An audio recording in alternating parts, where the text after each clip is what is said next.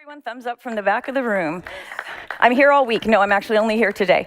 Thank you, everyone, for coming back to the second day of the Helsinki Security Forum. Yesterday was so good and well into the evening that I'm very happy to see this many people coming back for the second morning. So I'm Terry Schultz. I'm a journalist covering NATO and the European Union in Brussels, and a long-time close friend of Finland and student of Finnish politics and international relations. So I'm very privileged to be here and very excited to be kicking off this panel with my array of experts here. So we are going to be talking about the new geostrategic area in the north and how much and what kind of replanning that means for northern defense. Let me introduce my panel here, starting at that end, Ina Eriksson Soreide, or sorry about that, Ina. She's the chair of the Standing Committee on Foreign Affairs and Defense for the Norwegian Parliament. Pekka Toveri, he is the former director of Finnish Defense Intelligence. Jesper Møller-Sørensen, the State Secretary for Foreign Policy in the Danish Foreign Ministry. Kristi Reich, she's the director of the Estonian Foreign Policy Institute, ICDS, and Francois Heisberg. He's the senior advisor for Europe at IISS and special advisor for FRS. And we are going to now kick off this panel talking about what the new threats mean here in the north, how the responses should be shaped based on what's happening in the neighborhood, and of course based on the decisions that the countries of the north are now taking. It's been a very exciting time in Helsinki, in Stockholm, and in Brussels. And I think it's the perfect time for the Helsinki Security Forum to be launched and also to launch into these topics. So we're going to start off with Ina, because we were trying to coordinate this panel and she simply had too many meetings, too many crises. And so I'm expecting that we're getting the latest from the Norwegian point of view on what's happening, including, Ina, of course, the new pressure on Norway as one of the fuel providers for Europe, and the other array of threats that we're facing here now. So, Ina, please start us off. Thank you so much, Terry. And it's absolutely fair to say that the last few days have been especially hectic for anyone dealing with policies in parliament or in government. And I think several of us here in the panel actually also have been quite busy with a lot of decision making. And it is absolutely no doubt that what happened in the Baltic Sea the other day is something that has upended a lot of the discussions to an even greater extent than it already was. And there is absolutely no secret that this was a major challenge even before the latest actions this last week. And I think it's fair to say that even though things have not been fully assessed yet, it's fair to say that it is one country that has an interest in doing what has been done right now and doing a sabotage operation towards gas pipelines, and that is Russia. So even though it has not been attributed yet, I think it's all the reason to believe that that is the case. And if that is the case, it fits right into a pattern of Russian behavior, not only right now, but also over time. And one of the things that we're seeing with the hybrid threats that I think we will see more of in the future, in the weeks and months to come, is how they have been created just specifically for this reason, to cast doubt into decision-making processes, to cast a lot of fear into countries and to the populations in different countries. And of course, when you listen to Putin's speech yesterday, that was supposed to be the victory speech, but if you look at the faces of everyone around, it doesn't seem like much of a victory or a joyous day in a way. You also hear him talking about how Western countries do not care about their citizens. And a part of that is, of course, to continue what they've already done for a long time and exacerbated by this attack, that right now, it's also about an information war, information confrontation, as they like to call it in Russia, where you try as best as you can to sow division, not only between countries, but also within countries, to put pressure on Western governments so that they will back away from sanctions and back away from supporting Ukraine. So all of this mix is part of a so-called perfect storm in a way, where I think the most important thing that we can do is to continue to stand united, because if there is even a small piece of division between Western countries now, that will be used and abused by Russia to actually continue what they're doing at the moment. So we are in, of course, a special position because we're now the biggest provider of gas to Europe. And I mean, we put our pride, of course, into being a very stable and very predictable provider, as we've always been. But that has also entailed that we right now have undertaken some new measures in order to monitor and also protect the installations more than we have done in the past years for natural reasons. And also, we've seen a lot of unidentified drone activity in our installations or around our installations that, of course, has raised the alert level to an even higher degree. So I think it's really a situation that underlines the darkness of what is happening right now. And as I've said in several occasions before, this is it's a very typical Russian pattern where they continue until they are actually stopped. And as I think 2008 in Georgia was a time where Russia read the message of lack of Western support, they continued to annex Crimea with little or no consequences, basically, and they continued because they were not stopped in any meaningful way, and then continued to attack Ukraine on the 24th. So in my opinion, the real watershed in Europe was in 2014, and the fact that there was too little of a response to stop the continuation of attacks on Ukraine. So Ina is always fearless if anyone else has followed throughout her career, but this is a good time for me to remind also our online audience who is joining us. You can tweet some news. The attribution is something that other countries have not been willing to do. So my journalist ear hears this and says, okay, Norway's going out there with this. I mean, of course, it's sort of the unspoken name. Most countries are not willing to attribute yet. So this is no official attribution from Norway's side either. But I mean, if you look at all the patterns, I think, and analyze who is willing to and who has the interest of doing this, I don't think there are too many countries on that list. It's true.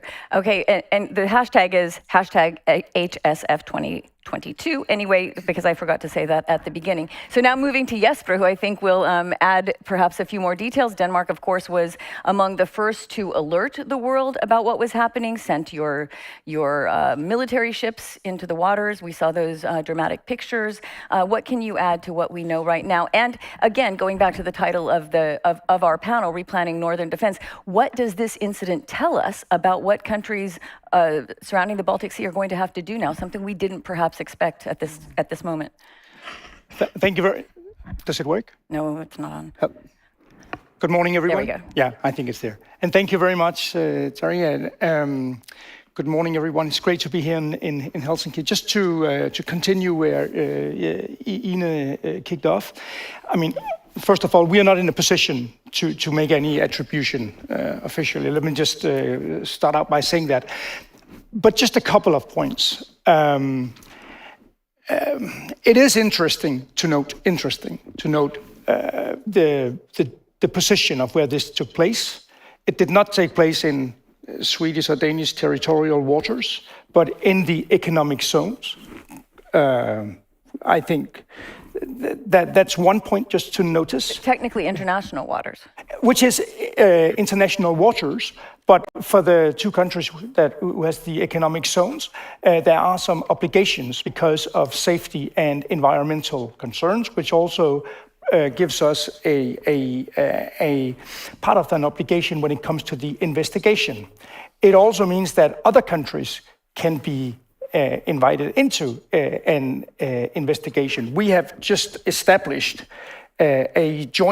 we are establishing a joint investigative team. It's within the EU framework.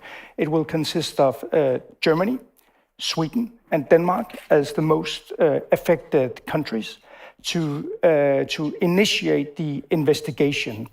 As you have probably seen, due to the gas leakage, it is not yet possible for physically to access the point. My understanding is, but there has been discussions about when it exactly is, but perhaps the first pipeline will be able to be accessed by tomorrow, and then there is some uncertainty about when the next one.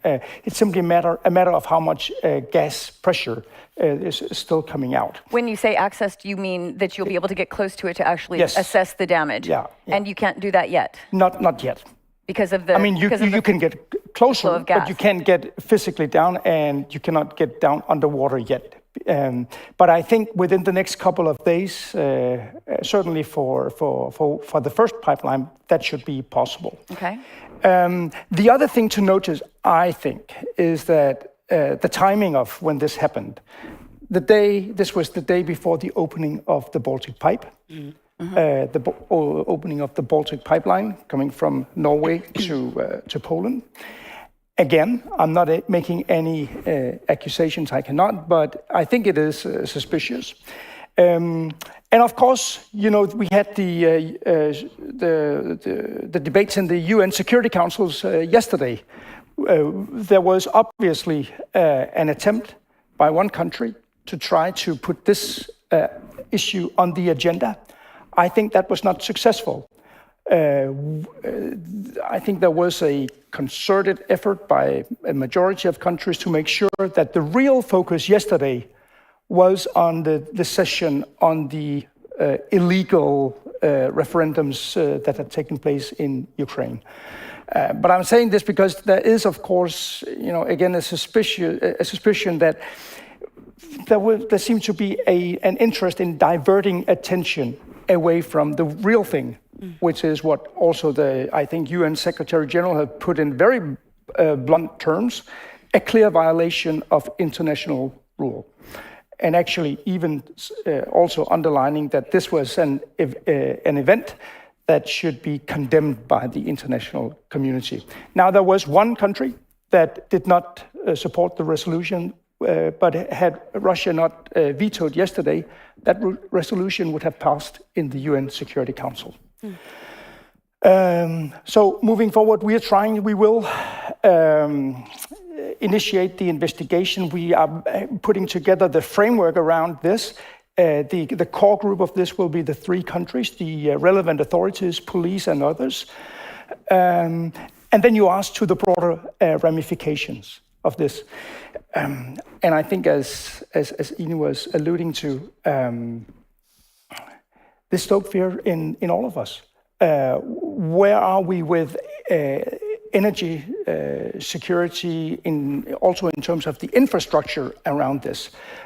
What will be the next step and so on? But I think this is why it is so important that we focus on the disinformation and misinformation campaigns coming out. We have to be very adamant to contest and to get real, reliable data and facts out in the public sphere. This is a key priority now for all of us. Just a quick follow-up on that. The statements coming out of both NATO and the European Union are still if-then statements. If this were a deliberate attack, it would call for a united and robust response, things like this. But at the same time, the countries involved say there's no way this was anything but a deliberate attack. So why are these still hypothetical statements? Well, I think what the statements wanted to say, especially the NATO statement, was to say, it's very difficult to see that this should be a coincidence. It seems very much that this was a deliberate attack, and then putting kind of a warning sign up there that any future similar would be met with a resolute response. Warning what? Warning. Oh, yeah, but what kind of response? But I mean, as usually in diplomatic language, we will let you guess about that. No, I think it's anybody's guess. I will welcome contributions from the floor when we start taking questions. So Pekka, moving to you, what will it take to beef up defense in the Baltic Sea? What would it take to both protect against, I mean, if it's even possible, protect against unexpected attacks like this or anything else that we're looking at in the future now that this will be a NATO sea, presumably? Yeah, good morning. Thank you for possibility to be here. And first of all, I have to say this is extremely vital issue, especially for us Finns, because we are living here in a cul-de-sac of Europe. You know, it's far away from Central Europe, and our trade, almost 90% of our trade goes to the Western Sea lines of communications. And if somebody disturbs those, well, I'm not worried about food and gas and strategic spare parts. We have 3 to 6 months stockpiles for that, but I've been told that we run out of coffee in a couple of weeks. Oh God, no. And so this is a vital issue, and I think that our Baltic brothers and sisters face the same issue. And disturbing this, there are a lot of different ways. We've seen only one. And I think that when Putin has seen that his conventional war is not really going too well, he goes back what he did very successfully over a decade against us, going to the hybrid and using all the possible hybrid warfare ways and means to keep us unbalanced and unsafe. And I think that the most important thing here is, you know, when I was young and beautiful, not now only, and I was army officer, I didn't like to be reactive. I wanted to be proactive, and we have to be more proactive on this. We are now great in reacting and seeing that, okay, well, there was this Greek ship with a lot of connection to Russia going around, or there were these Russian ships going around, and tracking what has happened, when we have to be much more proactive, seeing what's going to happen. And this means that we have to have in the Baltic Sea much closer cooperation, not only between the militaries, but all the civilian authorities. So we have a perfect situational awareness, proactive situational awareness. Who's coming to the sea? What kind of ship? How they've been acting before? What can be expected, so that we keep eye and prevent these kind of events? Because, you know, it's not only that you blow up pipelines, you can drop a couple of mines to the water, and immediately the insurance premiums go sky high, and you have a lot of problems. There are a lot of different ways, and we have to red team and think about this together.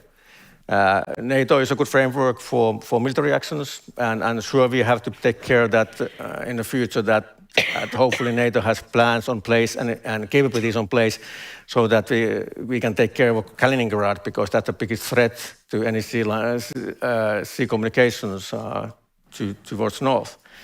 But then these hybrid threats that require much closer cooperation with all the authorities in this area.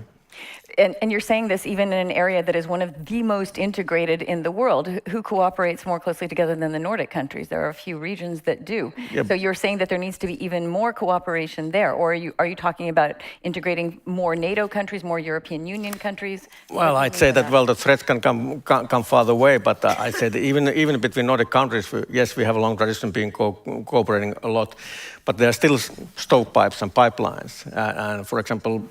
Definitely intelligence organizations have a lot of information which they don't share.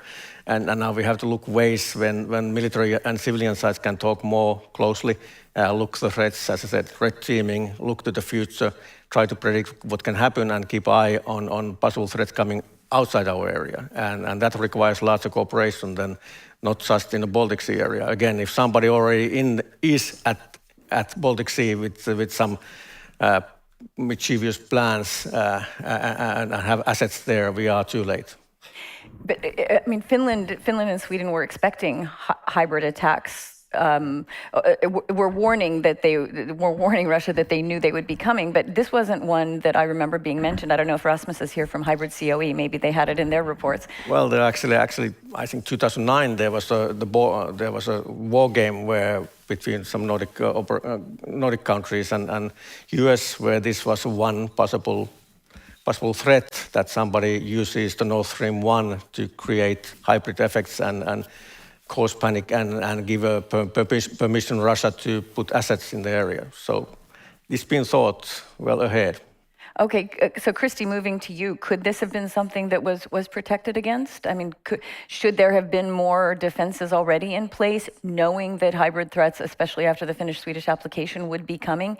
And how much does this then reinforce what was already becoming a harder line between the West and Russia, which is something that you've been writing about lately?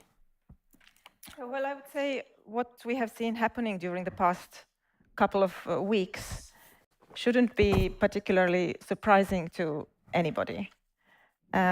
We have been a target of hybrid attacks previously, and I don't think, unfortunately, the explosions of Nord Stream were the last kind of incidents that we saw. And we have been facing a lot of cyber attacks over actually decades in Estonia. We've been living with this since 2007, and we also could hear from the speech of Putin yesterday that nothing has changed in his strategic thinking or his worldview. Even more strongly than before, he was portraying the West as an enemy and expressing his deep bitterness about what he sees as the West kind of taking away Ukraine from Russia. This is the way he is presenting the situation. And I think he has not learned anything from his mistakes. I think the fundamental mistake is that he keeps denying agency to Ukraine. And this was the core mistake that led him to start the invasion in February. And he sticks to the same position.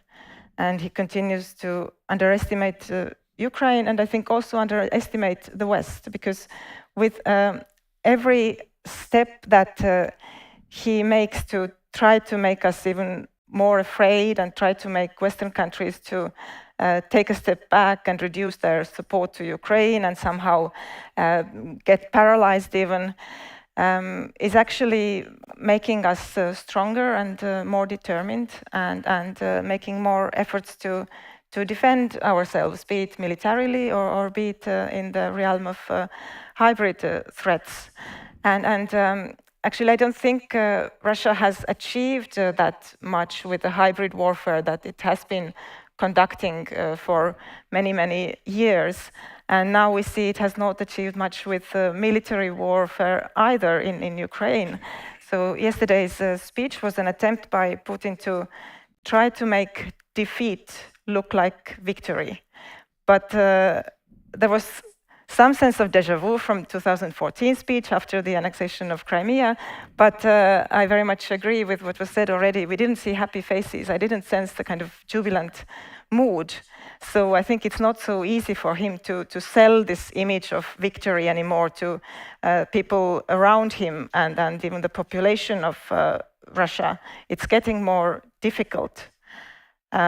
So this also allows us to draw some conclusions already about where we are heading with the European security order. There was a good discussion on that yesterday already, and the point made by Andrew Mihta about the war in Ukraine being a kind of moment of system change. We don't know yet what the outcome will be, but we can see some features of the new reality emerging that are very important for our region. And one is this emergence of a hard border, or re-emergence of a hard border between the West and Russia. And it's not something that we would particularly like to have, but it's just something that we need in order to defend and protect ourselves. We need to have this hard border characterized by a strong military presence, which has been reinforced now with the latest NATO decisions in Madrid, but it's work in progress. And also with this deep cleavage between the political systems of the totalitarian regime in Russia on the one side, and then the democratic systems in the West on the other side, that we need to protect from authoritarian influence. And also it means reduced interaction economically, getting rid of our vulnerabilities and dependencies, and it means reduced people-to-people contacts. So this is the new reality we are having, and we are also seeing diminishing of kind of any sort of gray zones between the West and Russia. With the Finnish and Swedish NATO accession, and also with the EU enlargement process now going on vis-à-vis Ukraine and Moldova. And the reason for this is very simple. No European neighboring country of Russia wants to be in the gray zone, because Russia has shown that it tries to make the countries that are in the gray zone part of its sphere of influence. And no one wants to be in the Russian sphere of influence, because it doesn't bring you kind of development, or it doesn't bring people the ability to determine their own lives and have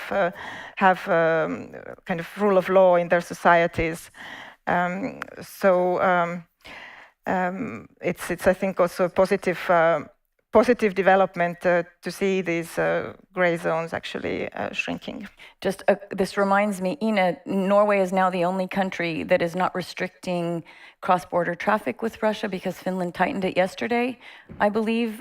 Where is the discussion on that in Norway?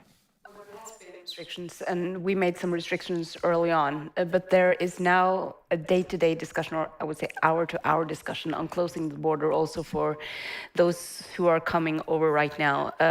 And what we have seen, I suppose both Finland and also Baltic countries have seen that Russia also has a tendency to regulate the flow of people coming to the border. So yesterday or the day before, suddenly it came to a halt. There was no one coming. Because they won't let the men go. Because they won't let the men go. No, exactly. And then it opened up again on their side. But it is a discussion, and there is now, as of yesterday, the government has increased the surveillance and patrolling on the border, and also, of course, to look for something that I've been very concerned about is not only an influx of Russians who are fleeing the war or conscripts, but also the real risk of infiltration, that people could come over that has not any honest intentions of coming or not fleeing anything, but just mixing in with other people. So it is an increased awareness on this, and we have also been asking the government to be especially vigilant on this, because we remember well what happened in 2015, 2016, where Russians used, as a means of hybrid, I would say, used the influx of Syrian refugees to in a way, overflow the border in the north. We all remember the bicycles abandoned on the Norwegian side. Yes. Okay, I'm going to come now. Francois, coming back to the title of the panel, what should be the priorities? How do we reprogram northern defense? Yeah, before I get into that, just a remark on the diplomatic situation. With two things. The first, of course, is that we should thank Vladimir Putin for having reminded us through the gas pipeline explosions that this war is not simply about Ukraine, that it is a much broader war. As usual, we can count on Vladimir Putin to help remind everybody what is at stake. So we should offer him a medal. The other remark, which is not as pleasing, the references to the UN Security Council meeting. What I noted from the Security Council meeting was that India, China, Brazil, amongst others, abstained in the vote of the resolution. This is not a diplomatic victory. I would normally have expected at least one, if not two, of these three countries to actually vote against the illegal annexation of territory.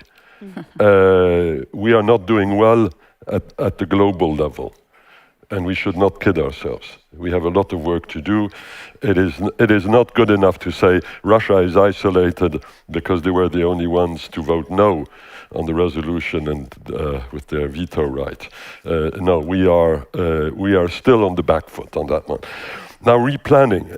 There's just a few words which I would like us to take on board. First of all, we are witnessing a geostrategic transformation as a result of Finland and Sweden joining NATO.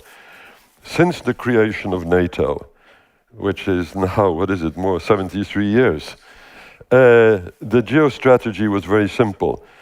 We had in effect two segments of NATO, one which was the Atlantic maritime segment, the Western approaches, UK, Norway, and we had the land bridge from Brest in Brittany to Brest-Litovsk and beyond to the Urals. The first one, of course, being a maritime and air domain, and the second one being essentially a land and air domain. That was the case even during the post-Cold War era. Now, all of a sudden, we have where there was a strategic void, a cul-de-sac, I think was the expression which was used by Pekka. Others would say buffer states, Sweden, Finland. We now have all of a sudden a new space. And here I move to a second form of words, which is the Baltic as I use a German word, Binnenraum. It's inside of us. It's no longer between us or aside of us, it's part of us.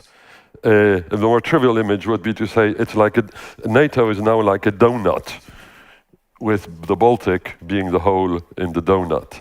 Except that there's a bit of a problem, and that is the hole in the donut is not really a hole, it is full of crème chantilly, and you want to protect the crème chantilly. But this is a domain which is mostly maritime and digital and the like. This is a new space to defend in NATO. We don't have the command structure for the moment to deal with this new space. How will Finland, Sweden, Poland, Germany, Denmark, Norway get together within NATO to form some sort of command structure to handle this new area, the hole in the donut, if I can put it that way. That's planning ahead. It's in part, of course, accelerated by what we've witnessed with the pipelines. All of a sudden, people realize that there's stuff down there which is quite important, and that we had better maybe start having an integrated approach to how we deal with the Baltic. And the third word I would use is, of course, the Baltic as a hub. And the hub, of course, has existed for centuries in the field of trade. It even at one stage existed politically, if we go back to the Hansa era. But now it is becoming a strategic hub as well. And once again, we do not, for the moment, have anything in NATO which covers that particular requirement. And I would argue that one of the things, if I were in a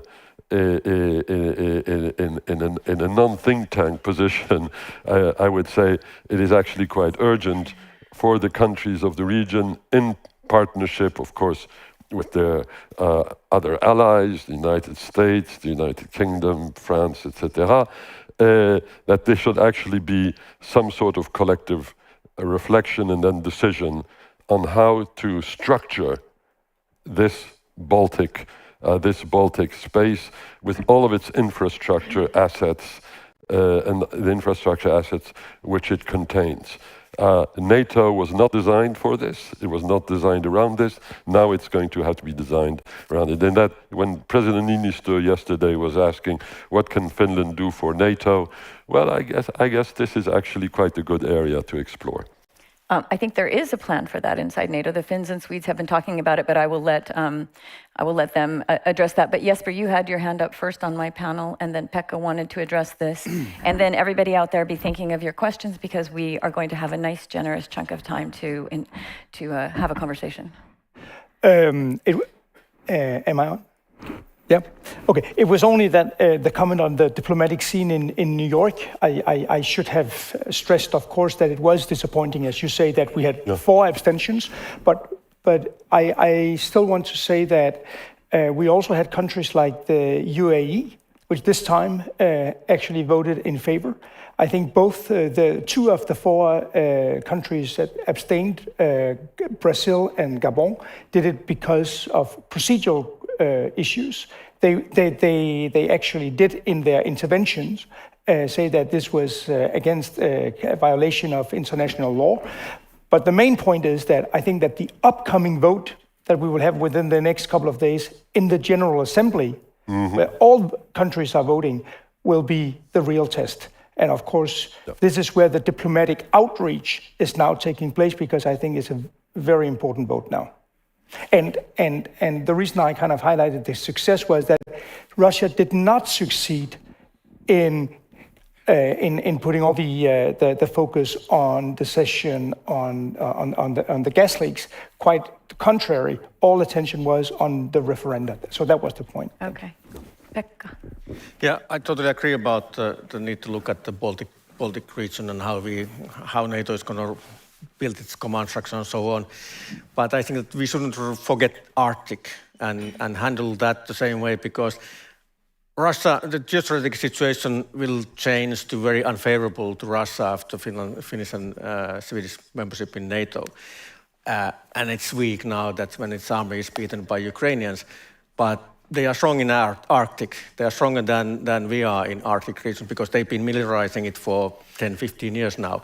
And since they are strong there, they want to keep themselves in a position of strength in the future. And that's something we can't forget when we start to look how we will go, how the NATO will restructure itself. But it's fair to point out that the Arctic is always brought up as an example where cooperation with Russia was actually constructive, even when other things went badly. Nuclear and Arctic policy was kept somewhat stable and somehow separated from the rest of the disasters. Yeah, but I'm afraid that time is not going to come back for a while. Interesting. I agree. Ine. Well, I also wanted to pitch in a little bit on the Arctic and what Pekka says, because you are absolutely right, Terry, that in the High North, there has been a saying of High North low tension, and the cooperation on everything from border patrol to search and rescue has largely been okay. And maintained even when other things were cut off completely, right? Yeah, it has. And I think for the safety and security of people, it has been extremely important. But I also want to stress that from a Norwegian perspective, it has never been our ability to talk to the Russians in the north that has provided us with security. It has been our NATO membership that has given enough backing to actually have that kind of constructive and pragmatic cooperation on issues that have been of common interest. So we cannot fool ourselves into thinking that this has been something that has happened, would have happened without NATO in the same way, because our NATO membership, in a way, outweighs the asymmetry between our countries, both in size and power. And I also want to underline that two very interesting things will happen now when Sweden and Finland becomes NATO members, finally, many of us would say.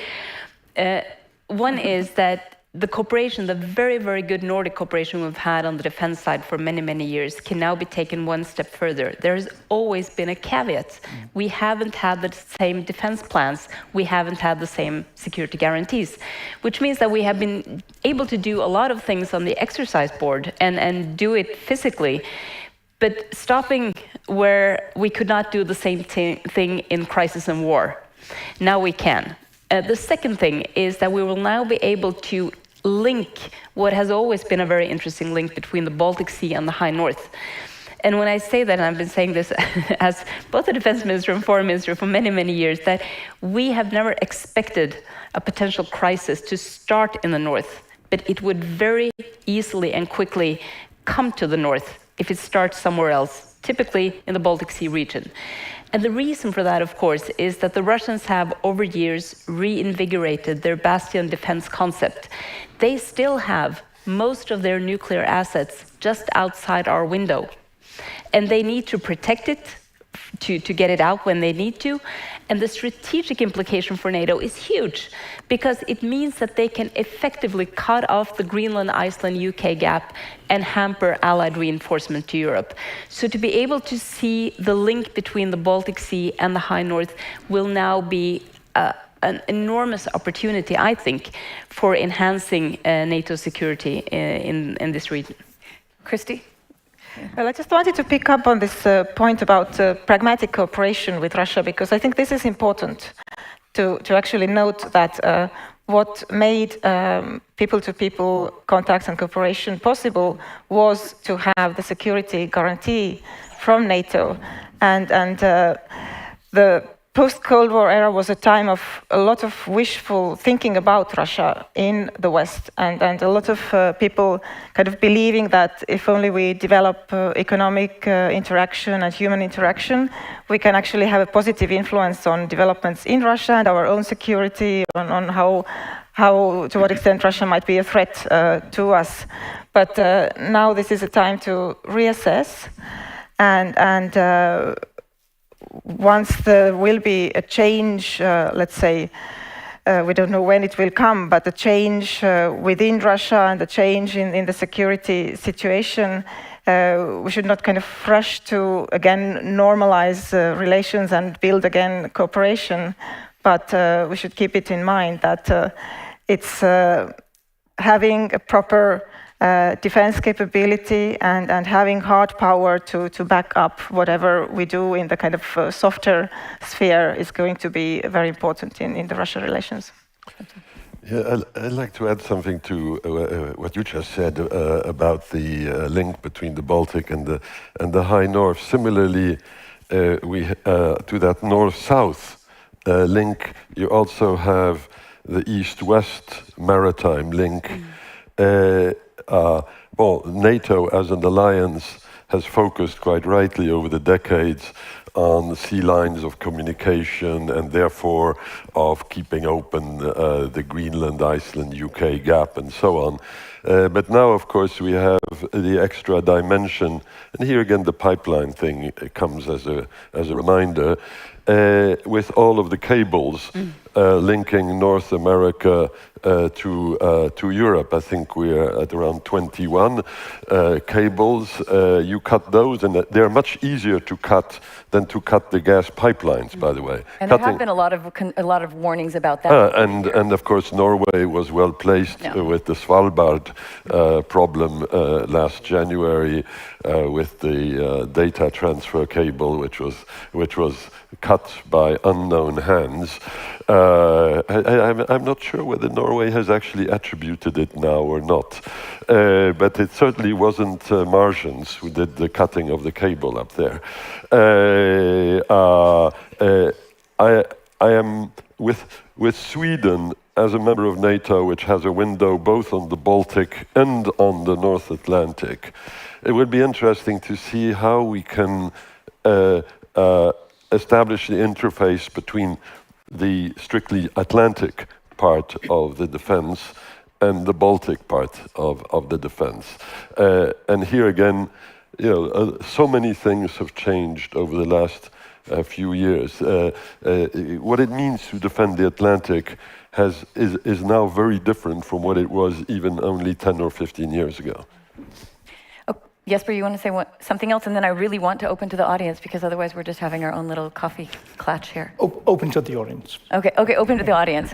Who has questions? Yes, please tell me, please identify yourself and have a nice, short, concise question. And to everyone out there, keep the conversation going online at #HSF2022. Good morning. Thank you very much for the excellent initial remarks. I'm Tero Vauras, the Senior Advisor with ISI and a Global Fellow with the Woodrow Wilson Center. Getting to the discussion on the Baltic Sea, so first of all, we should remember that it's not an inner sea of NATO. There is still Russian access from Kaliningrad and from St. Petersburg area. However, already since 1961, there's been collaboration on the area of icebreaking on the state agreement with the Nordic countries. So I would like to hear from our colleagues from Denmark and Estonia your views on the command structures and collaboration, especially in terms of NORDEFCO, as also the Baltic countries are on the radar of NORDEFCO, and this collaboration has been on the agenda with the comments within the past couple of weeks. Thank you. Okay, would someone like to respond to that? Well, let me just initially say that I think there is, going back to one of the points that were made before, there is a broader question here about command structures and so on that we need to look into now that Sweden and Finland becomes member of NATO. There's no doubt. I also think that discussion is already happening, as you alluded to, within NATO. I also think it is wise that we make sure that Finland and Sweden are full members before we take that discussion. Well, I think you have already tried to make sure. It's not you that's the problem. Well, yeah, that's true. Denmark was actually, together with Canada, the very first to hand in the ratification in the State Department. Beat us by a day or two. And Sorry? Estonia was trying to get there. They do too. Yeah, there was a competition going on that one. It was. But what I would say about the Baltics, I think what we are focused on right now is that with the decisions that we made in Madrid, we need to make sure that our forward posture, the deterrence, is intact. Denmark, for instance, just to take ourselves, is right now engaged in enhanced forward presence in Estonia, with a battalion in Latvia, with air policing, and our commitments also over Poland. I have to say we are stretched in a level of engagement which for us is not sustainable. We simply cannot maintain that.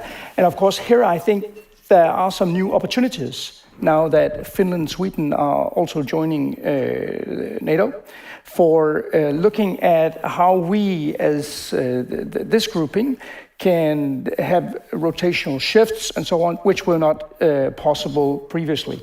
Let me also add that apart from Sweden and Finland joining NATO, I think another, maybe not global tectonic shift, but at least a Danish shift, which was quite important, was the lifting of our European defense opt-out.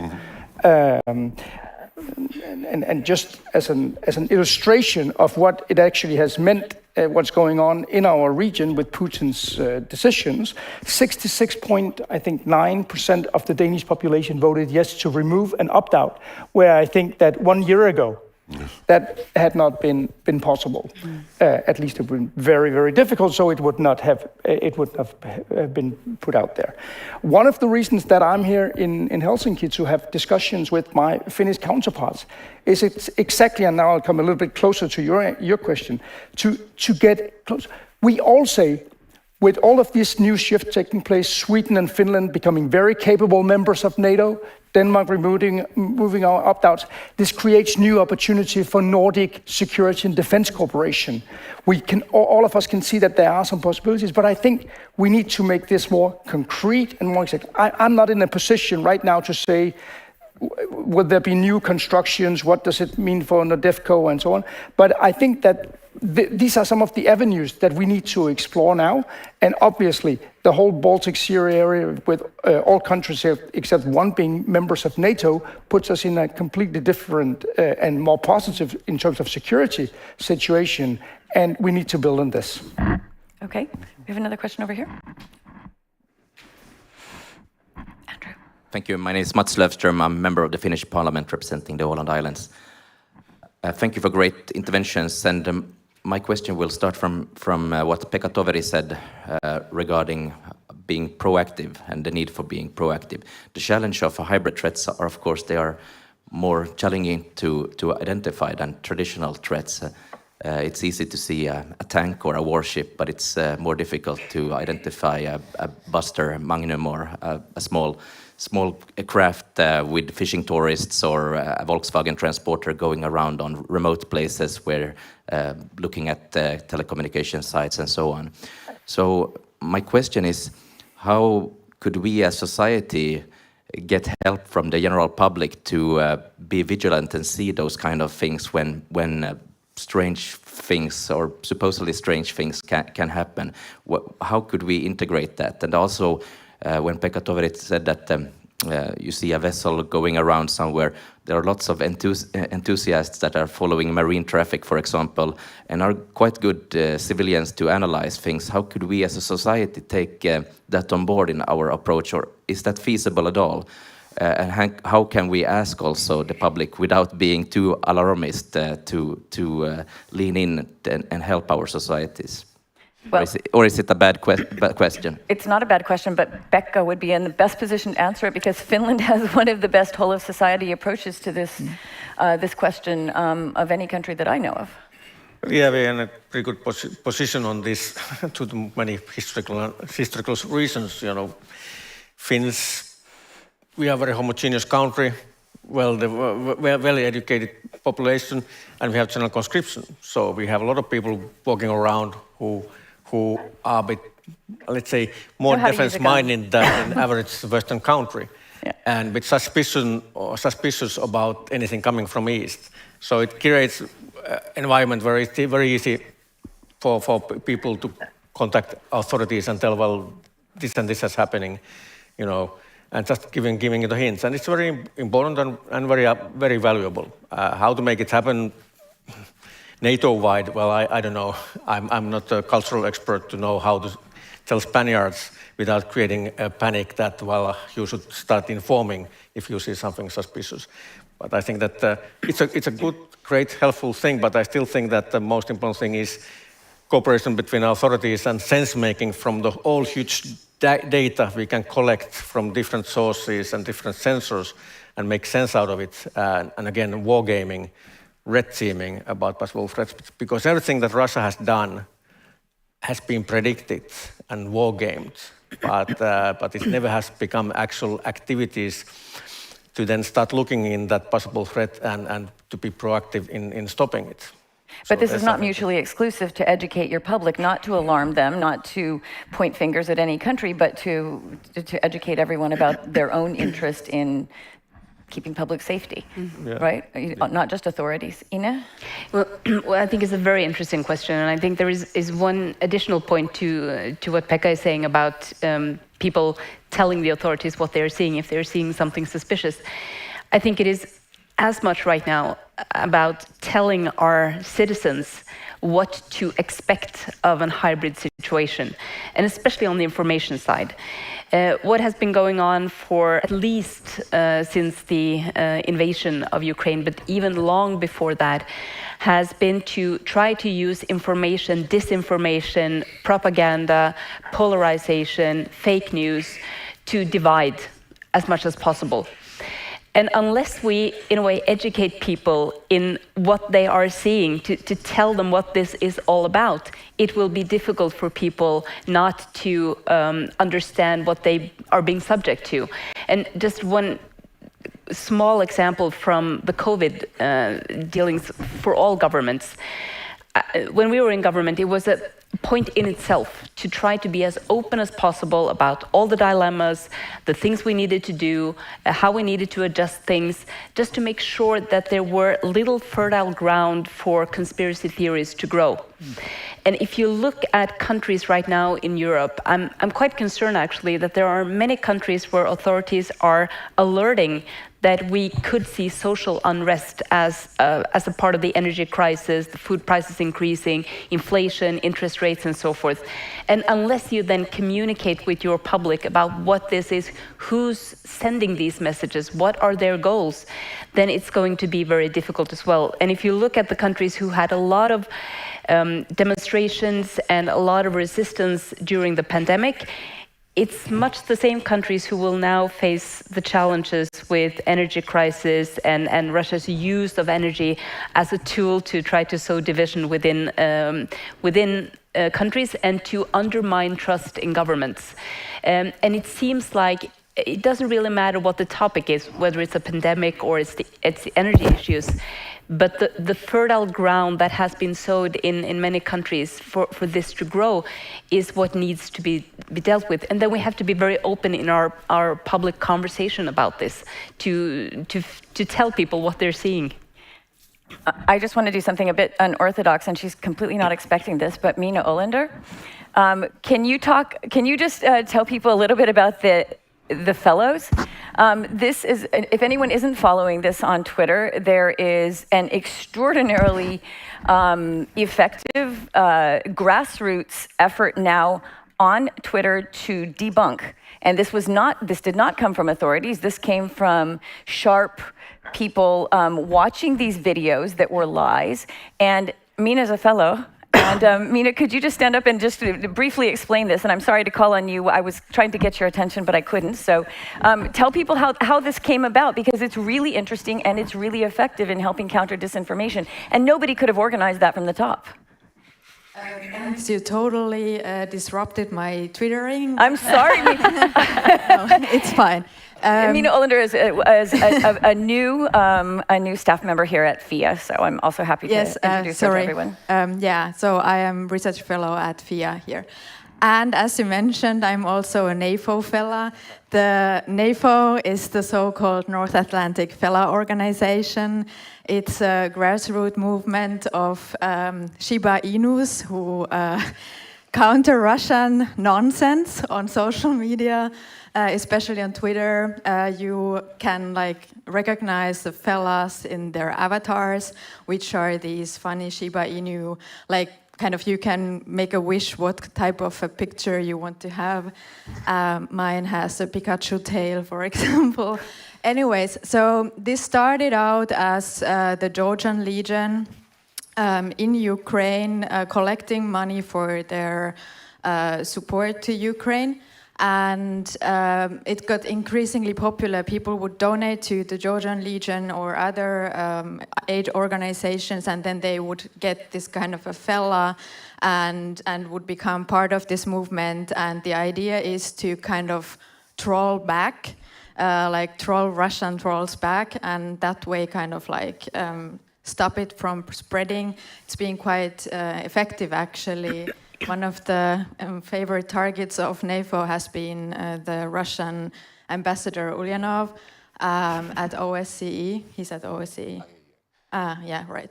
So that has been kind of quite an effective way of exposing all this mis and disinformation and pointing out when it's literally nonsense that's being pronounced. But we have here quite a lot of other fellas too, so just ask William, Ben Tullis, Jessica Berlin, or others. And that's hashtag NAFO for anyone who wants to start following it now. Exactly, right? So that's pretty much it. And it's gotten so popular that Kaja Kallas actually changed her avatar for a day on Twitter because she wanted to respect how much work in counter-disinformation she had been doing. And they were calling on Sanna Marin, but I forgot to ask her yesterday if she was going to change her avatar for a day. Andrew Mishta, we failed to call on you last night, so please take the floor. And thanks, Mina. Go back to tweeting about us now, please. Thank you for a fascinating panel, Andrew Mick, the Marshall Center. I have a very practical question, because we were talking about strategic issues and whatnot. With the two countries entering NATO, and actually, if you look at the infrastructure, north-south connectivity, military mobility, right? Are your governments thinking seriously about this? You remember, Terry, last Munich Security Conference, I think when Secretary Pompeo, previous administration, raised the issue of the US, putting in about $1 billion into the 3 Seas initiative. Why am I bringing this up? During the Cold War, every bridge and road in Germany was rated to carry a tank on a trailer, overpasses. Tanks are bigger, trailers are heavier. Are you thinking in those practical terms? And I'm not just thinking, Via Baltica and the infrastructure that's being developed, but most of the legacy infrastructure in Europe runs east-west. And we need to build this with now connecting the high north, the Baltics, and down into the Black Sea area. That is a critical question. What are your governments doing about it? Thank you. That's a very practical question. If Ben Hodges were here, he would rail on about the lack of military mobility. And I mean, this has been something where there hasn't been enough progress. You can make all the political decisions you want, but if you can't get a tank between country A and country B, what are you going to do? Francois, you want to go first? Yeah, I'm obviously not going to be in a position to answer for the governments which have just been called upon by Andrew. But on the general issue of mobility from one end of the theater to the other, in whichever direction, this is actually an area which has become very different from the Cold War. During the Cold War, yes, it was about bridges, it was about, and it was indeed about NATO standards. There was no European Union and so on.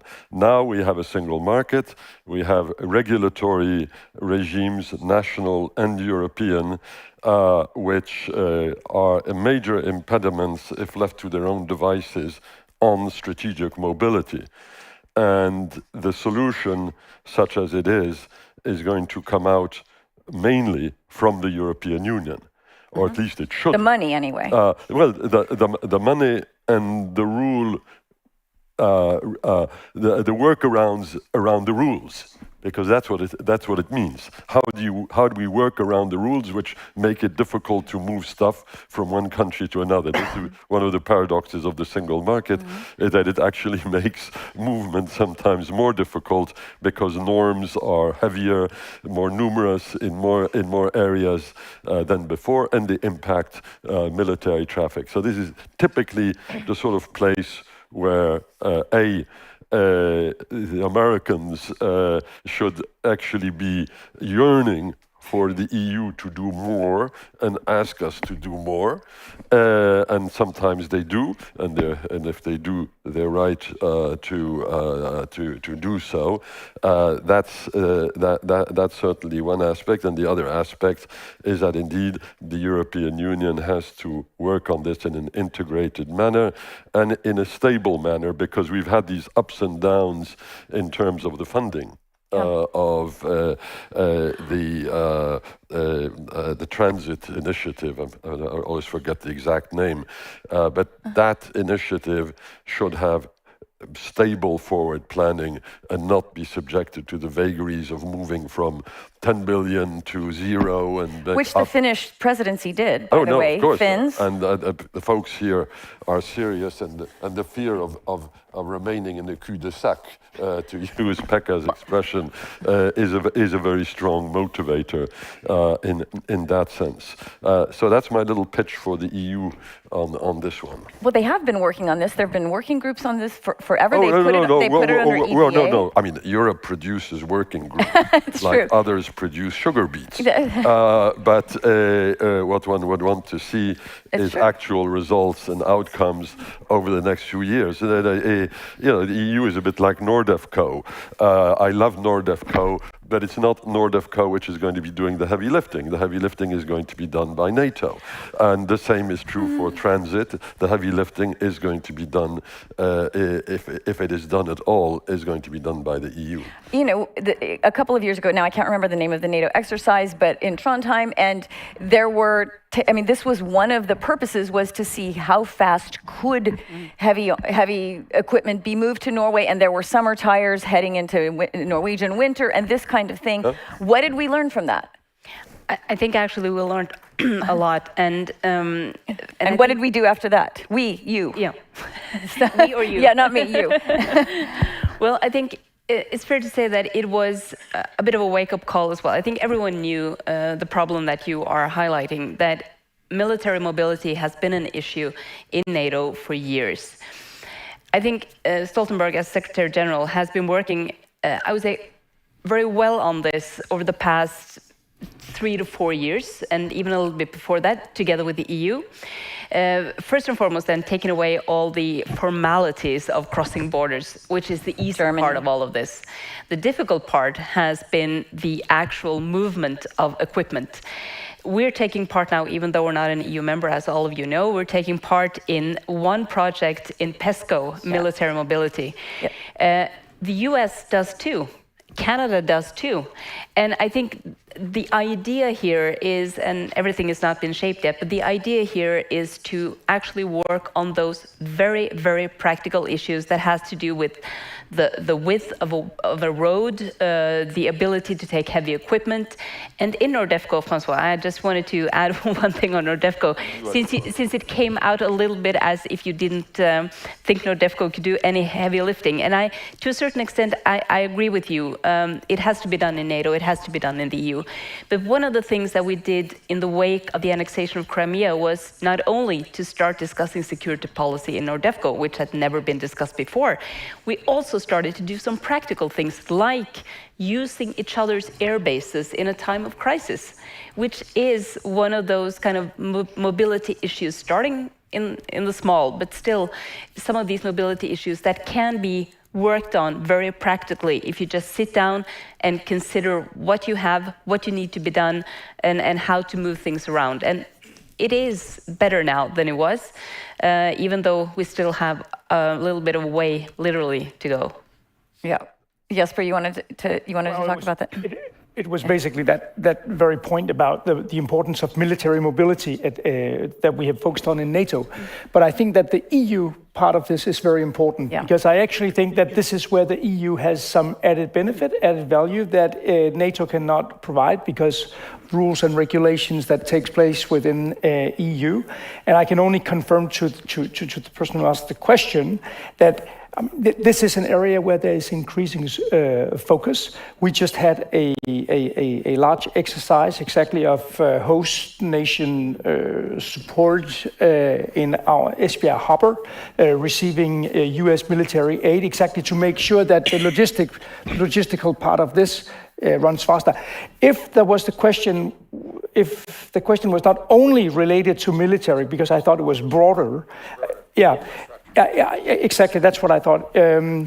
I would also point to the focus on energy infrastructure, where we are, have a competition, a race against time to connect the Nordics, the Baltic countries to the rest of the European grid.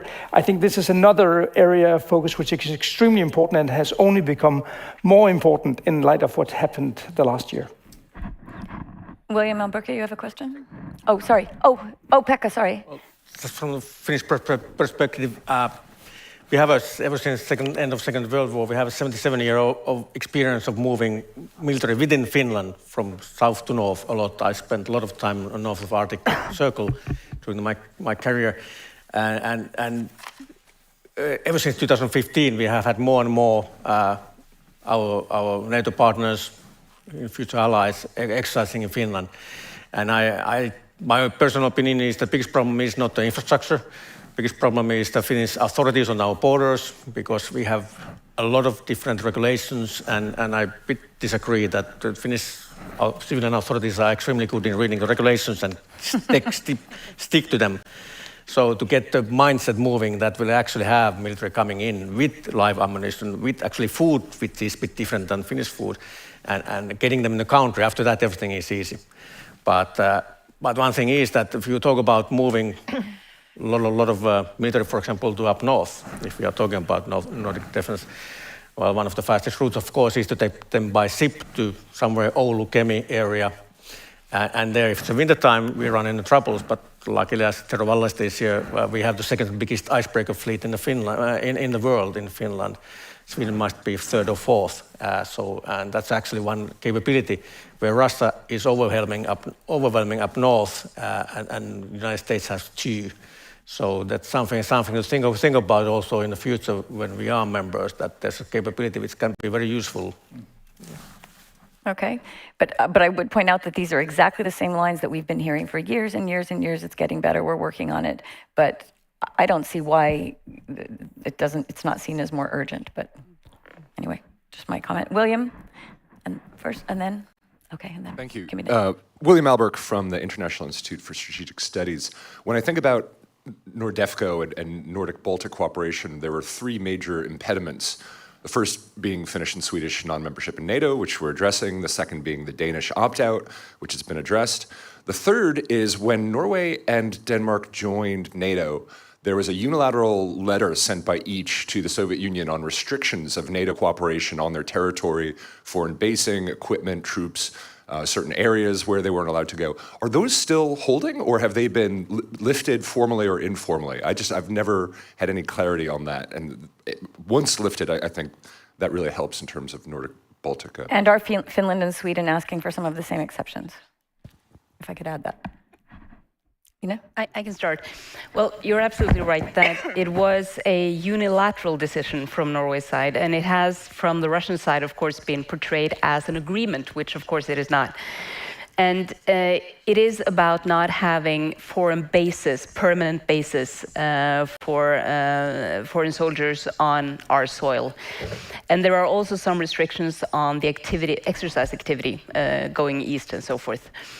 The reasons for having them, and I think largely they have served us well in two senses. One is that it has allowed us to operate relatively freely in the areas we need to operate to collect intelligence and to know what the Russians are doing. So the fact that we've been able to operate in that sense has given us a lot of information that has proven extremely valuable to the alliance, because no one else could have collected them in the same way. And I think for us to do much of that with the Norwegian signature has been important. So that's a part of the reason for this. As things are now, I think that everyone's assessing how we best can defend not only Norway from our perspective, but NATO as an alliance. I don't foresee that there will be any changes in the self-imposed restriction on having foreign bases. But it is not, and that is extremely important to underline, it is not a restriction on NATO troops exercising and doing practices in Norway. So what we have said very clearly is that the flip side of the coin of having these base restrictions is that allies are very often in Norway, often long-term in Norway, to do exercise and training, because the conclusion would otherwise be probably to have bases. So that has been our way of dealing with this, and I think largely it has been a good decision. But of course, right now we will probably see even more allied activity in our areas, and of course, for us that is also important. It marks very clearly that NATO's area of responsibility stretches up until the far north. And it is important to underline that, because there are voices who are trying to say that, well, it is restricted, NATO should not be there. Yes, NATO should. It's part of NATO's area of responsibility. Jesper? Oh, just for clarification, because you also asked for Denmark, we have no limitations on our NATO membership. The only limitation, if you can say that, is that we have a policy of no nuclear weapons in peacetime. And it is true that Russia has been trying incorrectly to assert publicly that there are limitations to presence in Bornholm, on the island, from an exchange of notes going back to right after the Second World War. But this has no legal ground in Denmark.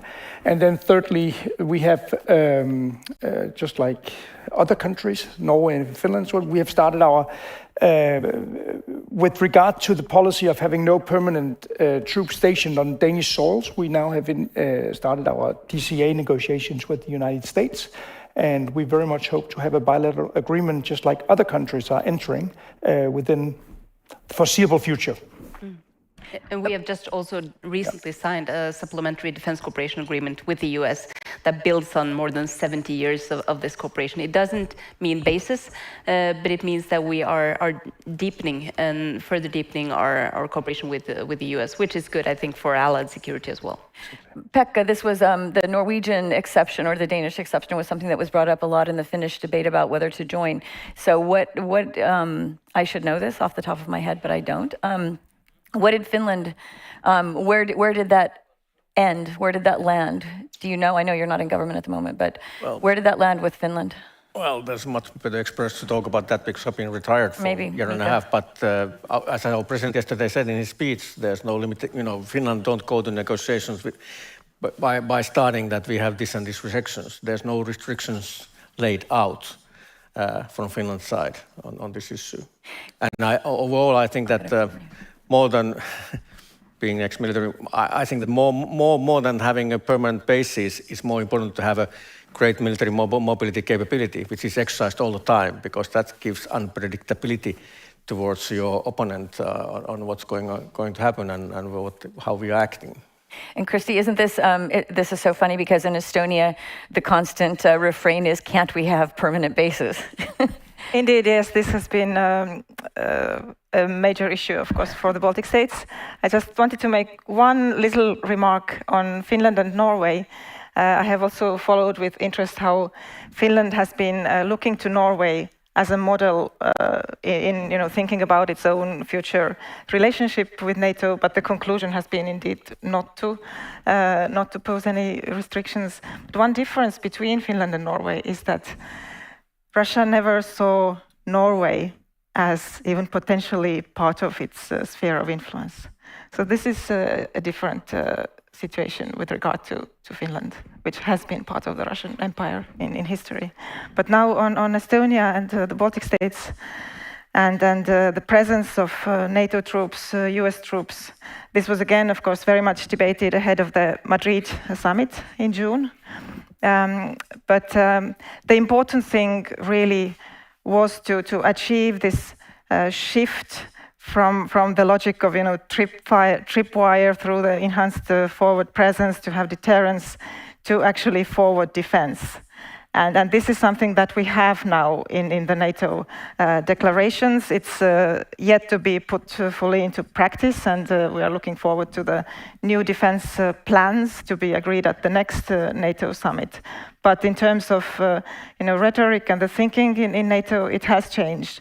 But the issue is now perhaps not so much about permanent presence, but the focus is more on having clarity about, there are structures, there is the divisions that are there to come in if the Baltic states are under attack, that to know exactly who is coming, how it is going to happen, and not that they necessarily need to be permanently present on the ground in the Baltics, but that the plans are very clear and everyone knows in NATO how they are going to be implemented on day one of possible attack. Well, as long as the NATO-Russia Founding Act was sort of holding NATO more to stick to the words of it, you couldn't say permanent.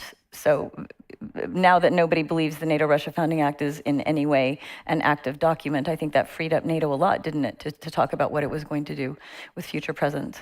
Well, NATO-Russia Founding Act, it's a strange issue in the NATO discussions that there has been no readiness to kind of formally declare it dead, but in practice, de facto, everyone acknowledges that it has no impact whatsoever on what NATO actually does. And you can see that in the fact that they're starting to talk about permanent and long-term presence, where before they felt less able to do that. Françoise, you wanted to say? Yeah, it would seem to me that in the current day and age, we have an absolute premium on adaptability and flexibility, and the manner indeed in which one has moved from the restrictions of the Founding Act to tripwire and now to forward defense is actually quite a good example of that. And the sort of permanent, even if they were unilateral, regimes which Denmark and Norway implemented, I think the time for that is past. And I was quite interested yesterday by President Niinistö's form of words concerning Finland. He said Finland will be part of NATO, a full member, nothing more, nothing less, no reservations. Would it be a good idea or not? And here I turn towards our Nordic neighbors, and maybe there may be a Swede or two in the room. Whether it wouldn't make sense to have some sort of Nordefco country statement about the fact that it was plain vanilla NATO, and that we adapt a given policy to specific circumstances as the circumstances may warrant, rather than pinning oneself down with commitments of the sort which were quite appropriate during the Cold War. I mean, I agree with everything that was said about how useful it was for Norway to have its, what was it called in those days? Non-provocative defense. I remember that formula, my first visit to Norway in 1982, and Denmark in its own way. But I think the time for that is truly past. Simply saying it's NATO, it's NATO, it's NATO. Don't make it complicated. We have another question from the audience. There's a microphone coming. Thank you much. Jari Vilen from the Finnish Minister of Foreign Affairs and ambassador for the Barents, but I think I would rather ask a question as a Laplander coming and born and raised in Lapland in North Finland. Maybe just two comments and one question.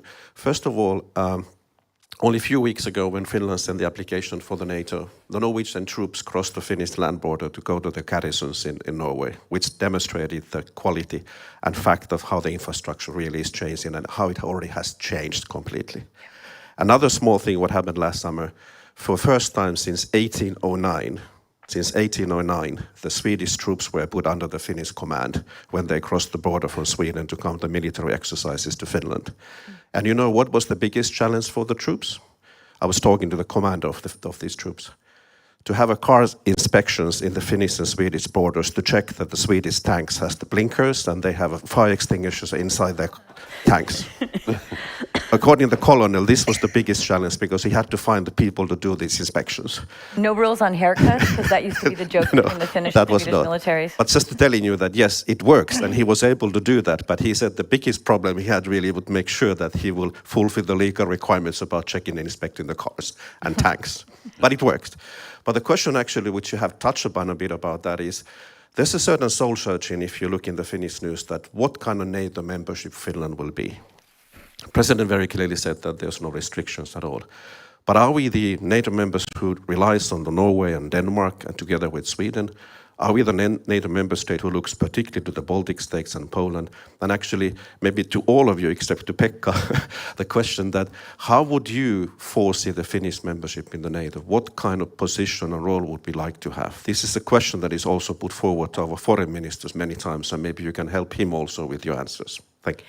And just to add from the NATO side that I'm not speaking for NATO, but because I cover it, that the Secretary General has been very forthcoming in saying how much NATO will learn from the Finns and Swedes. So certainly it's been in his interest to point out that these are not takers, they're providers.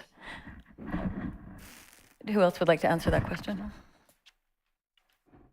I can start. Okay. And I think that the expectation is quite unanimous among NATO members that both Sweden and Finland would be providers of security and add to something that we have been doing together with Sweden and Finland for years and years already as the closest partners of the alliance.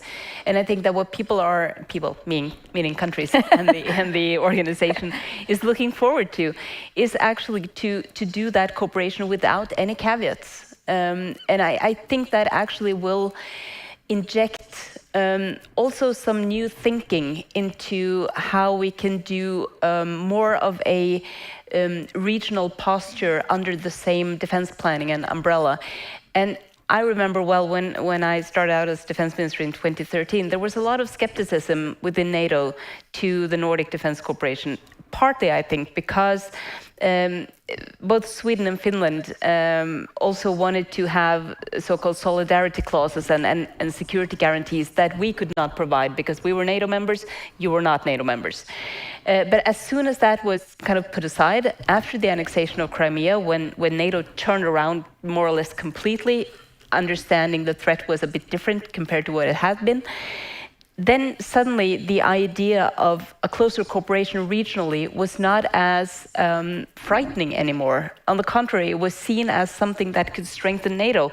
Taking on board valuable partners like Sweden and Finland was more important than it had been. So I think even already at that point, it started to be more integrated. And I think that when we now can kind of take off all the caps to that, it's going to be very good. And I think both Sweden and Finland would be extremely valuable members of the alliance, bringing something into it that we have been lacking for the last part of being able to do everything together in defense posture, in crisis, in war, if that happens.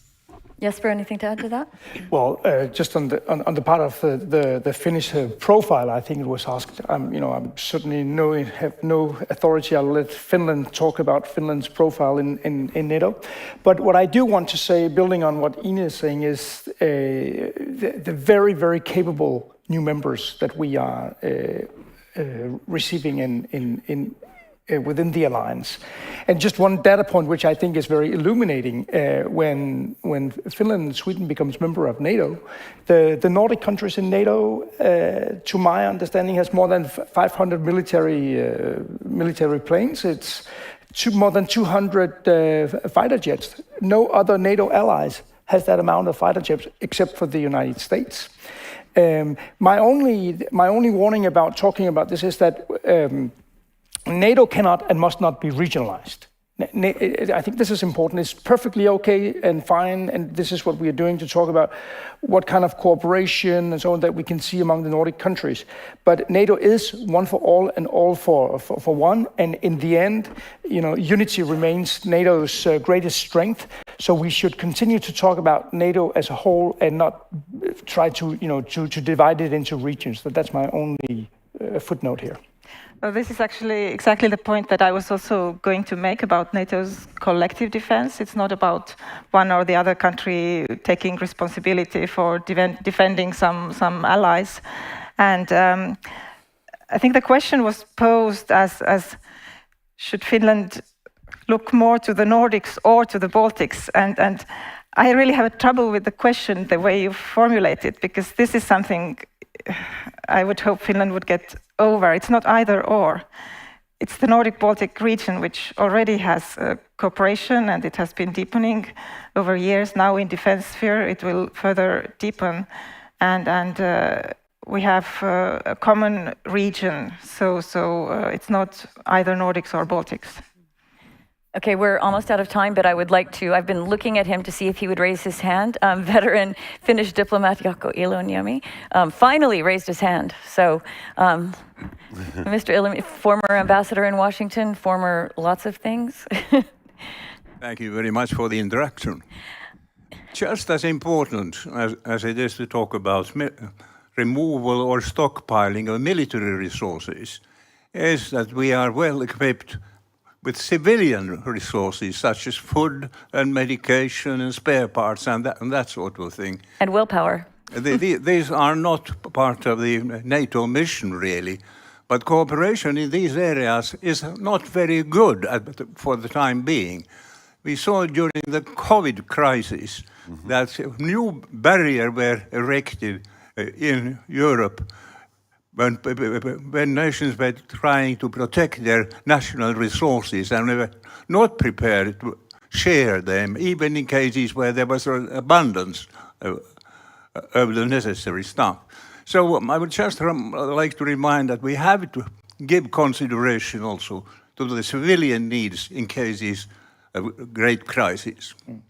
Thank you very much. And we're almost out of time. I would like to pose a final question to my panel and ask each of you for a response. And I had actually hoped that Pavlo Klimkin would be here and do it himself, but he won't. So I'm going to, do I see him back there?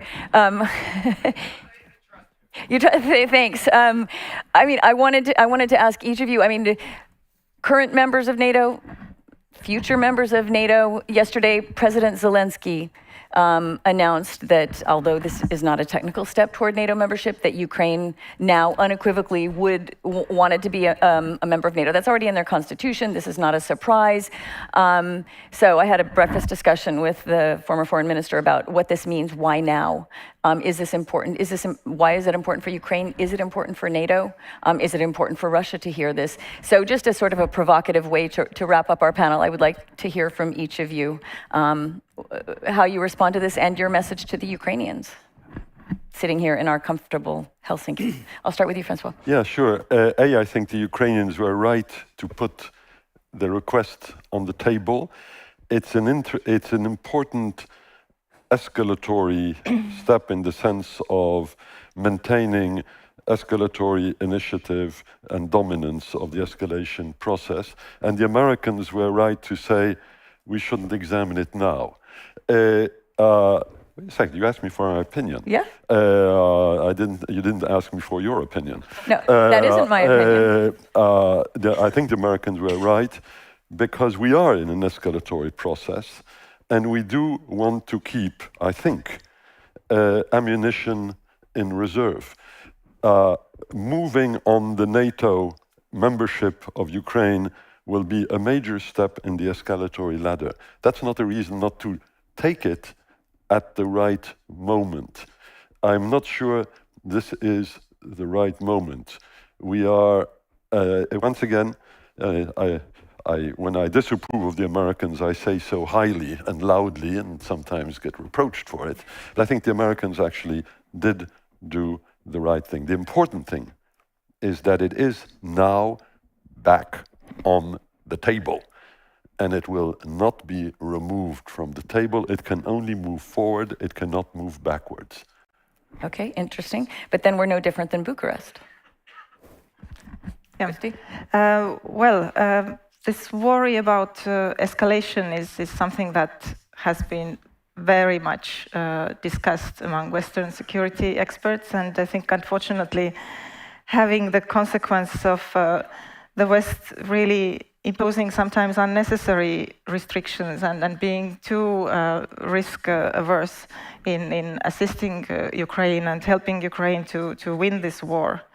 And I agree the timing of Ukraine tabling the application was well chosen. It sends a clear signal as a response to the latest moves by Russia. And we have had quite a few discussions on what possible security guarantees Ukraine might have in future.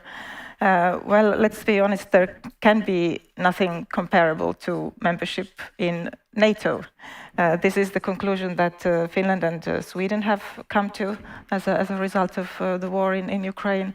And this is also, I think, the future prospect for Ukraine. And we should not really focus on concerns about escalation or waste too much energy on trying to find some alternative security guarantees.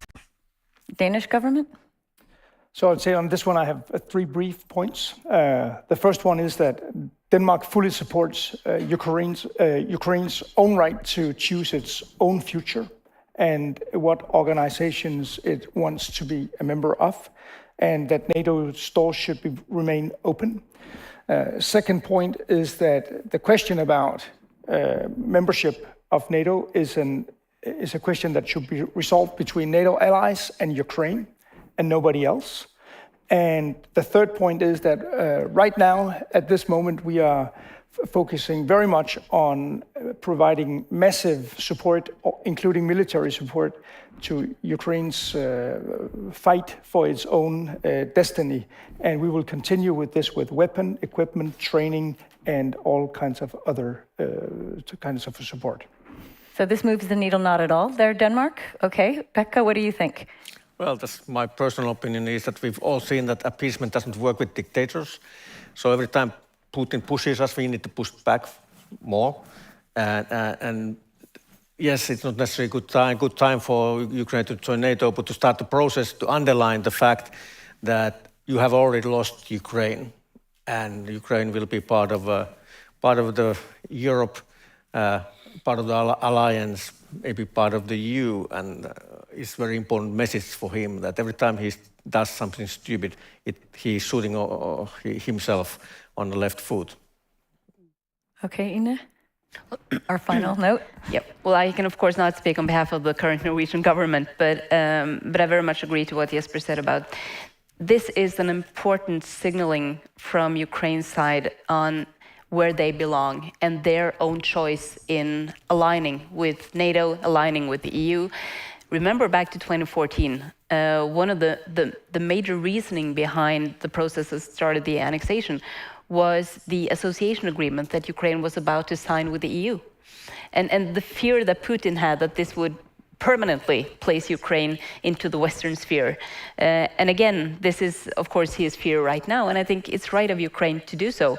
And of course, what is the challenge right now is how to focus on what we are doing most of the time, most of us right now, aiding Ukraine as best as we can with weapons, with money, with humanitarian assistance, and with political support. And this is important because if I can add one last sentence, my concern now is that we, after time has passed, this 7 months into this war, it will be, in many countries, due to some of the reasons we've talked about, it could be increasingly difficult to muster the same support for all kinds of aid to Ukraine.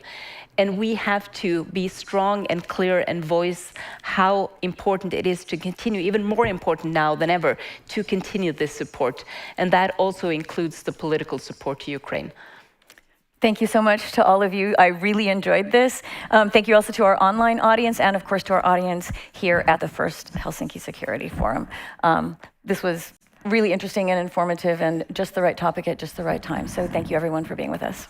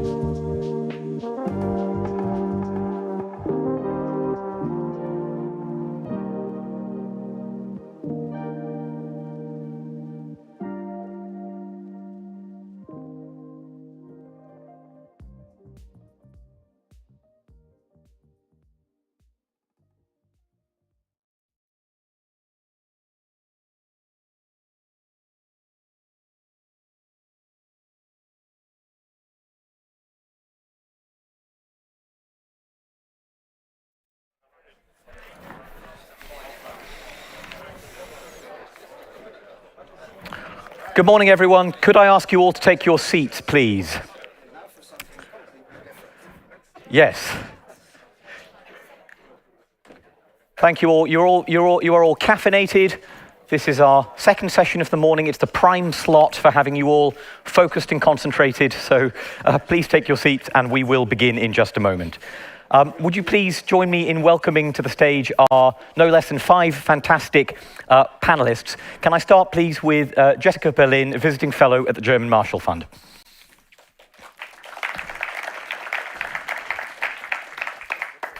Marco Mikkelsen is the chairman of the Foreign Affairs Committee of Estonia's parliament. James Apathurai is Deputy Assistant Secretary General for Emerging Security Challenges at NATO. Constanze Stelzenmuller is a fellow at the Brookings Institution in Washington, D.C. And last but not least, Boris Ruger is, of course, Vice Chairman of the Munich Security Conference. Right, we've got the title of this panel as Zeitenwende, a turning point for European defence. And it won't have escaped your notice that our panel has a very Germanic flavour to it.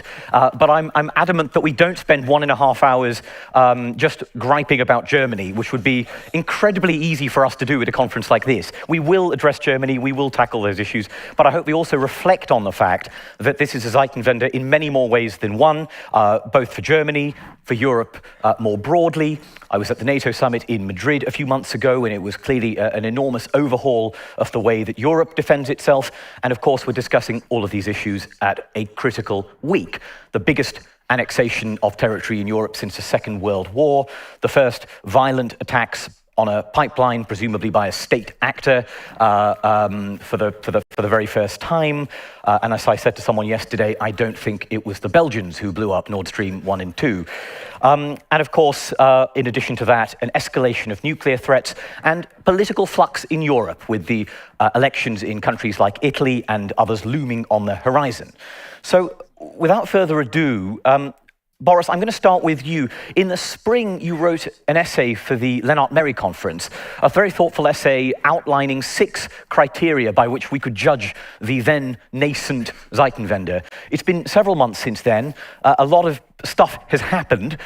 Give us your verdict in 3 minutes. Nice and easy task. Thanks very much, Shashank. It's a pleasure to be here in Helsinki. And first of all, congratulations to our friends and colleagues here in Finland for putting together this first Helsinki Security Forum. 2 years ago, almost to the day, Munich Security Conference put out a report that was called Zeitenwende, coincidentally. And it was an attempt to inform and energize the German debate about foreign and security policy 1 year ahead of our general elections. And I want to read you one short quote, which is, Germany's commitment falls short not only of the expectations of its most important partners, but also of the requirements arising from the strategic environment. That was sort of the starting point. We also said, by the way, Russia has challenged the fundamentals of the European security order. All attempts in recent years to enter into a constructive dialogue with Moscow have failed, full stop. So, starting point. That was October 2020. Obviously, 27th of February of this year, Chancellor Olaf Scholz gave a statement in the Bundestag and, of course, used Zeitenwende as the central term. It was a hugely important speech, I think. It was a major course correction. And on the part of the Chancellor, I think it was a remarkable act of leadership as well. If some of you may have read up about the way the speech came about. But Scholz definitely seized the moment and decided that we needed to change course. Massive increase in defense spending, 100 billion euros, delivery of weapons to Ukraine, and so on. So indeed, 7 months on, where do we stand? The 6 criteria that I mentioned in my article for Lennart Meri conference, I think are still useful. And I'll just list them. The first one was cash, that's 100 billion. The second one I called hardware, which was about how do we spend that money? What items do we spend on? And also, what is our presence on the eastern flank? The third one was Ukraine. What do we do to back up Ukraine in this life and death situation? The fourth was mindset as in German mindset on strategic issues. The fifth was trust building first and foremost with partners in Central and Eastern Europe who felt that Germany had gotten so many things wrong. And the final point was decision-making, the decision-making set up in Germany for foreign and security policy, which I think has been very problematic. And I think if you review these things, it's a mixed picture. So on the cash, I would say, and Johan Wadefuhl of the CDU-CSU group is here, and he can talk about that as well. The Bundestag did take the decisions, and that included a decision to amend the basic law, which required obviously a 2/3 majority. So in a sense, you can say that was done. On the hardware, we know that this money is being spent on defense. There was a debate on whether it might be spent on diplomacy and development and God knows, but it is being spent on defense only, and in part because the conservative opposition insisted that it be so. The picture on support for Ukraine is mixed. I'm sure we'll hear a lot about that from the room and from the panel. Mindset in Germany, I would say, also mixed. I think it's a long road, long and hard road that is ahead of us. But I think we started to adjust our mindset. Trust building with Central and Eastern European partners, very much needed, I would say. I think there's a lot of unhappiness about Germany and perhaps France as well. And a lot of question marks. And finally, decision-making. We are in the process of producing a national security strategy. And in that context, I see some movement in terms of revamping the setup for decision-making in Berlin. So I think there's some progress there. But overall, a mixed balance sheet. Boris, thank you very much, and thank you for packing all of that so it's such a concise space. Jessica, can I move on to you? You've just come back from Kiev not long ago, and one of Boris's criterion was that level of support to Ukraine, that question of arms. It's a sort of hugely divisive subject now. It's a source of great bitterness in some of these debates. Mm-hmm. Give us your sense of how you grade Germany and what's next? What can we build on rather than just complaining about this? Do you see any opportunities here? Yeah, we face, as always, in a great crisis, some opportunities, but a few things. Firstly, yes, Germany has slaughtered many holy cows in what used to be German security policy dogma. So that's a good thing, that's progress. But the bad news is that Zeitenwende, as it now exists, it's an idea, it's a slogan. But my concern is that the current leadership in Germany, and this cuts across parties. This isn't a partisan statement. We have a severe lack of strategic capacity at this level. We have the same people in power, to an extent, who actually helped create the crisis we are now in. And I don't see the people who created the problem also being the people who will solve the problem. There's a great need for transparency. This is one of the things I'm hearing a lot from our Ukrainian partners in Kyiv, as well as from across CEE and the Baltics. There has been so much corruption and so much incompetence in the last 20 years of Germany's Russlandpolitik, our Russia policy and engagement. And we need to shake out that rug. We need to know where the money has gone, where it's come from, and who knew what when. And without these steps to counter the corruption, to bring transparency and accountability to the mistakes we've made that have cost both our national security and thousands of Ukrainian lives indirectly, there will be no real trust anymore in the German security establishment. So this is a critical duty for basically the next generation, I think, of German foreign policy leaders. And that's even almost sounds like an oxymoron. German foreign policy leaders. This is something that our country is deeply uncomfortable with, of course, for myriad reasons, but we no longer have the luxury of our another fun German word, Selbstbeschäftigung, our being obsessed with our own affairs and consumed with our own selves. We no longer have the luxury of this. We're the largest country in Europe, we're the largest economy in Europe, I should say, and we have a responsibility to fulfill.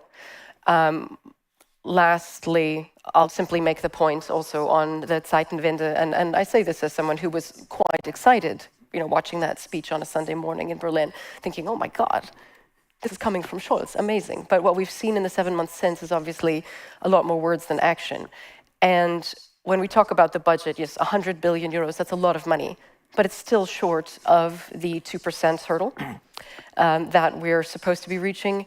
And to paraphrase the Beatles, I don't care too much for money. Money can't buy me brains.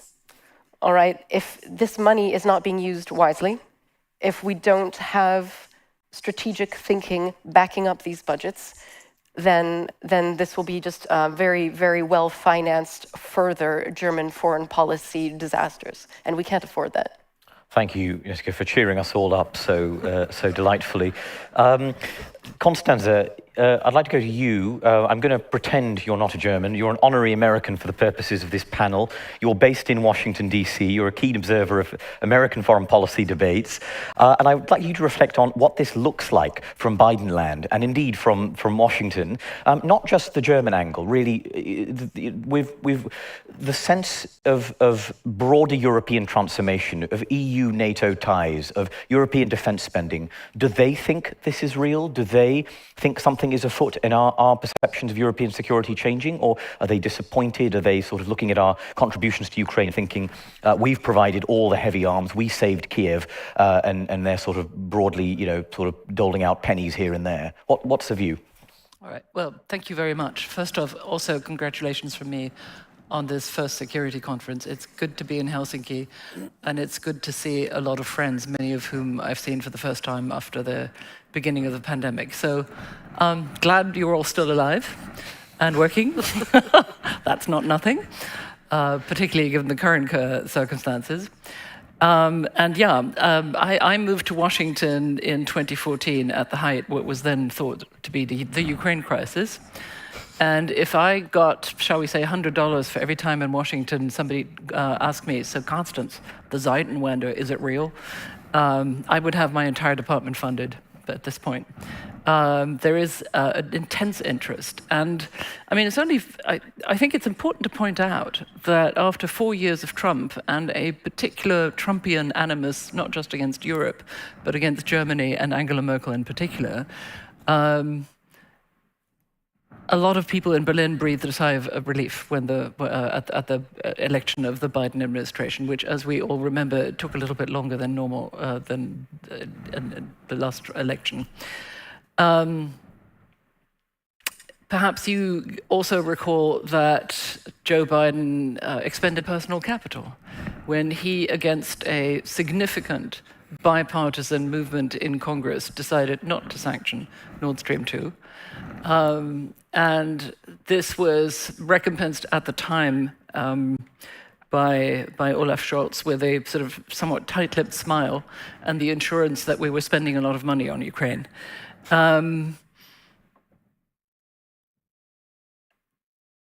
point that I'm trying to make here is that the Biden administration genuinely leaned in on the Germans, and the Germans were leaning backwards a little bit initially.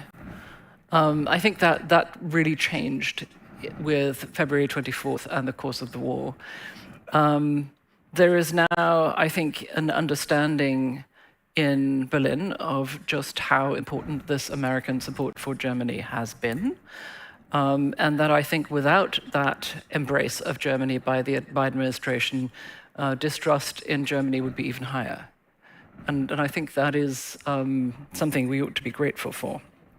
That said, I think it's also notable that the Biden administration's red lines are eerily similar to Olaf Scholz's red lines.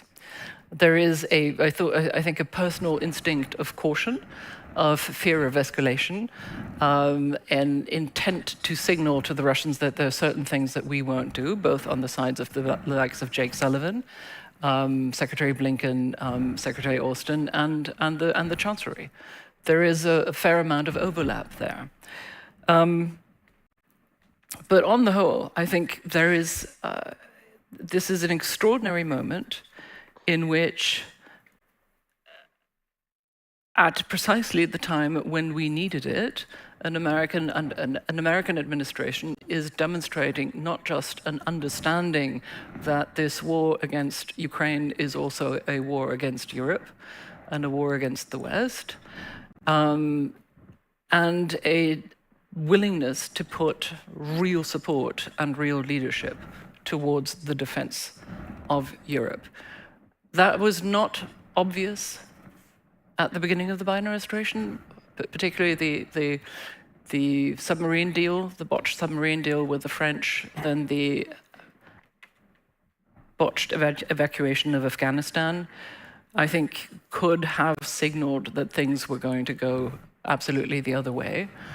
And it was fascinating to watch, if you were in Washington, just how carefully orchestrated from about late October, November onwards, American-European conversations were about support, about sanctions, and just how noiselessly the cogs of coordination between Washington and key European capitals met and started working together. It was really quite extraordinary.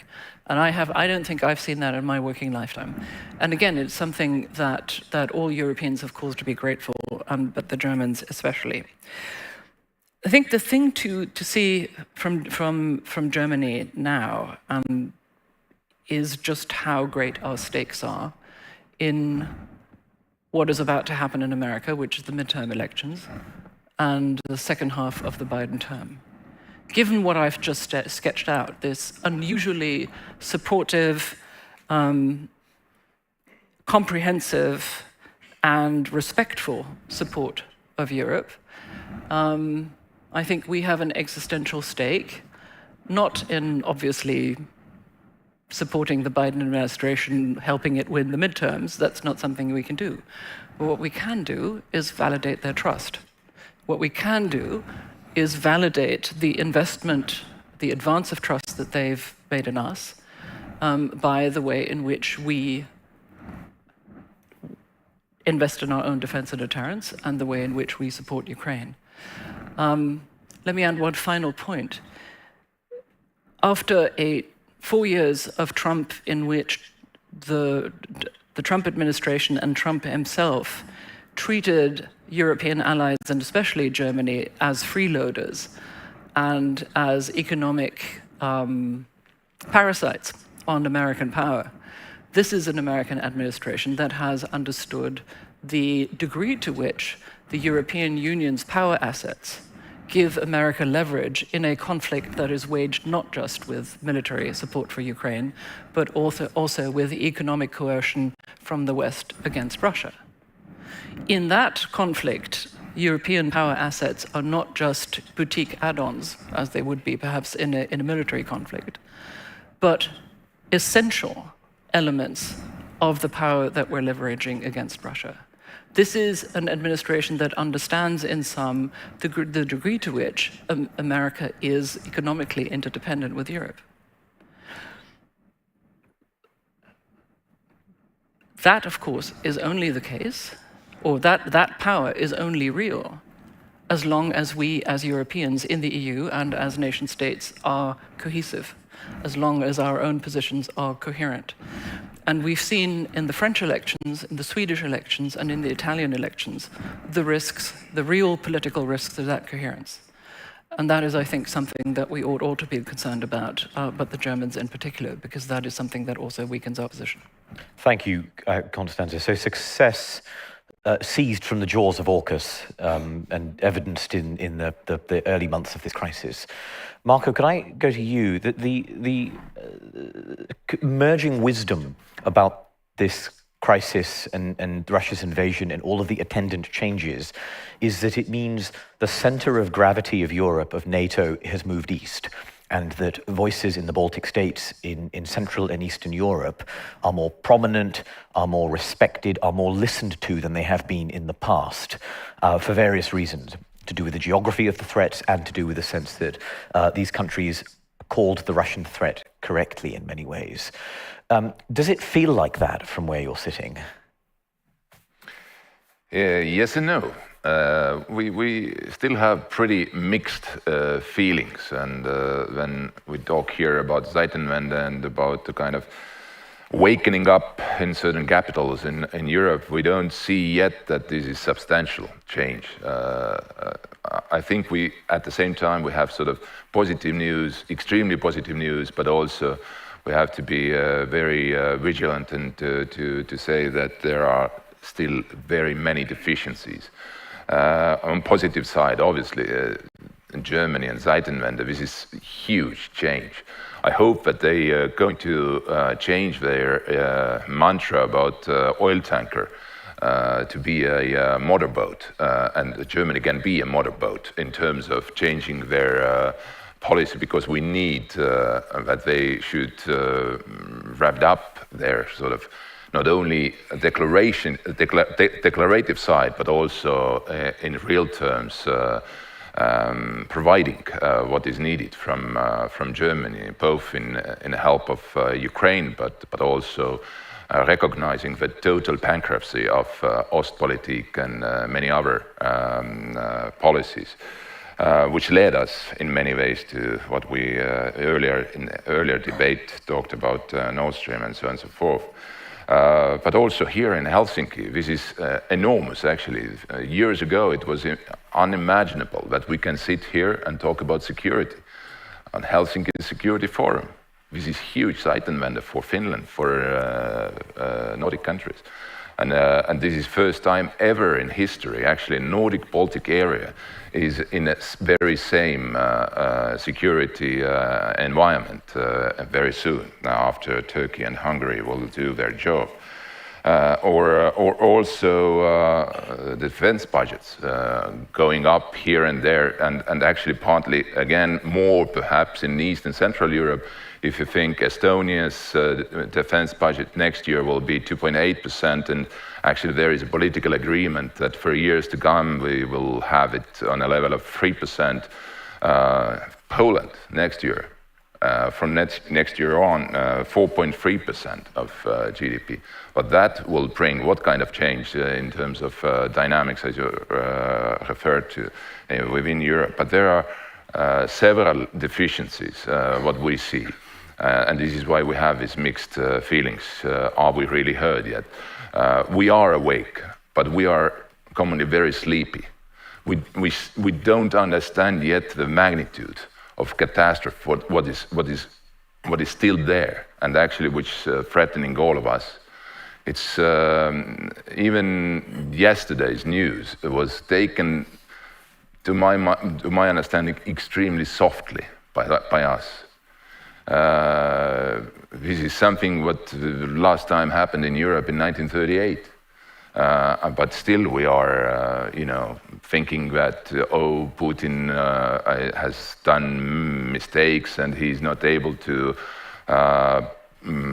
go on and he's losing.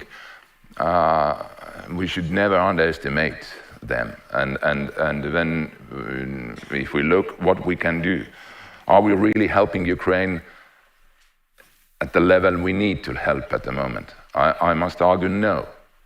Part of Zeitenwende is the question of leopards and martyrs. And this is perhaps not only the German issue, but also the issue of countries who possess those capabilities. Are we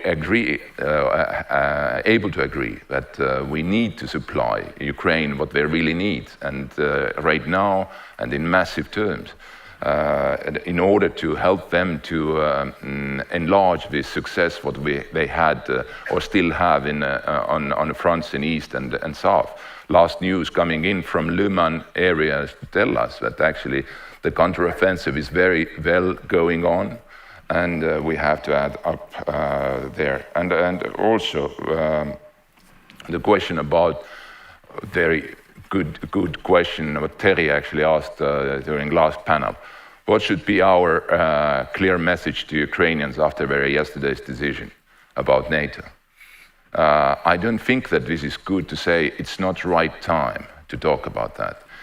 This is extremely right time to talk about that. This is exactly what kind of message should be delivered to Moscow today, that we are very serious to consider Ukraine's membership, full membership in NATO as soon as it is possible. And we already start to prepare those necessary steps to make it possible. We already promised in 2008 at Bucharest. We don't need to do it twice, but we need to do at the moment to show that to Putin as well, he has lost Ukraine forever. Okay, so the vision you're outlining is of a sort of sopophoric Europe that is still waking up from its sort of dreams. James, we've just had the NATO, well not, we've recently had the NATO summit. It had a lot of major announcements. I want to ask you about one aspect of that, which is there's a lot of focus on heavy capabilities, on weapons. You also spent a lot of time thinking about emerging security challenges. And the question I have is, I have seen many NATO communiques and documents and papers and think pieces over the years that say, we're taking cyber seriously, we're taking AI seriously, we're taking technology seriously.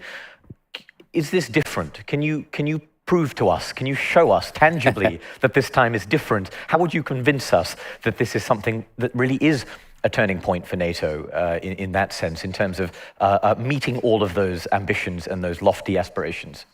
So thanks for the question, and thanks for the invitation to be here. And I really appreciate the question put into the NATO context, because of course, I don't really want to talk specifically about one ally, but also because NATO also has gone through a real shift in the last few months. You know, people like to quote Sun Tzu or Clausewitz, but I always like to quote Mike Tyson, who said, everyone's got a plan till they get punched in the face.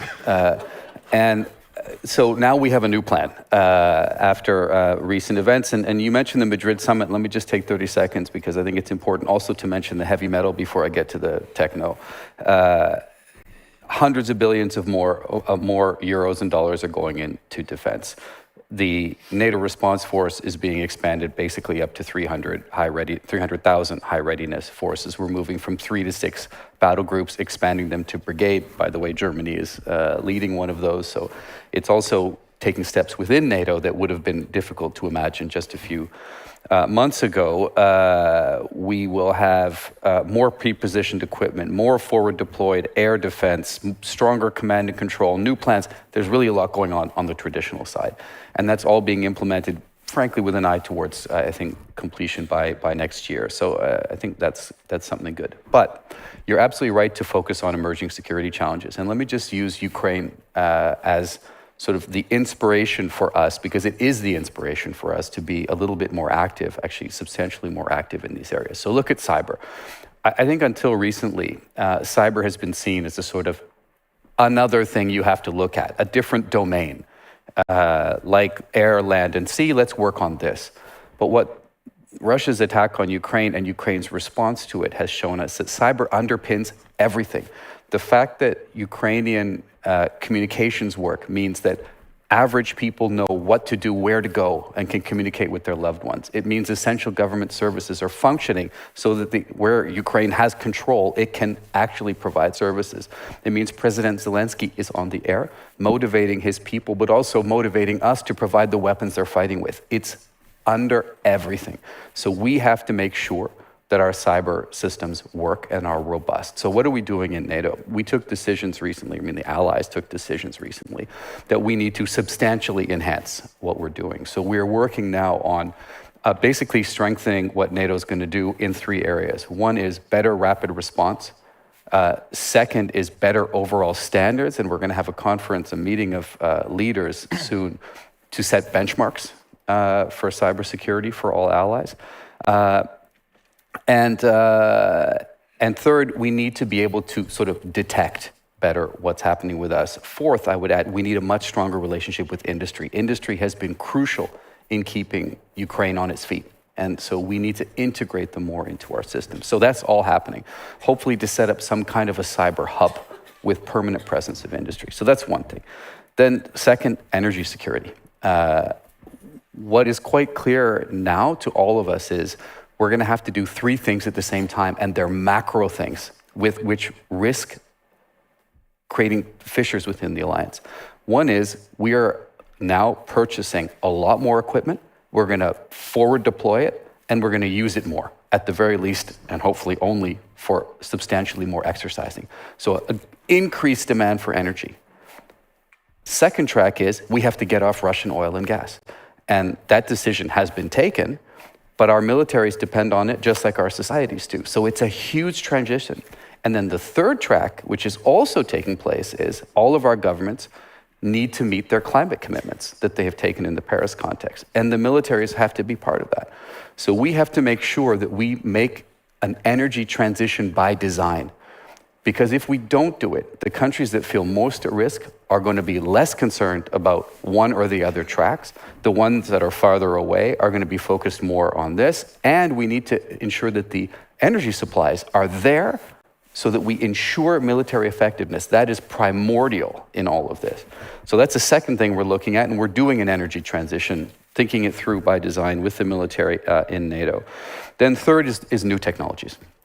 And look at how creative Ukraine has been in using new technologies to defend itself, using artificial intelligence and big data to identify individual Russian soldiers who are committing war crimes for future prosecution, using advanced language processing to listen to what they're doing and know where they're going, using 3D printing for making dumb bombs into smart bombs, or my personal favorite, using basically apps to be able to coordinate artillery strikes. So instead of it going all the way up the chain and then all the way down the chain to find someone who can provide artillery for a requested strike, it's a little bit like Tinder.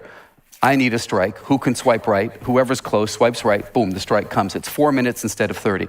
These are all kinds of innovations because Ukraine is a very technologically advanced country. It's innovative and people are trusted at the lowest level. And that is part of the training that Western countries provided to them. A non-hierarchical, trusting system, which Ukraine has maximized with its own skills. So what are we doing about that? We have new strategies out on artificial intelligence, including principles of responsible use. You can find those on the website. Now on autonomy, and we're going to work through 6 or 7 more technologies to ensure that our forces have them and we know how to use them and how to get them. We set up a transatlantic DARPA, we call it Diana, to access the dual-use technologies from startups. So we're going to put them through accelerator sites and test centers. We have about 70 of those across the alliance. It's funded, it's established. And I'll stop with this, almost stop with this. We just set up a 1 billion euro innovation fund to invest in deep tech, to invest in the startups that go through this transatlantic DARPA. So we want to innovate and out-innovate China and Russia. Final point I would mention is just a little anecdote. I was with Secretary General Rasmussen years ago when I was spokesman and he was Secretary General, and we went to the Kremlin and sat at that very long table, but at the short sides of it. And President Putin came in, sat down, looked at Rasmussen and said, his first sentence was, "I want to make NATO disappear." And I, of course, had not written any lines for the Secretary General for that opening, but Rasmussen, without hesitating, said, "Well, that's too bad because I'm going to make NATO stronger." Interestingly, it's President Putin who seems to have made NATO much stronger after all these years. Thank you. He remains a master strategist. So thank you, James, for zooming us out and connecting Ukraine with those bigger changes afoot. I'm going to throw it open in just a minute, but first I want to quickly reflect on 2 things. 2 things that didn't come up very much, or indeed I think at all.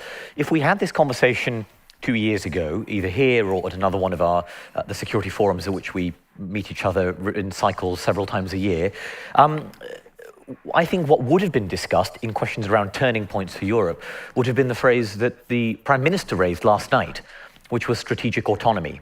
And she raised the phrase approvingly, I noticed last night again. And that raises all sorts of questions of definition, of tensions within Europe over its meaning, particularly East-West tensions over its meaning, questions around EU-NATO relations, and questions of EU aspirations in defense. All of these are sometimes quite divisive questions that have somewhat been buried for the time being. And I find that interesting. That's just a reflection. And if any of you want to reflect on that in a moment, you could.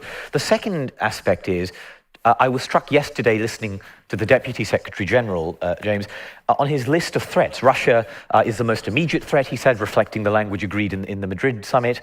And then he said, but there are other challenges. And he gave this list that would have seemed remarkable to anyone listening 5 years ago. I think he said terrorism, instability, and China. And I think it's incredible that a senior NATO official, it trips off the tongue to put China in a list of 3, including terrorism. It's sort of just a bad thing, full stop. And that reflects transformations taking place in all of our countries, in mine, across in other parts of Europe, and in the United States, in North America as well. And I find it, again, interesting that amid this turning point, we didn't discuss very much China, but actually it is part of Europe's turning point. Our approach to China is fundamentally transforming, and it does affect these discussions, even if we're currently very, very focused on the immediacy of Ukraine. What I'm going to do is take questions in groups of... Constanze, did you want to say something briefly? Well, I wanted to respond to that. Yes, go ahead. About strategic economy. Look, I think there are 3 external drivers for Europe to work on its own defense capabilities. I think at this point, most of us have agreed, and I think to some degree, even the French have agreed, that full strategic autonomy is simply an unrealistic goal, and that we need to interpret it in the sense of a capability to act more on our own behalf and on our own steam. But we also, I think, have all understood, and this war has proven it to us, is that without American support, we would be in a much more dangerous position. Now, the problem is, again, we're nearing American midterms in which a key question, or a question that plays a fairly substantial role, is what should America's role with the relationship with the world be? And if you listen closely, as I have had, to American grand strategy thinking, the positions on Europe are fairly stark. Some Americans consider us subjects of strategy, others consider us objects of strategy.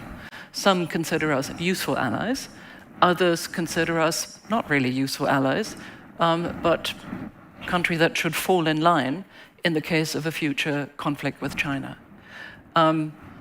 It seems to me that was why I was trying to make the point earlier that our stakes in this election are very great.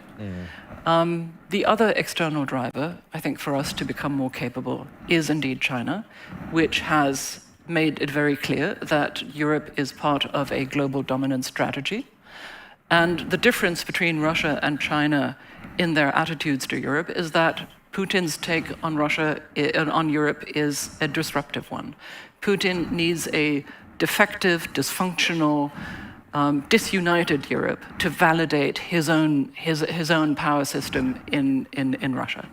The Chinese need a Europe that, parts of which at least are functioning. The infrastructure space, the physical and the digital infrastructure and the single market. Those are essential to Chinese purposes in a way that they are not to Russian strategic purposes. That I think is an important difference and the reason why the Chinese are currently worried about what Putin is doing. And finally, on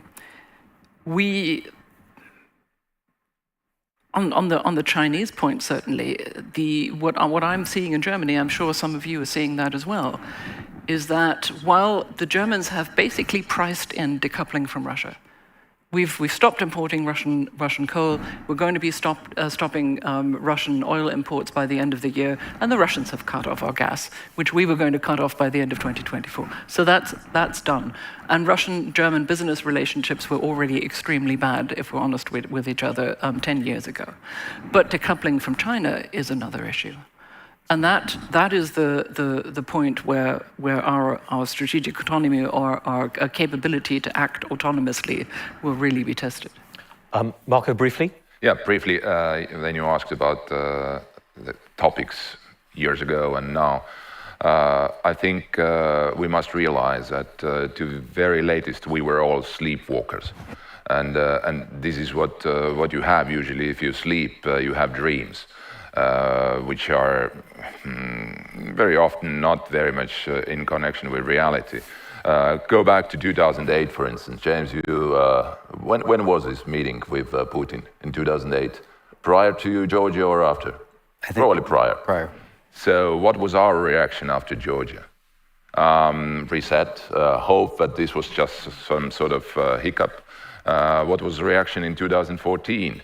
For 8 years, we Europeans were not ready to accept Ukraine's aspirations to become a member of European Union. Only after Bucha massacre, we were ready to say, yes, they can be candidate members. And even today, there are some sort of crazy talks about political Europe. So it tells us that perhaps we are awake at the moment, but still very sleepy, and the reality, what we have hit, is shaking us up right now. We don't have yet this common strategy, what is badly needed. Jessica, I sense the floor is bursting with questions, so you'll be incredibly brief. On strategic autonomy, this war has shown us that it is indeed just a buzzword. We have a strategic dependence on the United States for our security, full stop. And of course that needs to change, but that is the current reality. Secondly, to your point on the German tanker needing to become a speedboat, a motorboat, that's not going to happen, at least not in this generation. However, I think a more reasonable goal would be to turn it into something like a ferry boat that is able to transport useful supplies and personnel on schedule to the target desired. If we can get Germany to become more like a ferry than a tanker, I'd be quite pleased. And the third point, I think Constanze already pretty much made it, that our decoupling from China will be a much, much bigger headache than decoupling from our dependency on Russia. Our supply chains, not only our exports, but even our production are reliant on Chinese supply chains. So this is something that we need to start planning for now. Okay, I'm sure someone at Rheinmetall can develop an armored military ferry that would encapsulate your vision of German foreign defense policy. I'm going to take questions in groups of 3, and then I'll go through our panel. We have obviously 5 panelists, so if all of them tackle everything, I'll get in one round, and then we'll go back to our lunch. So what I'll invite the panel to do is pick and choose judiciously and be brief in their answers. But please, yes, I see a hand at the very back. Thanks very much indeed. Benjamin Tallis from the German Council on Foreign Relations. When it comes to the Zeitenwende, in Germany's particular expression of that, because we see a more general Zeitenwende as well, but focusing on Germany, I think it's both worse and better that was mentioned on the panel. A lot of the attention has been on the 100 billion special fund for defense, but we know that's barely going to touch the sides. It's not enough to fill Germany's capacity needs. But also the Zeitenwende will not succeed or fail on defense. It's a much broader societal transformation that's needed. And so I'm surprised none of the panelists actually drew attention to the 200 billion announced this week for energy price caps, or drew attention to the quite innovative moves like introducing €9 public transport tickets and things like this to try and bring the public along. And that's where I think we can really draw some hope for the Zeitenwende, is the German public have consistently been ahead of policymakers in terms of their support for Ukraine, their support for Germany standing up and being counted. And I'd be interested to hear from the panel more about how we harness that desire, how we actually bring that desire to change to fruition. Thank you. Thank you, Ben. Anyone else?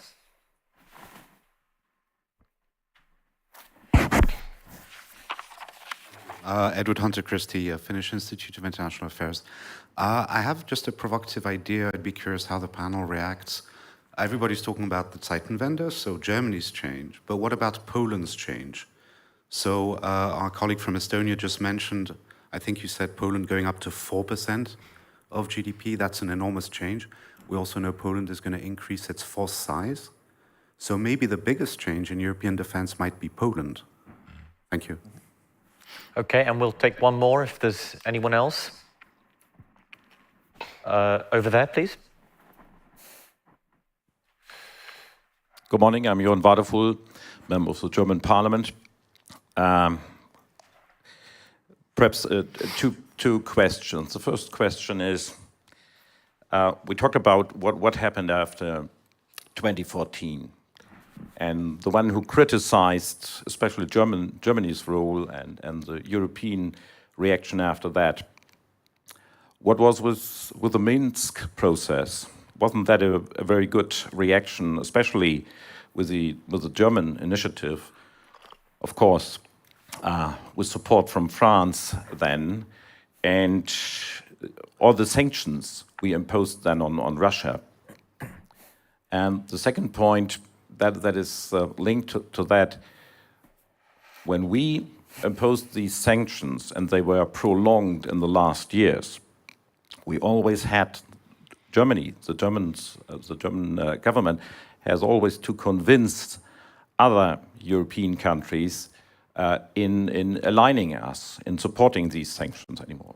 It was really hard to convince Italy, to convince Austria, sometimes always also France and other countries that these sanctions are necessary.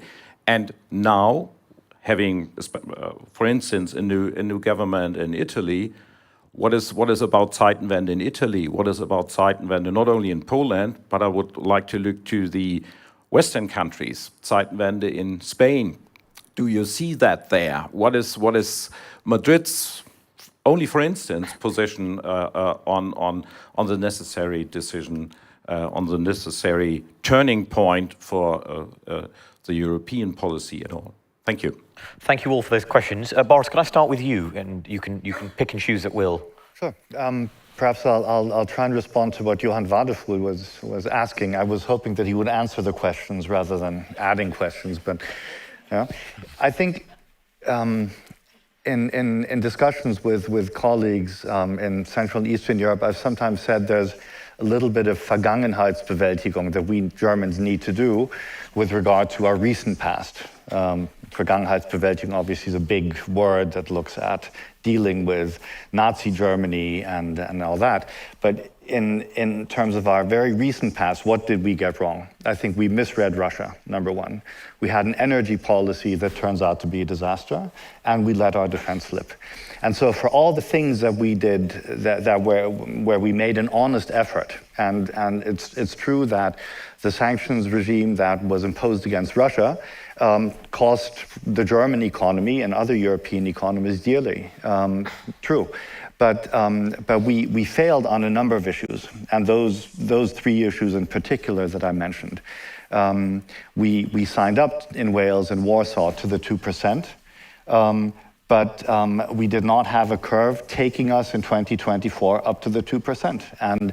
And the Chancellor, if I remember correctly, in 2018 said as much. He said, we signed up to 2%, but we're actually going to do 1.5.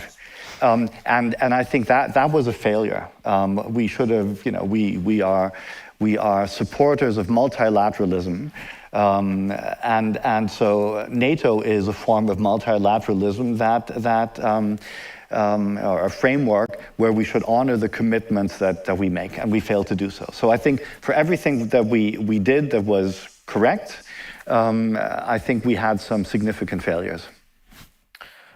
James, can I go to you next, please? Sure, and maybe I'll address one issue very quickly and then turn back to China a little bit, because I think you raised a really important point. One is just with regard to the Minsk process. It was an important process, that's absolutely clear. But I do think, and I just zoom out a little bit, it's not NATO policy, but I think we really need to look at the way in which the Russians engage in these processes. They are fake.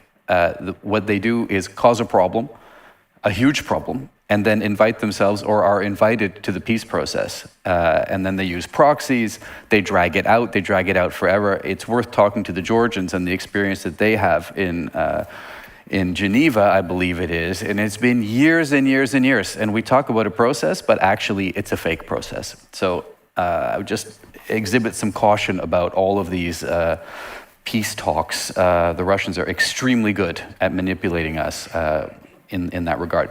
On China, I'd say there's 2 points that are worth mentioning. One is, we can talk, look into the Chinese mind about their hesitation about Putin's latest threats. But in reality, China has politically enabled this invasion of Ukraine. It was announced, as you remember, right after the Putin-Xi meeting, and because of the no limits partnership, which they continue to strengthen. The two foreign ministers just met and agreed on further measures.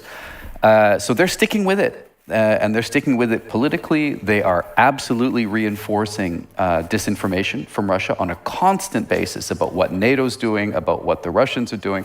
So it's not simply that they're standing to the side.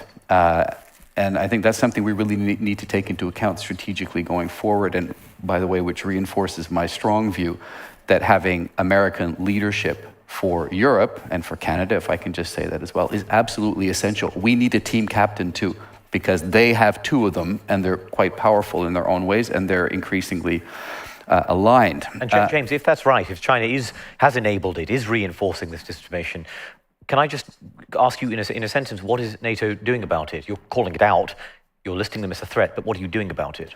So NATO hasn't listed China as a threat. As a challenge, quite a systemic, severe challenge, but we can pass the language. But putting that aside, what are you actually doing to stop them enabling this invasion? So as NATO, not much immediately. But what we are doing is looking very carefully at and taking steps towards ensuring that we look at the strategic dependencies or potential strategic dependencies that we could be creating with regard to China as that regards our own security. So for example, that means Chinese acquisition of critical strategic infrastructure all across Europe. And if you look at a map of where China has controlling interests of ports and airfields and IT infrastructure across Europe, it's not just the port of Piraeus, it's in every country in Europe.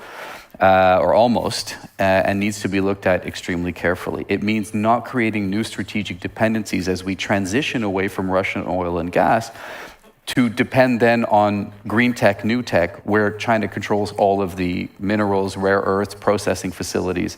So that means reshoring, creating capacity in our countries so that we can ensure that we are not dependent on or creating new strategic dependencies on an unreliable supplier. That's a huge challenge, but we have an opportunity now. If we're going to do an energy transition by design, this is part of the design. Don't create new strategic dependencies.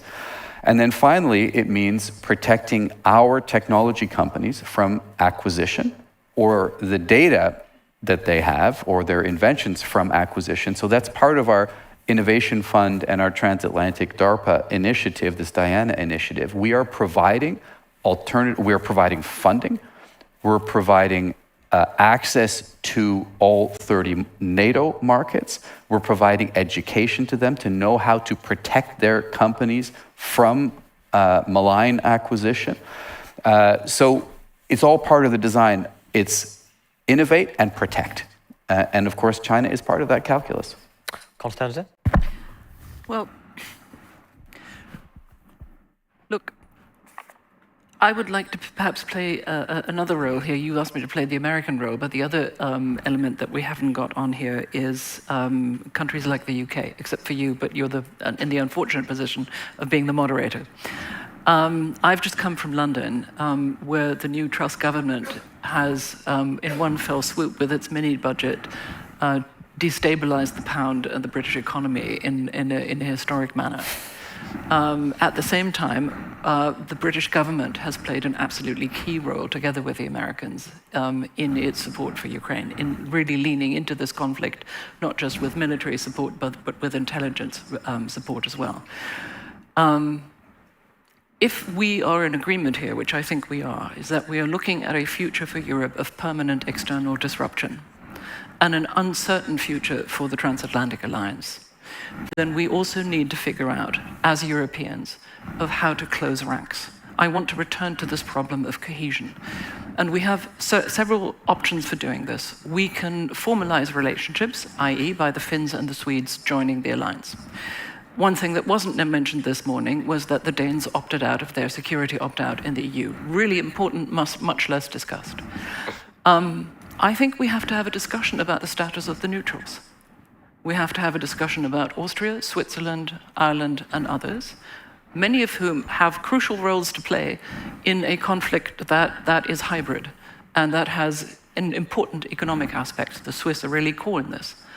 And then that leaves the question of what we do with countries that have left the EU, but that are key members of NATO, such as the UK.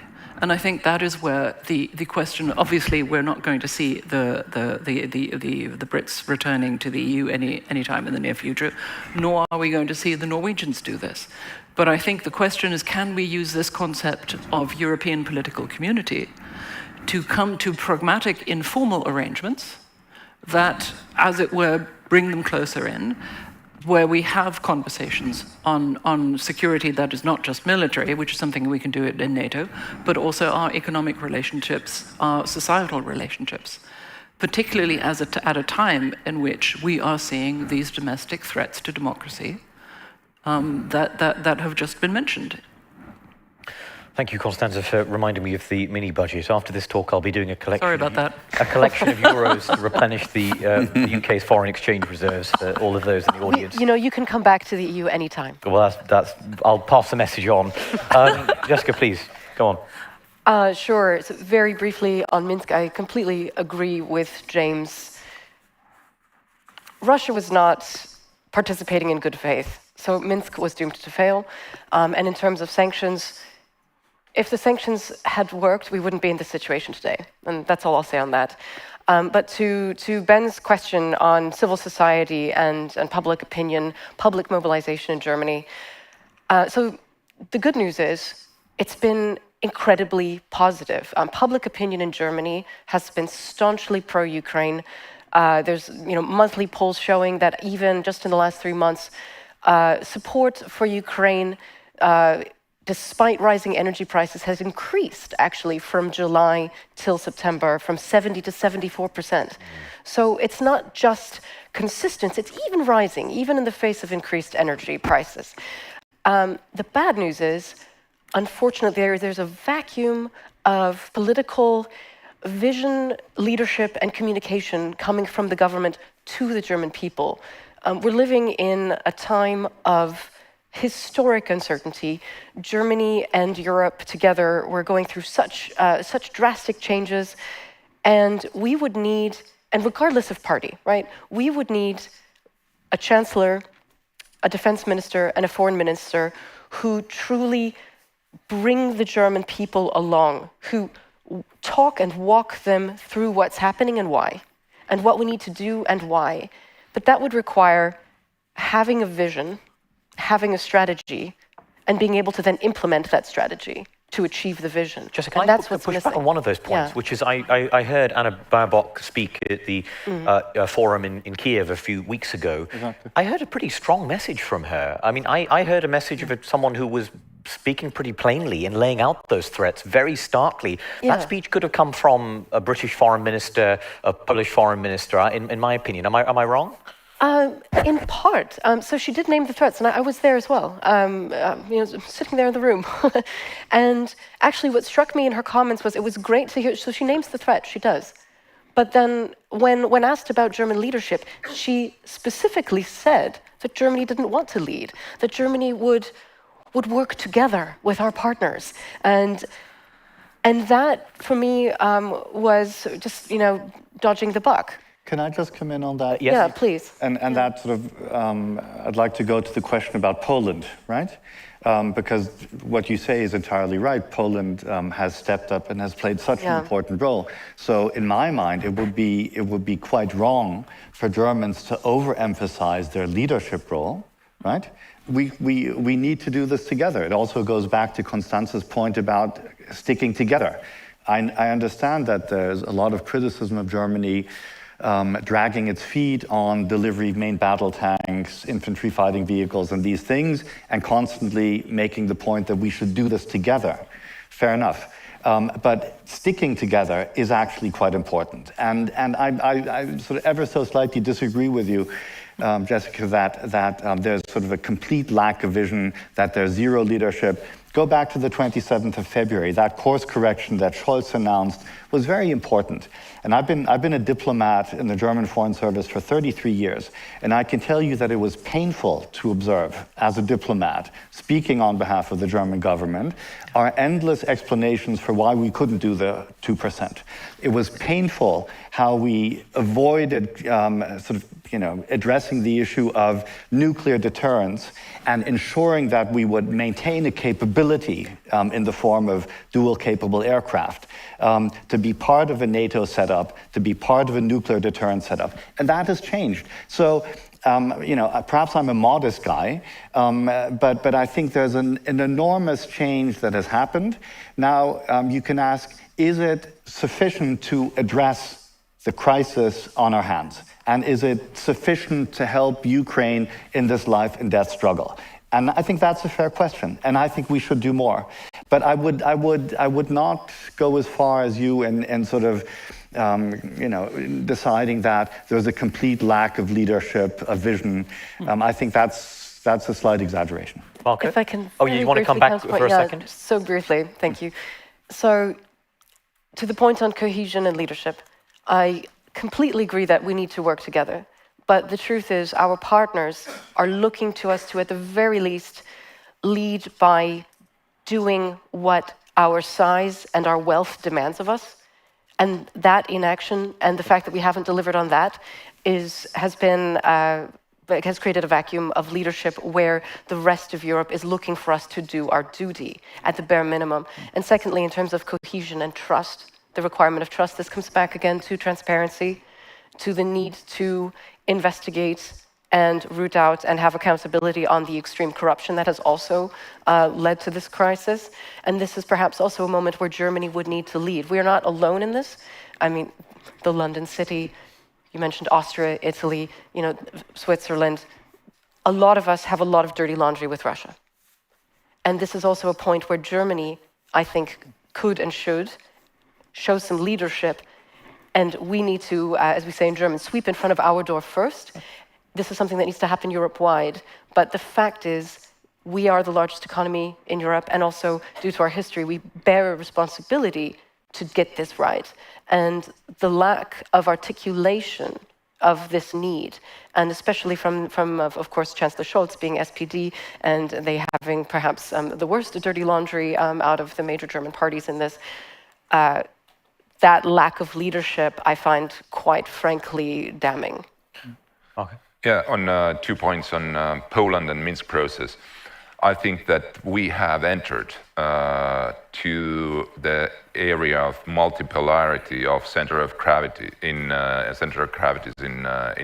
Europe, and this is no way back to the sort of situation we had prior to 24th of February or even prior to 2014, and this is thanks to first and foremost to brave Ukrainians who have fought their war of independence in a way that we don't have other option today than to realize that we will have completely new set of power in Europe after the war is fought to the very victorious end by Ukrainians with our help. Then on Minsk process, and actually last but not least in Poland, I think also the NATO enlargement in the Nordic countries, Finland, Sweden, being members of NATO in the future, in the near future, will definitely make Northern Europe, Nordic Baltic area, very important power player in Europe and in the Western world as well. On Minsk process, there were positive sides and negative sides of that. Positive that this was necessary for Ukrainians to stop that time, 2014-15, the war where it was, and to get ready what we have right now. They didn't have armed forces, what was needed to stop Russian invasion that time. Negative side of Minsk process was that certain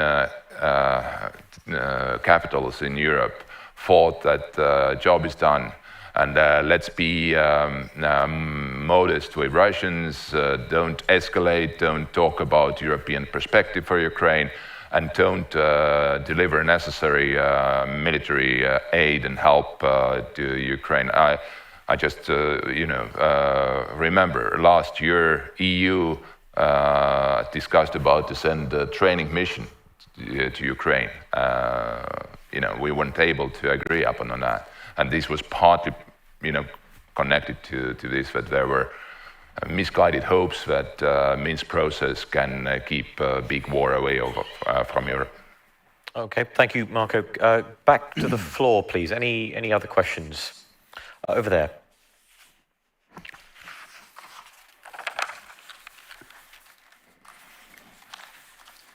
Thank you.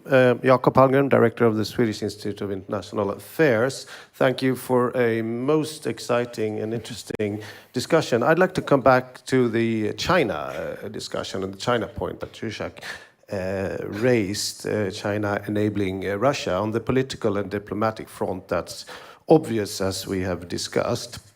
But it seems as if we see some hesitation when it comes to the sanctions, trade-wise. I have an example that I heard recently of a fairly major Swedish telecom company that left Russia. Huawei did not take the place in the market as a result of that.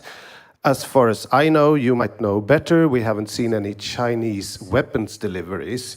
If that were to be the case, that on the two other scores, that would China would change tack on that would of course represent an escalation. So is there a risk of such an escalation from the Chinese side as you see it, or how would we manage that? And I guess this also has to do with European independencies and what Constanze said about the much bigger significance of a decoupling with China. So thanks.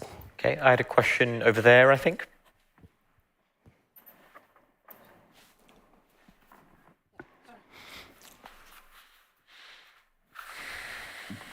I must admit that I am somewhat puzzled. I did read the speech by the Chancellor made in Prague a few weeks ago, 22 pages. I also read the speech made by the German foreign minister soon after that, and the speech by the Minister of Defense. And there was one thing that was common in all of them three speeches. It was mentioning of German leadership in Europe. Yeah. But the Minister of Defense added military leadership in Europe.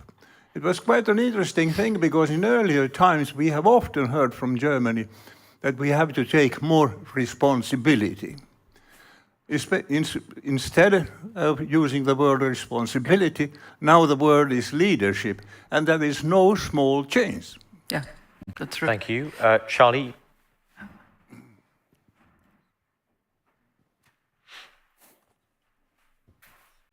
Hi, thank you. So Charlie Salonis-Pasternak, Finnish Institute of International Affairs. Nuclear weapons were mentioned, but I'd like to get back to it.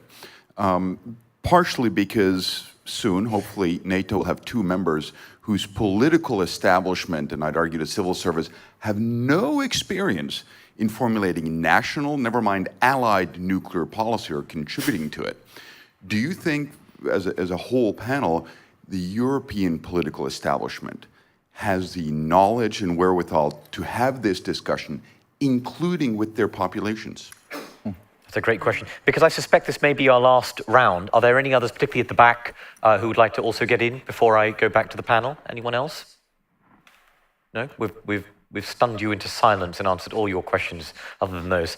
Excellent. Perhaps this time I will go this way round. We have 20 minutes left, so if we're all relatively modest, we'll get through everything. Jessica, why don't you start us off? Sure. So on the Germany question, the fact that they use the word leadership, for me, after 7 months of this war and hearing words and then observing the subsequent actions, I'm skeptical. I'll believe it when I see it. Leadership means taking proactive action. And that's not what I'm seeing from this government. So the fact that they've replaced the word responsibility with the word leadership is not enough in my mind. And even if, for example, Germany is unwilling right now to lead on heavy weapons, right after Kyiv, I was in Washington, and spoke with folks from both parties, and the consensus was unanimous. Germany can and should deliver modern battle tanks to Ukraine. We have no problem with that. We would welcome it for various technical reasons. The German tanks would even be better suited than the American ones, et cetera, et cetera.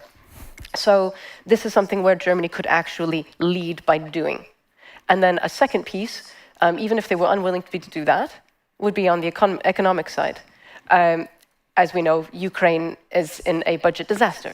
They need money, they need guarantees, and so something that the German government could lead on right now would be making loan guarantees to the Ukrainian government, forming a coalition within Europe, with the EIB, with the Norwegians, with whomever, to make sure that Ukraine's budget is secure. There are myriad things we could be doing that would actually be leadership, and I think until we see such actions, such proactive steps of Germany actually leading the way, I will take the speeches only at lip service. Marco. Yeah, I fully agree what Jessica said about it's always good to have, beside nice words and declarations, also real deeds. And this is the time to show if your words are really have some meaning. But at the same time, I must say that it feels to me, at least, that there is certainly the no return line has been crossed in Germany as well. That there is it's this oil tanker issue again coming up. It will take time, slow, but still, I think majority of political of parties in Germany, they realize that they have to make considerable changes. But on nuclear issue, I think this is extremely important question, and I don't have good answer to that.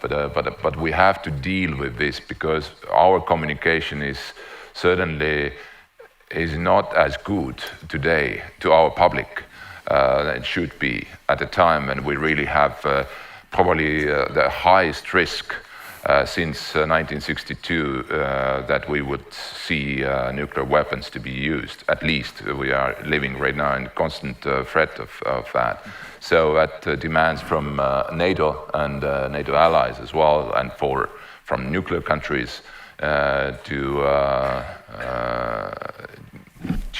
communicate. Not only to Putin behind the closed doors, but also to our public, how we should handle this issue. Thank you. James. So thanks for that. First, on China, I think it's really great that we came back to it, and I think we need to sort of see how this war is benefiting China, which is part of the reason why there is this no limits partnership approach. First, I think, for example, if the US Congress were to see that Chinese weapons were ending up in this war on the Russian side, there would be a massive reaction, and not just there. And the Chinese know this. But just stepping back a little bit, it's been, centuries-long Chinese strategy to have two other major powers bleed each other and watch. And this is what's happening. Russia is being weakened. And if you look at the list of benefits to China, they're really long. Russia is being weakened economically and militarily, and is very much more dependent on China now when it comes to markets. The US pivot to Asia is at the very least now complicated, and the US is locking down forces in Europe and political attention in Europe. Also, China is expanding into the political and economic space that has been opened up in Africa and in Latin America. The benefits go on, and as we shift away from Russian oil and gas and towards green tech, we're going to become more dependent on them. So without really lifting a finger, not much of a finger, except a political finger, China has benefited and continues to benefit enormously from what's going on here. In fact, if there's one winner out of all of this, it's probably China. Second, on German leadership, and this is obviously thin ice for a NATO official, but I do want to say, actually, I understand all the criticisms, or hear them anyway, when it comes to transferring of weapons. But I think it is worth noting that I think traditionally Germany has been comfortable operating in larger structures, with others. And in NATO, Germany has been actually quite active. And I mentioned expanding, like taking leadership with enhanced forward presence and expanding it. They did that instantly, quickly, and it's very credible. We looked at the plans. Second, they've opened up this headquarters in Ulm for transatlantic logistics. The point about defense spending, which we already mentioned, they've been quite robust on messaging in ways that we wouldn't have seen a year ago or 2 years ago, including, for example, on the pipelines. I won't go into the negotiations, but that's a shared, strong statement. So I just want to give credit to Germany, at least within the NATO framework. They clearly have stepped up, and that's, I think, important to know. Then finally, on nuclear weapons, I think it's a really, really important point, and there's a lot of experts in this room who understand, and I can see them here, who understand Russian nuclear doctrine, but also the way in which that doctrine involves communications. So Russians see tactical nuclear weapon employment as being perfectly plausible. They see the employment of nuclear threat quite early on the escalation scale. They talk about escalating to de-escalate, which is basically a nuclear strike and then you won't attack us anymore. So they see nuclear weapons totally differently than we do. Their doctrine is different, their communication is different, and it's very important to understand that as we make decisions on nuclear weapons, and that includes obviously communication, but also the way in which we structure our doctrine. So within NATO, of course, we have a very strong framework for that. We have a nuclear planning group that meets at ministerial level, that meets at ambassadorial and other levels, which is very much about education and understanding, and also putting in place the procedures to respond to that. And of course, we rely on allies, not just the United States, but allies to share the burdens of NATO's nuclear mission. And that really has to continue. I think that debate has probably ended now, and everybody is willing to step up and do it. So I think as Sweden and Finland move into NATO, they will also move into this nuclear planning group and this nuclear planning decision and discussion. So I'm pretty comfortable that discussion can take place, but the communication with publics, I think, is a really, really important aspect of this, which has been underdone. And we're going to have to, unfortunately, have difficult discussions with our publics to educate them about what is coming at us, what not to be worried about, what we should be worried about. That needs to start. James, can I just follow up on one short point, which is NATO has non-strategic nuclear weapons. The US has non-strategic weapons deployed in Europe. Boris mentioned the nuclear sharing arrangements. Someone earlier in the last session talked about the NATO-Russia Founding Act and some of the language in there about the nature of deployments and forces in the East. Can you envisage any expansion of NATO nuclear sharing arrangements? Is that something NATO would be open to if there is appetite from members in the East who feel they haven't been part of these NATO nuclear sharing arrangements? They're part of nuclear planning group and allied policy, but they don't host B-61s. They're not part of that nuclear sharing in terms of dual capable aircraft. Is this a sort of third rail that a NATO official's not going to touch? And I'm making you sweat by asking this, or is it something that you can envisage actually is evolving and expanding?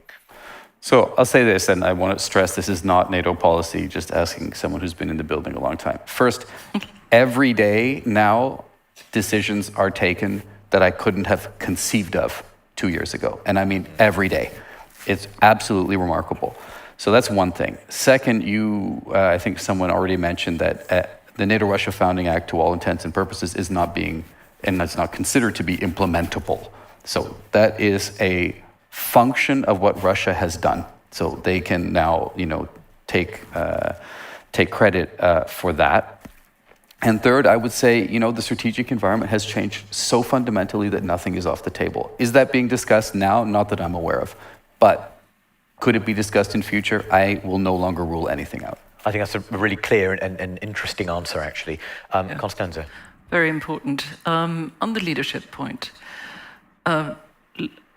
you've got 3 Germans here in this panel, all of whom are on record in writing as having been critical of Germany's efforts in the defense and security space. So, you're almost forcing us to be contrarian in saying, actually, we are doing shit. So I think it matters if the young 40-something leader of the SPD, Lars Klingbeil, gives a key foreign and security policy speech in Berlin saying, we have to lead. Massively critical of his party's record on Russia. I think give them credit. They're trying to change the narrative, and I think they're succeeding. This current new legislature in Berlin is younger than it has ever been, more diverse than it has ever been, and you can see a distinct shift if you talk to younger legislators from the narratives on Russia and on Germany's role in the world from earlier generations. Give me a break. This is serious. I think that is very real. Okay. The other point I'd like to make is that, according to the Ukrainian defense minister himself, our heavy weapons have made a difference in Ukraine's counteroffensive. The Gepards, in particular. The other thing is I had to look this up, we've committed 4 billion euros in aid to Ukraine. The EU has committed 13 billion to Ukraine. We pay a quarter of the EU's budget. I would suggest that's actually quite a lot of money.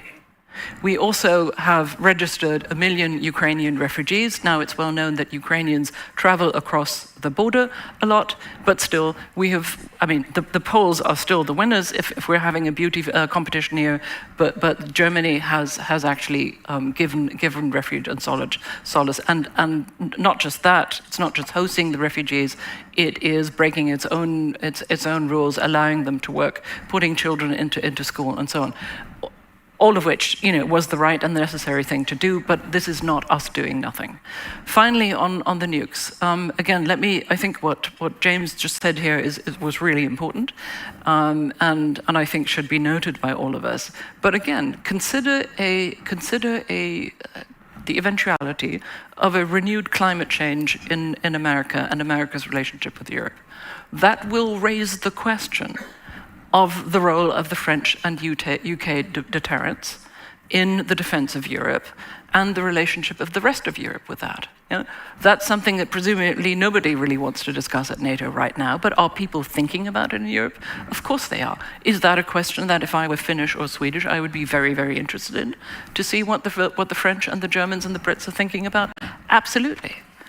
And finally, on the Chinese, I have to say, I hope, it's obvious that representations have been made by Western leaders to the Russians to say, if you use nuclear weapons, if you even test nuclear weapons, all bets are off the table. Now, that is not to say that we would react with nuclear weapons, but there would be extremely severe conventional reactions from all of us. And I hope that we are also telling the Chinese that it is in their considered self-interest to reinforce this message, because otherwise our relationship with China will change severely for the worse as well. I want to just add a couple of points to your initial remarks on German weapons and note that from our reporting, The Economist, my colleagues in Ukraine, we were told by commanders in Kharkiv, in the Kharkiv offensive, that German anti-aircraft guns were very important in facilitating that offensive. And indeed, just before I came, I also read in the German press news of the BND's intelligence assistance to Ukraine, Very true, albeit carefully calibrated so as not to be seen as providing battlefield-relevant targeting information to kill Russians, which would be a sort of a step too far for the BND, clearly. And on nuclear weapons, it reinforces my sense that, as with strategic autonomy, the question of the role of, for example, French nuclear deterrence to European partners, a subject that was discussed 18 months ago, a couple of years ago, in terms of other European states being invited to participate in French nuclear exercises, for instance. That's a dormant discussion. It hasn't gone away. It's under the surface. Absolutely. It's going to come back. Absolutely. And it's lurking there. And I think that's something that we need to keep our eye on. Boris, over to you. Perhaps you can see the clock. We have 6 minutes left. So you're very well placed to draw us to a close and offer some concluding thoughts as well for us. But let me talk to 3 points. The first one is Germany and leadership. I think when Olaf Scholz and Christine Lambrecht and the chairman of the SPD speak about leadership, what they're really speaking about is Germany, and I think this is sort of what Jessica said, Germany playing a role that is commensurate to its size in terms of its population and its economy in Europe. I do not think that they believe that Germany should be telling everyone else what to do, right? So it is a kind of collective leadership, and this is appropriate also, because again, if we look at Poland, if we look at the Baltic states and what they have done, and of course, if we look at the United States of America, that has provided more support to Ukraine than all of Europe put together, the European Union and its member states, right? So it would be silly if the German government were to go out and say, we will now tell everyone what they should do. Not the case. But what they're saying, and rightly so, is we should step up and we should do more in terms of being the largest EU member state. I do think we have examples of German leadership, and James has talked about the enhanced forward presence. So the German government came out and said, we will have a brigade headquarters in Lithuania. We will have a brigade at the ready, basically, to reinforce. We will exercise this. And we were the first to do so. And I think that was a good example of leadership. Although the brigade will be committed but not deployed in full. Exactly. I think, I know that the Balts would like to see ideally a division in each of the countries, but I think the reality is it would not be so easy, to have one division in each of the Baltic countries. But it's a step forward, and we'll take it from there. Second point, on China. Obviously, China has been on NATO's radar since 2019 at least, when it was mentioned at the NATO leaders meeting in London. That was the first time I believe that China has been in a communique at the level of heads of state and government. So they've been on the radar. I disagree ever so slightly with James on whether China is benefiting. I think there's a number of benefits. But I think China is also losing, to some extent, a partner, right? So China was able to rely on a strong Russia that scared all of us in Europe with its military prowess and so on and so on. Turns out Russia is not as strong, not as capable, and we shall see how it plays out. But at the end of the day, I think Russia will be a much weaker partner. There's benefits in that for China, perhaps, but there's also a significant blow to China's global standing, and I think that's what we should focus on. And finally, on the nuclear issues, much has been said, but I think to Charlie's question, across NATO, I think there's an understanding that our nuclear IQ is not where it should be. And I think that includes even the United States of America, that we do not have the capacity across the government, right, in terms of our network of military, diplomatic, intelligence officials that we once had. And that is something that we have to redevelop. Because Mr. Putin is telling us that this is what it's all about. So we have to relearn some of those skills. And I think as far as Sweden and Finland are concerned, these are two countries that have a very serious strategic culture. I think Germany, my country, could learn quite a lot from not nuclear thinking, but strategic thinking in general. And so I think we can learn from you, and I have no doubt that very quickly you will fit in and you will be a great asset to this alliance. Horace, thank you so much. I just want to sort of reflect for a second on a couple of other things that didn't come up, and perhaps that's also notable. One of them is a question, again, that would have ricocheted across these sort of discussions a few years ago. That's the question of arms control, intermediate range nuclear forces, and the future of those forces in Europe, both in security terms and on arms control terms. Quite understandably, as to why that has dropped off the agenda, but nonetheless, something that may just be dormant rather than gone, and that plays into bigger questions of US-Russia arms control that will affect us as Europeans. And indeed, in the past, we've seen President Macron try and articulate a strong European voice in those negotiations. That was part of his diplomacy in January that has now been swept aside.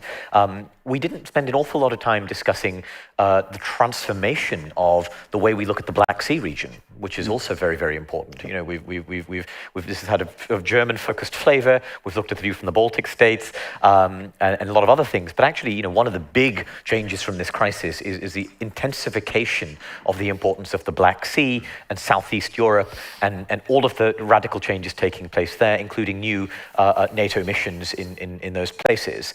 And then, of course, I'm heartened by the fact we did spend a great deal of time not just reflecting on the complexities of the German case, and I think we did get a good range of views. Jessica, you're particularly critical and identified why you are as well in the structural problems in German politics and the need for transparency.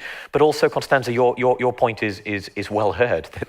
These are heroic and historic efforts, and Boris, the contrast with your time as a diplomat having to defend some of these things, I think is very, very striking. And I'm delighted we did actually spend some time thinking about those bigger issues that transcend this moment, particularly China, its role in Europe, its role after this war and how it comes out, and also the role of big security issues that are very timely, but will require years to address. And that is things like nuclear weapons and what you called our nuclear IQ, our ability to grapple with questions of nuclear strategy, deterrence, and those dynamics in Europe, things we haven't thought very hard about for many years. So I think in reflection on our panel title, we are seeing a Zeitenwende. We've probed the nuances of that in Germany, but I think we're seeing so many other turning points in Europe, we're almost struggling to keep up. And I thank all of our panel for helping us think through these issues.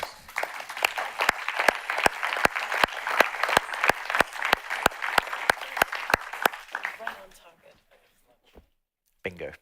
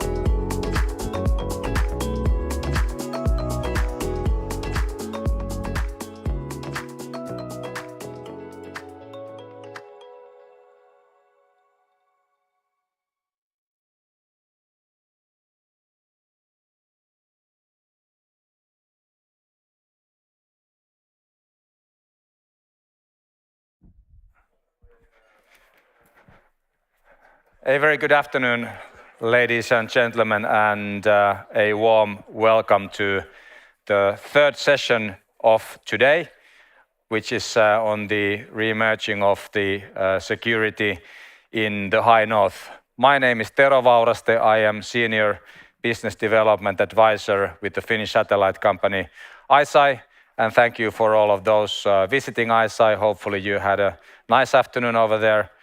And I'm a Global Fellow with the Woodrow Wilson Center. We're gonna have a great lineup of panelists today, and I'll start by inviting them to the podium with a couple of remarks.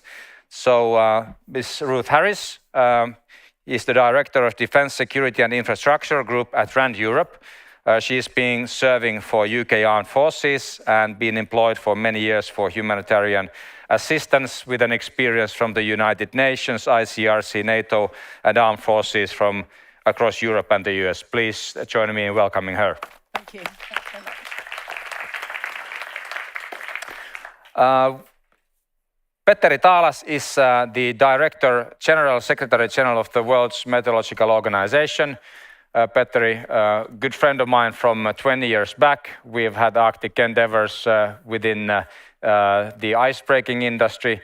And Petteri has been serving as the Director General of the Finnish Meteorological Institute. He's a professor and a scientist. He holds a PhD in meteorology and being a member of the United Nations SG Gutierrez Climate Core Group, and also serving as Chairman of the Board of the University of Eastern Finland. Petteri, welcome to the podium.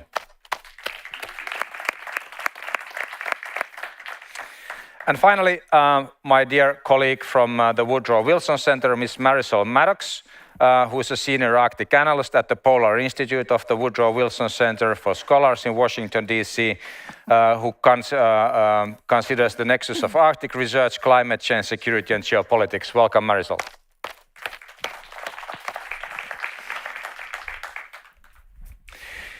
So our scope for the discussion today is to have a look into the Ukraine situation, how that spills into the Arctic, and what are the geopolitical dimensions for that in the northern sphere.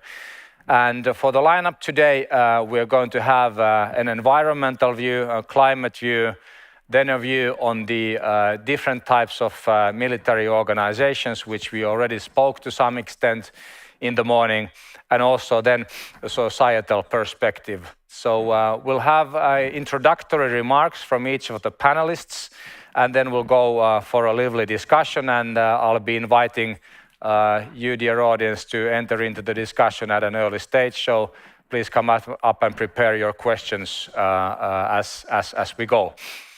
But science is key for everything, so let us give the floor first to our science floor, and Petteri is kindly giving us an insight of the climate change, especially how that reflects the Arctic, and then we'll continue for the security approaches for that. So, Petteri, what are your thoughts on the new floods and precipitations which are going where nobody knows, and we have hurricanes, which is, by the way, good business for ICEYE, but that's another story. We see sea level rise, we see glaciers melt down. So what's happening? Okay, thanks for the invitation, and I'm happy that many of you decided still to come, because it's Saturday afternoon, and I'm sure that you have some other interests. But thanks for joining this event. And I will tell you what we know about climate change with the flavor to Arctic, and I'm sure that my colleagues here will tell more about the security policy, which is not my everyday topic in Geneva. So I'm leading World Meteorological Organization, which is the UN specialized agency on weather, climate and water. And we are a fairly old organization, and we are very much working together with national experts from academia, meteorological, hydrological services, and growingly also private sector like players like ICEYE, which I had just had a pleasure to visit. And then we are also hosting IPCC, which is providing scientific reports on the status of climate, and we have just got 3 major reports out during the past months. And inside UN we have a core group of of climate expertise, and I'm one of the 4 members of that, and we are very much advising Secretary General Guterres. And we are running the global observing system, real-time observing system based on ground-based satellite, balloon, aircraft, vessel measurements, and despite of this war in Ukraine, this basic data is on daily basis exchanged, including the Russian data. We have lost some data from Ukraine, but the basic data which is needed for weather forecasting, we are still exchanging it freely. This is the view of World Economic Forum, which had its meeting in June. Which are the biggest risks for the global economy during the coming 10 years? And from their perspective, climate action failure is number 1. Extreme weather events that we are seeing also today, they are number 2. And in the bottom, they can see this kind of crisis that is going on in Ukraine. And of course, we all hope that this war in Ukraine wouldn't harm the global economy during the coming 10 years. We will see what happens. Then a few facts about climate change. So we have this warming has continued, and last 5 years have been the warmest era in record since 1850. And in the Arctic, you can see lots of red color, which means that Arctic has warmed the most globally. And there's an anomaly south of Greenland and Iceland, which is related to slowing down of Gulf Stream because of melting of fresh water from Greenland glacier. So that's taking place, and that has had local impact, but globally you can see that Arctic has warmed much more than the global average. And especially it has happened during the winter half of the year, and in globally it's about more than double the global warming, but in winter time it's something like 3 times the global average. And we have broken records in main greenhouse gases, carbon dioxide, methane, and nitrous oxide year by year. And despite of these COVID lockdowns, where the emissions were dropping about 5%, the concentrations continue to grow because the very long lifetime of carbon dioxide. And the main problem is related to use of fossil fuels. About 85% of the carbon problem is related to consumption of fossil fuels, and about 15% is coming from land use. And there the main problem is related to deforestation in especially tropical areas, Amazon, Africa, and Southern Asia. And this is demonstrating this forest change, and you can see that especially in Latin America and Asia, this deforestation is still taking place, and sometimes, especially here in the north, there's a feeling that it's our problem, but it's very much something different. But what is happening now in the Arctic, we have started seeing growing amount of forest fires, and these hot summers, especially in Russian Arctic and also in the Canadian Arctic, they have led to record-breaking forest fires and also record-breaking emissions of carbon dioxide from those forests. And that has especially been a problem in Russia, but also partly in Canada, and a few years ago also there were big emissions coming from Sweden. We have stored more than 90% of the excess heat to ocean, and that has also contributed to sea level rise, and it has also given more energy for tropical storms. And we have started seeing growing amount of category 4 and 5 hurricanes, and there's just one hitting Florida during these days. And the sea level rise has been speeding up. It used to be 2 millimeters per year 20 years ago, and recently it has been 4.5 millimeters per year. And the growing component is coming from the melting of Greenland and Antarctic glacier. And since oceans serve as a sink of carbon dioxide, we have changed the chemical composition of the seawater. It's getting more acid. And the biggest changes have taken place in the Arctic, and there we have changed the coverage of ice, but we have especially changed the thickness of the ice, and so-called multi-year ice has practically disappeared. Still in the 80s we had a large amount of 4, 3 and 2-year-old ice, but nowadays mostly fairly thin 1-year-old ice. And both Antarctic and Greenland glaciers are melting, and so far it's about a little bit less than 1 millimeter per year of the sea level rise is coming from Greenland, and about 0.5 millimeter is coming from Antarctica, and these are the long-term drivers of sea level rise. And unfortunately, this sea level rise game we have already lost, so that will continue for the coming hundreds of years, even thousands of years, at the pace of about 0.5 meter per century. But the Antarctic risk is a major, maybe much higher.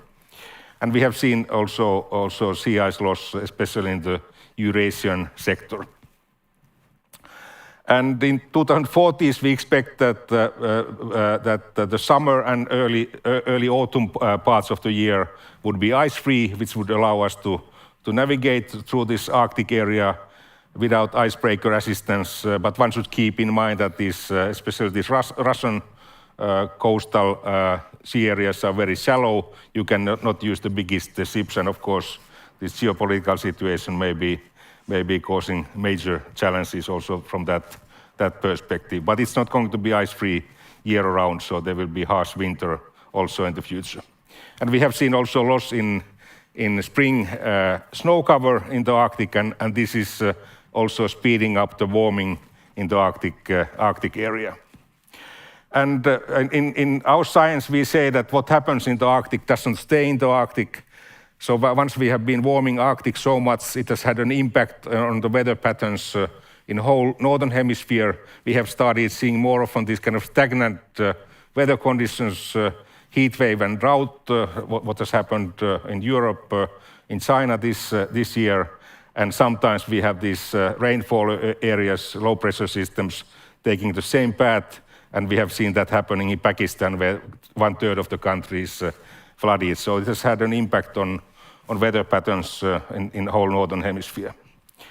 And the future, if we reach 2 degrees globally, that would mean something like 4 to 5 degrees in the Arctic, and something like 7 to 8 degrees during the Arctic winter. So in the Arctic, we will anyhow see much bigger warming than the global average.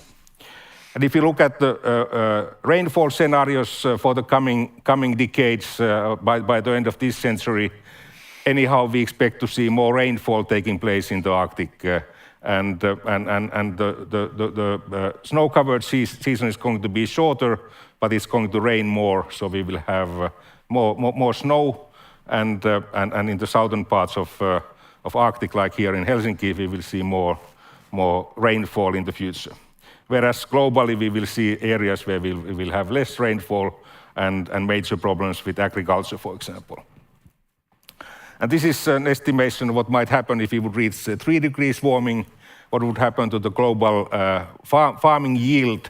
And all these red colors indicate decline, and green colors indicate increase. And you can see that these high northern latitudes are with green colors, so the agricultural conditions and forest growth is going to gain, but globally we would lose food production capacity. And that's one of the major concerns related to climate change. Good news is that we have seen already action against climate change. 32 countries have reduced their emissions during the past 15 years. All these blue colors here indicate decrease of emissions. It's very much European countries and also USA, Japan, Singapore. And at the same time, those countries have seen economic growth. So there's not an automatic connection between emission growth and GDP growth. And now we are heading towards 2.5 to 3 degrees warming, and no more towards 3 to 5, which was the message at the IPCC report in 2014. So things have moved in the right direction, but we are not yet heading towards Paris 1.5 to 2 degrees targets. But 2 degrees may still be feasible. It depends how we proceed. And finally, a couple of words about Ukraine. About 20% of the weather stations that we are having in Ukraine are no more reporting, and that's very much because of the damage caused by Russian army there, and of course there will be also challenge to recover the service skills of the Ukraine after this war is hopefully one day over. And Russians also, they are in charge of some stations in the Arctic. For example, there's one station in Tiksi, which was established by USA, Finland, and Russia together. That has stopped reporting, and actually USA was dropping out of this activity after the Crimea case. And also there's this Baranova station, which is a Russian-Finnish station, and that also has stopped reporting. And finally, a few words about this security policy perspective, more from global perspective rather than from the Arctic perspective. Agriculture is one of the areas globally which will suffer, and there are many regions globally where we expect to see lower yield because of warming and drought. And the world economy is going to suffer, and it has been shown that it's up to 20-fold cheaper to mitigate than to live with the consequences of climate change. And of course, these oil and gas dependent economies, we all know what's the situation in Russia nowadays.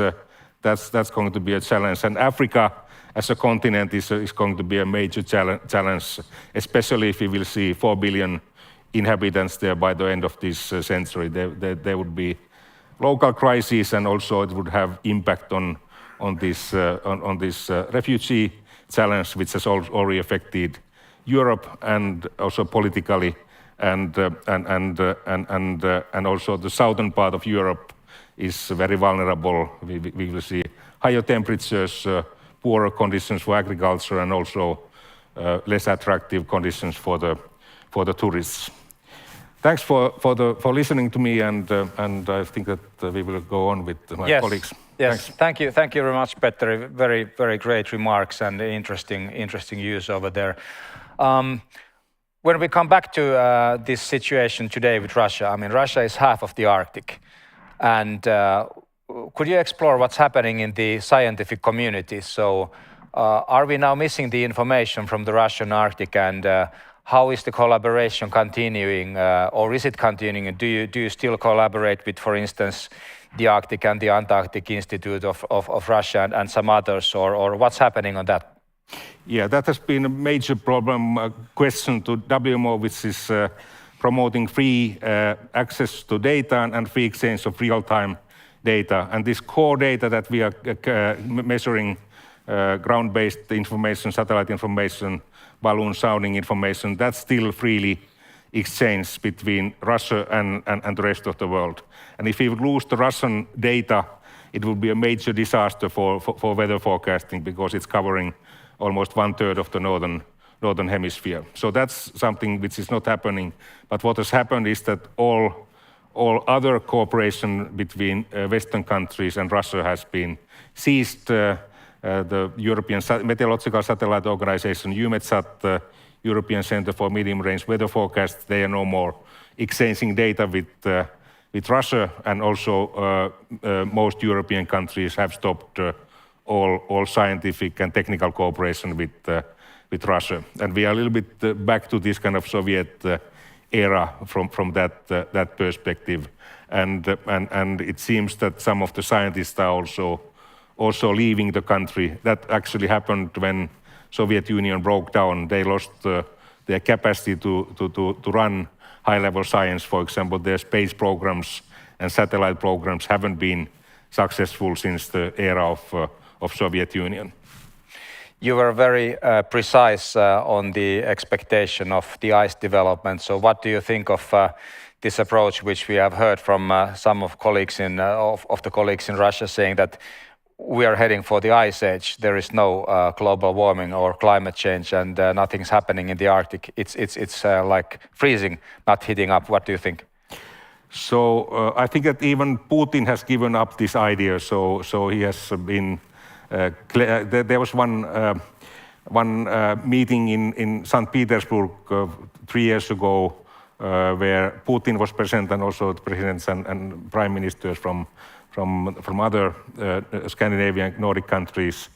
And there Putin was claiming that the Arctic has warmed 4 times the global global average, and the others were saying 2 times, and I had the challenge to be diplomat and say that perhaps both of them are somehow right, but even at that level, it's understood that we have climate change, and this heat wave which was hitting Russia in 2010 was an eye-opener in Russia, where we got 50,000 casualties because of high temperatures and forest and peat fires. So nowadays it's not so big issue in Russia anymore. But of course, this dependence on fossil business, the tone is somewhat different for non-scientific reasons. And surprisingly, we got this information after they had made the decision of investing into new icebreakers. So first they had to say that yes, there will be ice, then they got their new icebreaker program, and then they were able to say that okay, maybe it's heating up.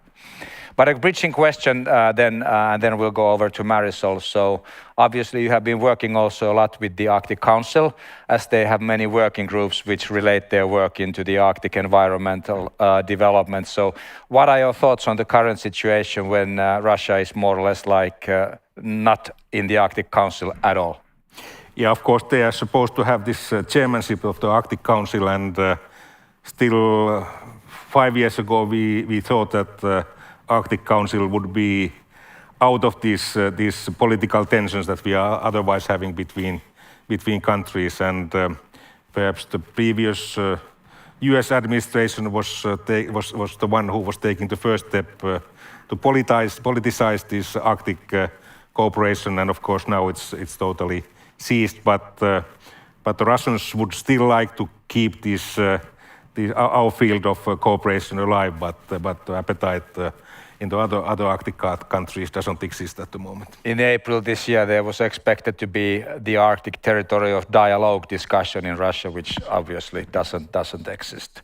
So they proposed us that we would organize something actually in August this year on meteorology, but I said that it may not be the most great idea at the moment. Indeed, yeah.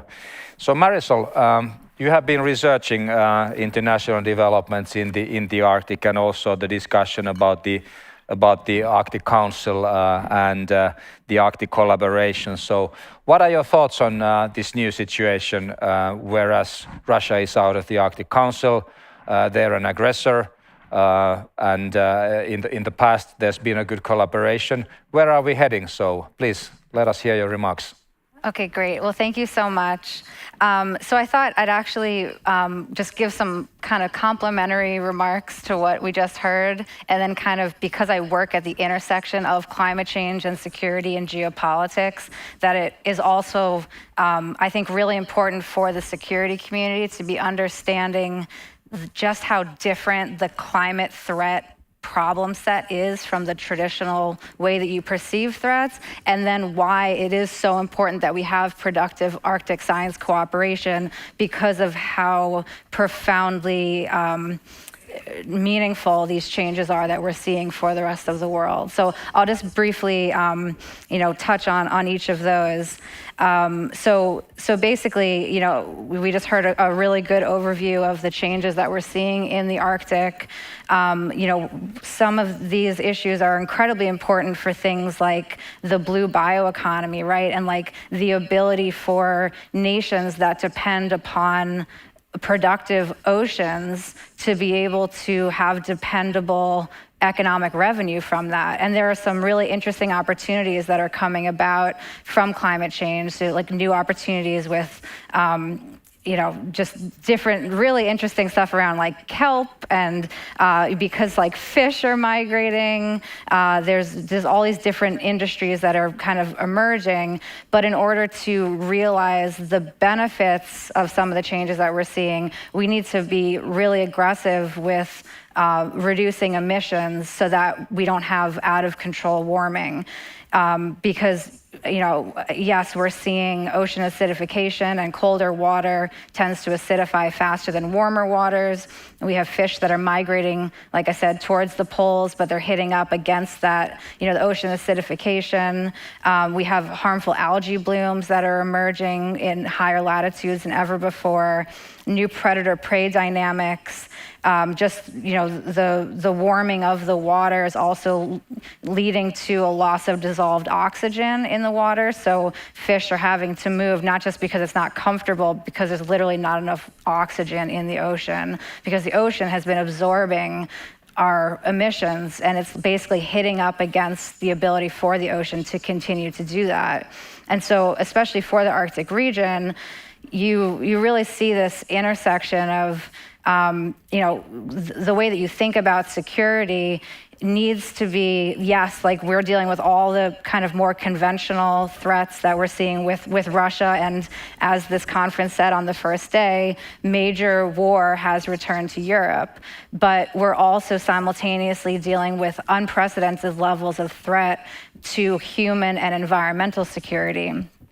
And so this is really where in order to appreciate how meaningful these changes are and the magnitude of the complexity that we're dealing with, it really requires a transdisciplinary approach, because this is something that is about understanding highly complex, dynamic, interactive global systems, and really not, it's the complete opposite of siloed thinking, right? And so, in that way, I think that there's some really interesting opportunities that emerge that demonstrate the need to be more inclusive in the way that we just understand the issues that we're dealing with. And so there's some really interesting opportunities, for instance, with engaging indigenous peoples in the Arctic who, there's about an eighth of the Arctic's population is indigenous peoples. They bring tremendous knowledge,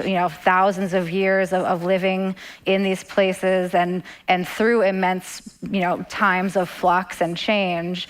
And so there's some really interesting ways to be engaging those communities, but it needs to be done in a way that's very cognizant of the extremely traumatic history with these groups, and that's very respectful and not extractive, right? And so that's really what co-development is about. It's not about taking their knowledge and then integrating it into Western science. It's about respectful relationship. And that actually leads me to, the necessity for understanding the nature of what it means to address this escalating threat from climate change. So, like we just heard, the climate, things are changing 4 times faster in the Arctic.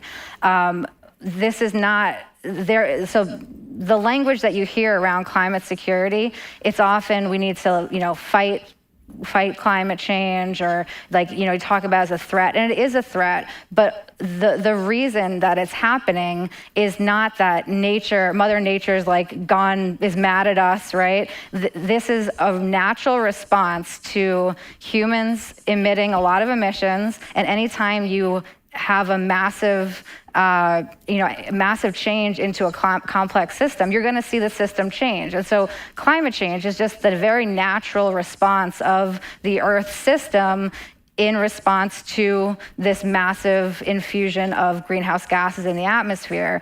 And so ultimately, if you want to be effective in addressing the climate issue, this is actually about relationships, because it has to do with our relationship with the world, and really this dysfunctional core belief at the basis that humans are somehow separate from nature.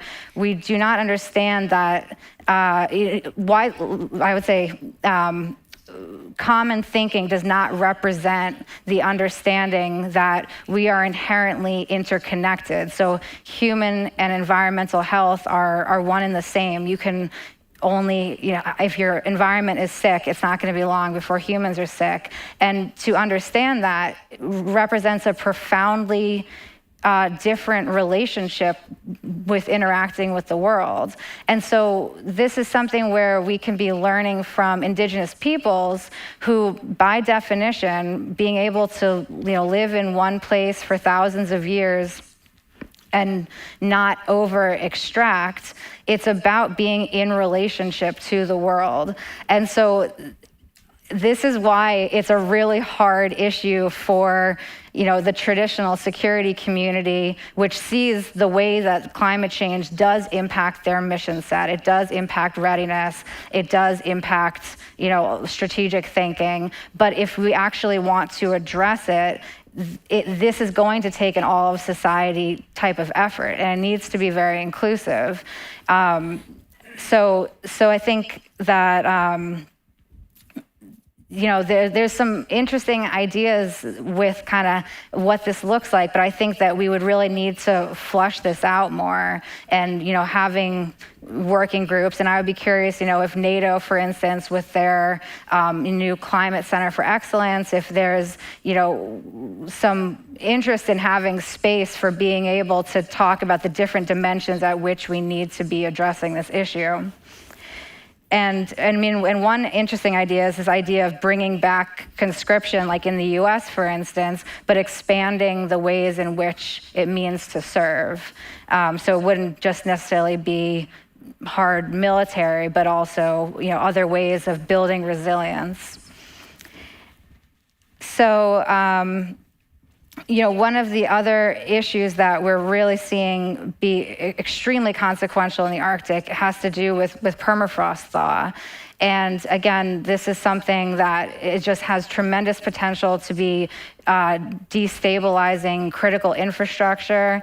There's real challenges with being able to detect certain incidents, especially with Russia, concerns about that fragmented relationship and the ability to detect something that has transboundary pollution potential, and being able to respond to that in a timely way, particularly with the lack of transparency. So these are all things that lead to larger need for the ability to monitor the environment. And I think that there's some interesting potential uses for satellites to be tasked more with being able to understand the changes that we're seeing.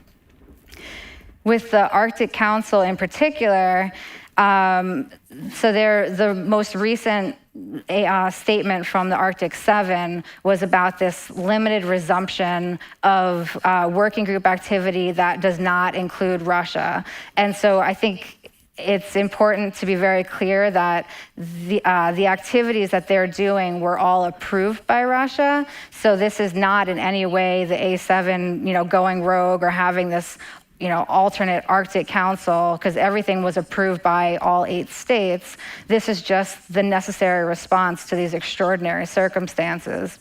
But there was a lot of pressure on the 7 Arctic states to be resuming some of the Arctic Council working group activity, because the people of the Arctic are seeing these changes firsthand. So, just greater coastal community impacts. Obviously, Alaska was just really heavily impacted in terms of infrastructure, but also in terms of food security. We have warming waters that are leading to these storms that are not only not dying once they reach the Arctic, but they're being reinvigorated and actually having greater impact on these coastal communities, because there's the loss of the land-fast ice that has traditionally served as a buffer for these communities. So you're also having land subsidence, and with the permafrost thaw, it's all these components that kind of come together.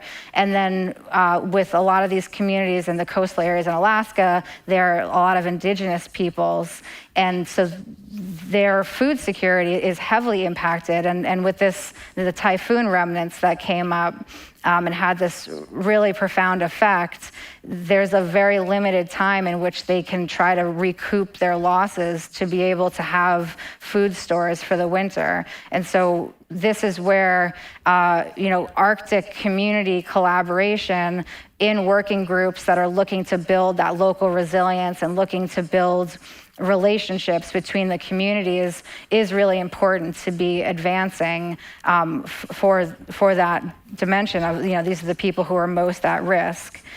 And so U.S. State Department's guidance for, this limited resumption of activity was basically that we're not going to have any government-to-government cooperation with Russia, but universities and different research entities are able to use their best judgment if they have some project and there is some way that they want to be engaging colleagues in Russia, that they're permitted to do so. So the U.S. government has been, kind of allowing for some of this activity that really needs to be continuing to occur, just kind of, low, on the down low, so that it's not in any way validating Russia or giving them any type of political platform, which is what absolutely cannot happen. And so there's also over a dozen federal agencies in the United States that have Arctic equities. So we have a lot of interest growing from around the world with funding different types of research projects. And there's, some of it kind of became a little bit ad hoc after the initial Arctic Council pause, with certain entities that were continuing certain types of work. So one example of an initiative that's really great related to permafrost in the United States is this Permafrost Pathways project. And actually the lead, the PI for that project just testified before US Congress on just the importance of understanding permafrost thaw from many dimensions, but also in terms of the major gaps that we have in our carbon accounting. We think that we have to reduce emissions by a certain amount by this date in order to reach our Paris targets, but we're not accounting for these abrupt thaw events in the Arctic, both land and subsea permafrost that are creating massive amounts of methane, releasing that into the atmosphere. And these are basically our numbers are way off. And for the global policy community to be working on the plans for mitigation, we need to be as accurate as possible. And so that's also something that the United States government is interested in allocating some resources towards, is better ability to be monitoring Arctic carbon and modeling to understand different scenarios.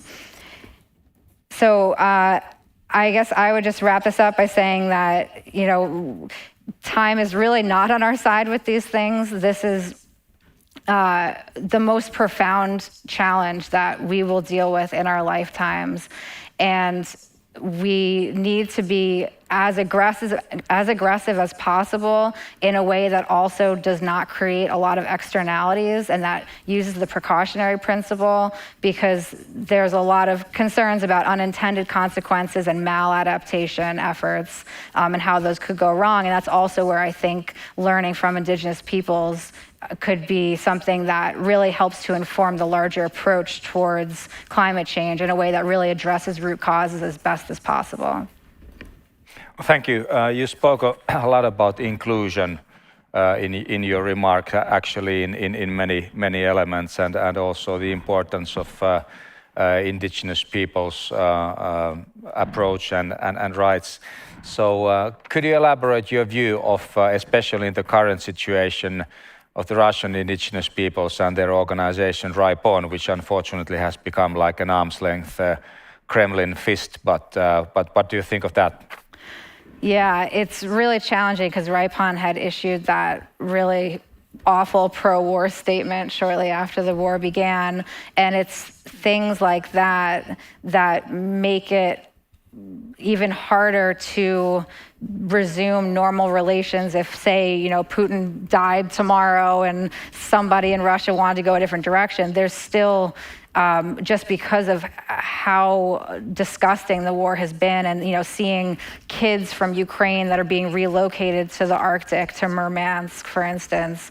The level of depravity that we've seen has just been awful. So things like that have a very corrosive impact on Arctic cooperation and make it harder to resume those relationships. And it's like the same thing that we saw with NARFU and the rector, who issued this just over-the-top pro-war statement that NARFU was an important player in the Arctic Council working groups, and that will have an impact on the relationship, unfortunately. What's your takeaway and thoughts on the Arctic Economic Council, which is not a part of the Arctic Council, but an independent organization? They continue their collaboration with Russian businesses, the ones which are not on the sanction list, by the way. The ones that are on the sanction list have been closed from the collaboration. But actually, only 2-3 years ago, before things started developing drastically the way they are developing, there was a lot of new Russian companies entering into the Arctic Economic Council. So what do you think of that? What do you think of the fact that the Arctic Economic Council is still continuing collaboration with the Russian entities that are not sanctioned? Well, that's an interesting question. So I know some companies had chosen to leave because they said that they're also just pausing their cooperation with AEC while this is happening because they don't want to be working with Russian entities. Something that has been really under the radar with this is that the companies that have remained in the Arctic Economic Council have been required by the Russian government to download a platform to be engaging. And so it brings up a whole array of cybersecurity issues, actually, because one of these companies, for instance, is in charge of doing subsea fiber along the Aleutian Island chain for Alaska, which is an extremely sensitive area. So knowing that they've had to download a Russian state software platform is not super encouraging to hear. Yeah, indeed. Okay, so let's get back to the European side again, and the thinking about the military collaboration in terms of the current developments. So, Ruth, you've been serving in the UK Defence for a substantial amount of time, and one of the bodies that exist at the moment is JEF, the Joint Expeditionary Force, which is led by the UK, including the Netherlands, the Nordic countries, and the Baltic countries. And its role has been picking up within the past couple of months. And it was also stressed when your former Prime Minister Boris Johnson gave his remarks on the very first weeks of what happened in Ukraine, and when things were really unclear. So what are your thoughts on JEF and perhaps Nordefco in addressing these challenges, please? Thank you. Yes, I'll just start by apologizing. I've got some notes which I'm going to look at. I don't want to get off track, which I'm prone to do, because I'm very conscious that we are sitting between you and dinner, which I think is probably the worst slot of the day. So excuse me if I look down a little. So as we've already heard from our previous two speakers, the Arctic is a beautiful but very obviously fragile place. And when the East meets West militarization of the Cold War era ended, and a spirit of real accord began to exist more between science, and the language of science really brought down some barriers. And it's worth, as we just heard about the importance of relationships, that a lot of this work was based on old and previous relationships and individual relationships that were built up and really helped overcome some previous barriers. In 2021, the sort of pandemic-induced 2-year pause of scientific research, which kind of had ebbed off, as with most things, right, was lifted, and this really precious work started again. But only a few months later, that was all over, and now there really feels like there's sort of no way through a permafrost, which actually this one doesn't feel like it's thawing right now. It's worth mentioning, I think, the courage of the thousands of Russian researchers and scientists who signed a petition against the war. I cannot imagine that played well in Moscow, and it's worth reflecting on their courage. We've heard already about the Arctic 7, but significantly, the West has lost access to important Russian research facilities located within the Arctic zone of the Russian Federation. The drifting ice flow based research station, which was constructed mainly by Russian Arctic workers, will now drift in the ocean with only Russian researchers and operators on board. And this is something that we should reflect from a military point of view, in terms of the importance of presence in territorial claims, and then added to the fact that we've already mentioned that over half the territory in the Arctic is Russian, and as is half its population. The current situation is seen by some climate scientists indeed as worse than during the Cold War. The war in Ukraine is making matters more stark and more desperate. While Russia is especially vulnerable to the impacts of climate change, the disruption of climate-related research is ultimately detrimental to all nations. So we're left with a catch-22. So for the sake of the Earth and all its inhabitants, we need Russia involved and now. But for the sake of the inhabitants of the Earth, we must freeze Russia out, at least for now. But as Russia's freedom of action becomes more limited with markets closing down, she becomes more desperate and more reliant on China. This is a dangerous game to play, of course. As we've heard already a little, there's no guarantee that China will support Russia's export of fossil fuels on which it relies, at least not in the scale that it needs. The requirement to expand the infrastructure along the Northern Sea route is ultimately mind-blowing. Now we have to imagine a weakened Russia looking pleadingly to China, who as a near-Arctic state, as we've already discussed, is looking to bolster its own influence through Russia. And as I think as one of the previous speakers mentioned, James, China appears to be possibly the only gainer in all this right now. So I've painted a bleak picture, and perhaps deliberately to pose the question, is there indeed a military role to look for a solution? So the UK-led Joint Expeditionary Force, as we've already heard, involving a number of nations, is intended to provide a flexible and voluntary framework through which like-minded nations can deploy joint forces to take kind of collaborative action to deter and indeed de-escalate regional crisis quickly. It offers, if you like, a first-mover advantage and enabling a military response before a political consensus is achieved among 30 NATO allies, to trigger perhaps Article 5.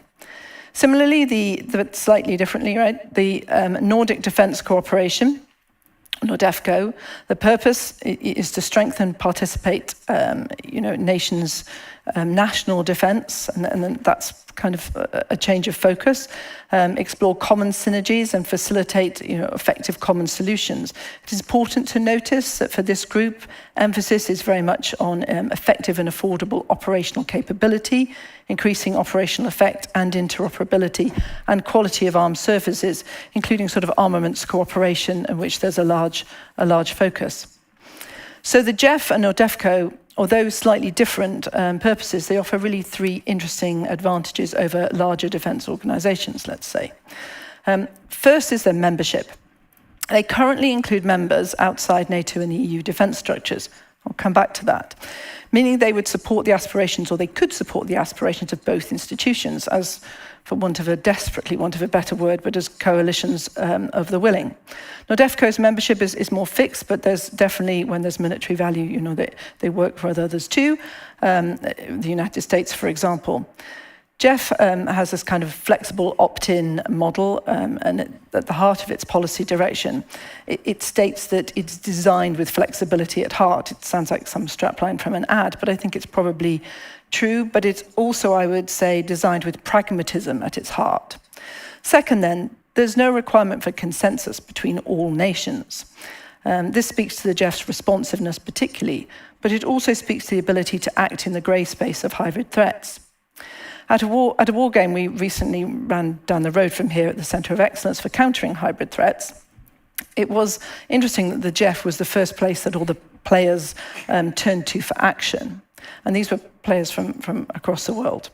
NORDEFCO's arrangements similarly allow for bilateral activity among nations. But the speed of response from GEF nations to the support in the Ukraine is noteworthy. But even more significantly for this discussion and for the Arctic in general is a series of integrated activities between these nations and the extremely well-supported Cold Response 22. We talked about some other exercises and brushed over this earlier, but I think it's worth reflecting on Cold Response. It's the largest exercise since the Cold War. It's only quietly been spoken about, but around 40,000 military personnel from 27 nations. It's not NATO-led, but organized by Norwegians and involving NATO and non-NATO nations. More importantly than the exercise itself in some ways, and often common with these large exercises, is the build-up and training for the exercise before it began. The training phase began in the autumn of 21. And in many ways, this is more important, for understanding interoperability, for concepts and doctrine, for building relationships, and then followed by the 2 weeks exercise. So Cold Response's emphasis was on cold weather ops, on land, sea and air, intensive maritime activity, and really the effort between Norway and the UK was immense. And ensuring freedom of maneuver, deterrence, this was a significant aspect. Militarily, it was really highly successful, and I know we talked earlier about exercises that had been less so, but this really did reveal a real step change in interoperability, willingness, and effectiveness. So I'm painting now maybe a slightly favorable picture, but the phrase that the GEF can act while NATO is thinking is something that we should perhaps be wary of. I think it's always useful to do a little thinking in a time of war. But once the thinking is done, something must follow. Leaving a military vacuum is not an option, as Russia likes to fill these. The language coming from the GEF formation in March 22 off the back of Cold Response was certainly a strong warning to Russia, not only to Putin, but also, interestingly, to Belarus. Thirdly, then, and most relevant perhaps to this panel, GEF and NORDEFCO, through their membership, are uniquely focused on Northern Europe. The GEF, in its policy direction, makes clear that the principle of geographic area of interest for the GEF is the High North, the North Atlantic and the Baltic Sea region. And necessarily varied threats of geographically dispersed allies in NATO, for example, are likely to detract from its regional focus, or at least we could say dilute its emphasis. It was noted to me by a close colleague that the sort of communique that came out from the Brussels NATO summit of 2021 in addressing, what they were addressing that I'm referring to was necessarily in collaborated, coordinated activities. In addressing this, it did not mention the Arctic and only once referred to the High North. Clearly, and I hope this would be unlikely to be the case now, but a look at northern policy in NATO has often had, this kind of look north policy, I would say, has had competition from other compass points over the year, not least look south. Last December, when the UK Foreign Secretary, now Prime Minister, we tend to flip-flop these roles, it seems, made clear in a speech of the UK commitment, said that a network of security partnerships to protect our people, our partners and our freedoms, including the high seas and the high north. The GEF, the UK-led GEF is really a significant part of this. So just bringing this more into the subject again, I would say that whilst the relative freedoms of the GEF and NORDEFCO constructs have much to recommend them, it would be a mistake to view either the GEF or NORDEFCO as a rogue military actor. Of course, they have to work, they rely entirely on political consent, etc. But it's also worth a critical look at these freedoms. Some commentators describes that GEF is filling the gap between national forces and NATO. What does this actually mean? Does this mean that NATO is off the hook, if you like, for some things that might otherwise have been considered firmly within their lane? Will Finland and Sweden's accession to NATO change the way that the GEF and NORDEFCO are viewed, and thus how they operate? Will the responsiveness remain whilst NATO is thinking? And I think this is something we really need to imagine and work through and not allow just to fall into. What is clear is that Finland and Sweden's accession to NATO will double the length of Russia's border with NATO states and constrain the Russian Navy to the Baltic Sea as it becomes dominated by NATO allies. It represents, of course, as we've heard, the exact opposite of Moscow's original intent to halt the alliance's expansion. It will demand a policy of really wise reserve and vigilance on the part of NATO states. Indeed, NATO's desire to avoid escalation is clear, but that alone will not save the Arctic. Geographically, the Arctic cannot be avoided being part of an increased commitment to a containment strategy aimed at Russia, and through its economic reliance and influence and desire for influence, similarly to China. Containment comes at a very real cost. Whilst hybrid activity is hugely relevant, it does not, as some commentators suggest, deliver some kind of cheap form of deterrence without commitment. But persistence is vital. And I believe that one cannot get away from the need for an increase in hard military presence. I think it's widely understood that relying on the USA for the day in, day out of this is not the solution. The discussion around burden sharing has not been shelved. It's been moved across to another table for now, I would suggest. The JEF and NORDEFCO are two robust and tried and tested options. And yes, they have different roles, so let's be really clear about that. There's no doubting the expertise that member nations bring, the growing capability, a large investment in interoperability, hardware, notably F-35, P-8, the rebirth of carrier strike, the enlargement of other areas of the fleets, integration of new technology, increasing interoperability, procurement choices, etc. I can go on, but also importantly, harnessing decades, and really decades of tactical knowledge of how to operate in what is one of the world's most harshest environments. Refining TTPs, tactic techniques and procedures, is really important to support this. It's not new, and it's required, however, for the UK, for one, to relearn some lessons of the past. You know, we've spent a lot of time in warmer climates more recently. And really, and importantly, integrating new technology, and this is key. I personally cut my proverbial military teeth in a snow hole outside Porsangamon Garrison many, many years ago. But Arctic training is now firmly back on the curriculum in the UK across all three armed services. One final point then before we turn to discussion. I commented recently in a discussion with the Finnish ambassador to the US and others that we all join our own NATO. Each country wants something different from NATO, albeit subtly so.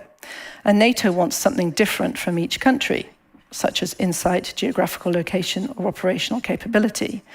We need to start asking whether the JEF and NORDEFCO can overcome the ambiguity, and their focus on the high north might be something that NATO comes to rely on. And perhaps, ironically, this might offer a lifeline to the fragile Arctic.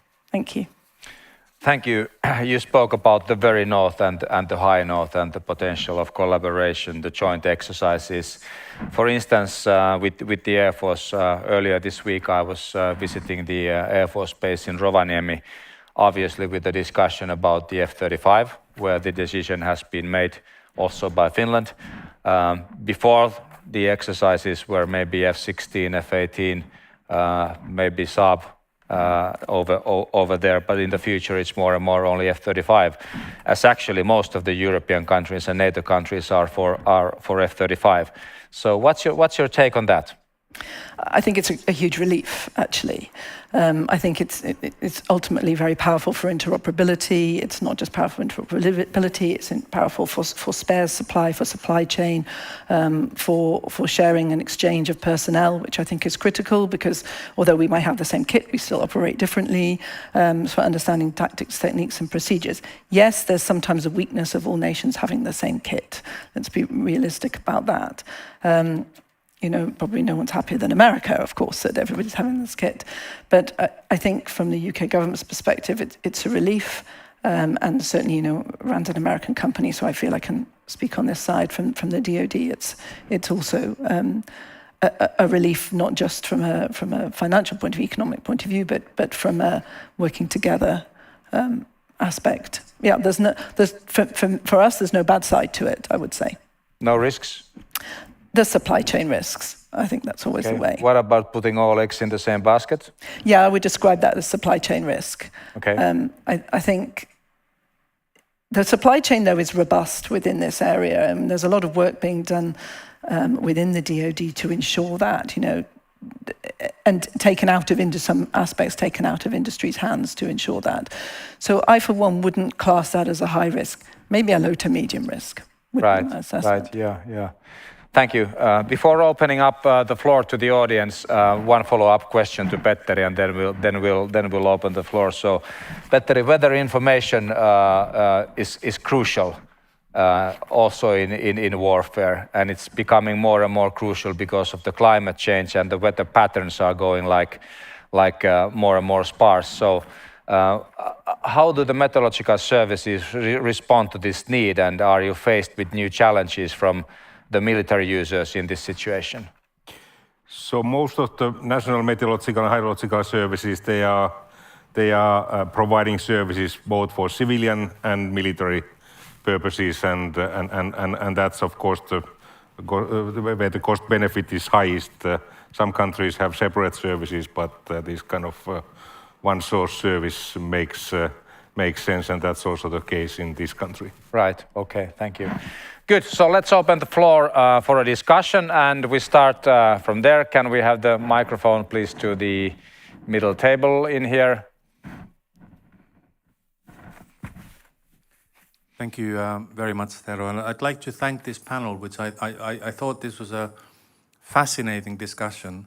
My name is Petteri Uomäki. I'm Finland's Arctic ambassador, senior Arctic official.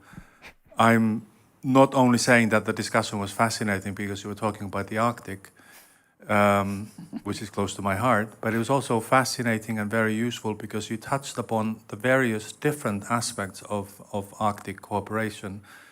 During the past 7 months, there's been a tendency to focus on the changes in the security policy environment, and these are important. But what I have time and time again underlined, that as we do that, we must not allow to lose sight of the climate change, environment, need for sustainable development, sustainable investments, and the people in the Arctic, including and in particular the indigenous peoples. These are important, they are core, and they are priority, and they must not be overshadowed by other considerations. Secondly, if I may, since Arctic Council, where I represent my country, was referred to on several occasions by the panelists, and they were right, they were good observations. What I have been trying to argue that the Arctic Council is important for 3 reasons. One, for the things that it does. It contributes directly to the IPCC reporting. It does valuable work in emergency preparedness, environment, climate, sustainable development, etc. Secondly, it is important because it's internationally unique with regard to the positions that the organizations of the indigenous peoples have in our structures at the level of working groups, senior Arctic officials, and at the ministerial level. They sit at the table with us, and they have a right to do that, and that's unique. And thirdly and lastly, the Arctic Council plays a key role in the Arctic governance, because that is the place that brings together the 8 Arctic states. There are not 7 Arctic states, and there are certainly not 9 Arctic states. There are 8 Arctic states. And Russia is a member of the Arctic Council. It is still in the Arctic Council.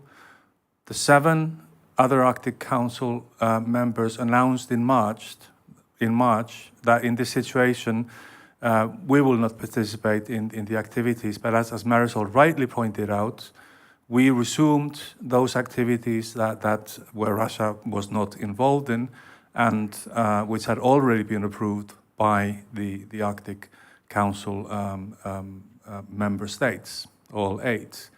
And we do not use the notion of A7, the others do. We do not, because the Arctic Council has 8 members, not 7. And we look forward to the orderly transfer of the chairmanship to Norway next spring. So the Arctic Council is alive, it is functioning, and we're doing our best in a very difficult circumstances. And so that this is not only a comment, I also end up with a question. And I thank Marisol for having phrased the thawing of the permafrost, because when I was listening to Petteri list down the challenges and problems, he did not refer in particular to the permafrost, which is a huge problem also in terms of security. and we're looking at collapsing infrastructure in Russia and various parts of North America, it's a public health risk because of the pathogens that will be released in the atmosphere. So the question is, I just wonder if WMO has any particular view on the risk posed by the thawing permafrost. Thank you for the great panel. Thank you very much, Petteri. So, Ruth, Arctic 7 or Arctic 8 or perhaps Arctic 9, including the United Kingdom and perhaps the whole Commonwealth? And what about the thawing permafrost? So I'm going to stick to the area that I know, which is military. Okay, and the comment I would make on your I appreciate your comments and and your insight to it. I think if we can try and look forward a little bit to, I meant what I said when I think, the day when Russia's back in operating with the other 7 and you're back as that is very important. What I would be nervous of with a defense head on is that they're not a proxy for China when they're doing this because they're so weakened. China has an influence in there and has a huge interest. It's a near Arctic, whatever it calls itself. But I think that's a risk. I think that's a risk that we need to be aware of. A weakened Russia becomes more of a proxy for China. On the subject of permafrost, I am going to leave this to people who know a lot more about the risks of thawing permafrost. Petteri, go ahead. Yeah, so I think that was a good addition. So I didn't mention it, but you luckily did it, and I think that's also one of the challenges that we will see infrastructures collapsing because of that. Even cities and gas pipelines they're nowadays exploding as well, but because of permafrost, they also danger roads, railroads, and so forth. So that's one of the challenges, and it's also very important to monitor what's going to happen to methane and carbon dioxide emissions from those areas. And unfortunately, Russia, where they have the biggest part of Arctic when it comes to this potential of methane and carbon dioxide emissions, they have stopped delivery of the data from the stations, which are, by the way, paid by USA and Finland. So hopefully we could go back to normal one day on that. And then personally, I see that this kind of polarization that is now taking place between democratic and less democratic countries, that may also happen in the Arctic. So China is very much interested in becoming an important player there, and since the Western countries and companies have withdrawn from this oil and gas business from the Arctic, maybe that China will be an active one there in the future. So that's something just to keep in mind. Very good. And by the way, considering thawing permafrost and landslides, Earth observation data can also be used in assessing the risk for that. So there are interferometric applications for that. Marisol, what are your thoughts on this one? You already touched upon it, but reflect, please. Yeah, I mean, you could have a whole event just on permafrost because the implications of it thawing are just incredibly profound. And it's largely because of how much of Alaska is underlaid by permafrost. All of our military bases have some level of discontinuous permafrost underlaying them. Russia, about 60% of Russia is underlaid by permafrost. And also in Greenland and in Canada, about 40% of Canada is underlaid. So yeah, we have, there's the pathogens that are emerging. In, I think, 2018, there was like an anthrax outbreak in the Russian Siberian Arctic. And there were actually a bunch of reindeer that ended up dying and some kids.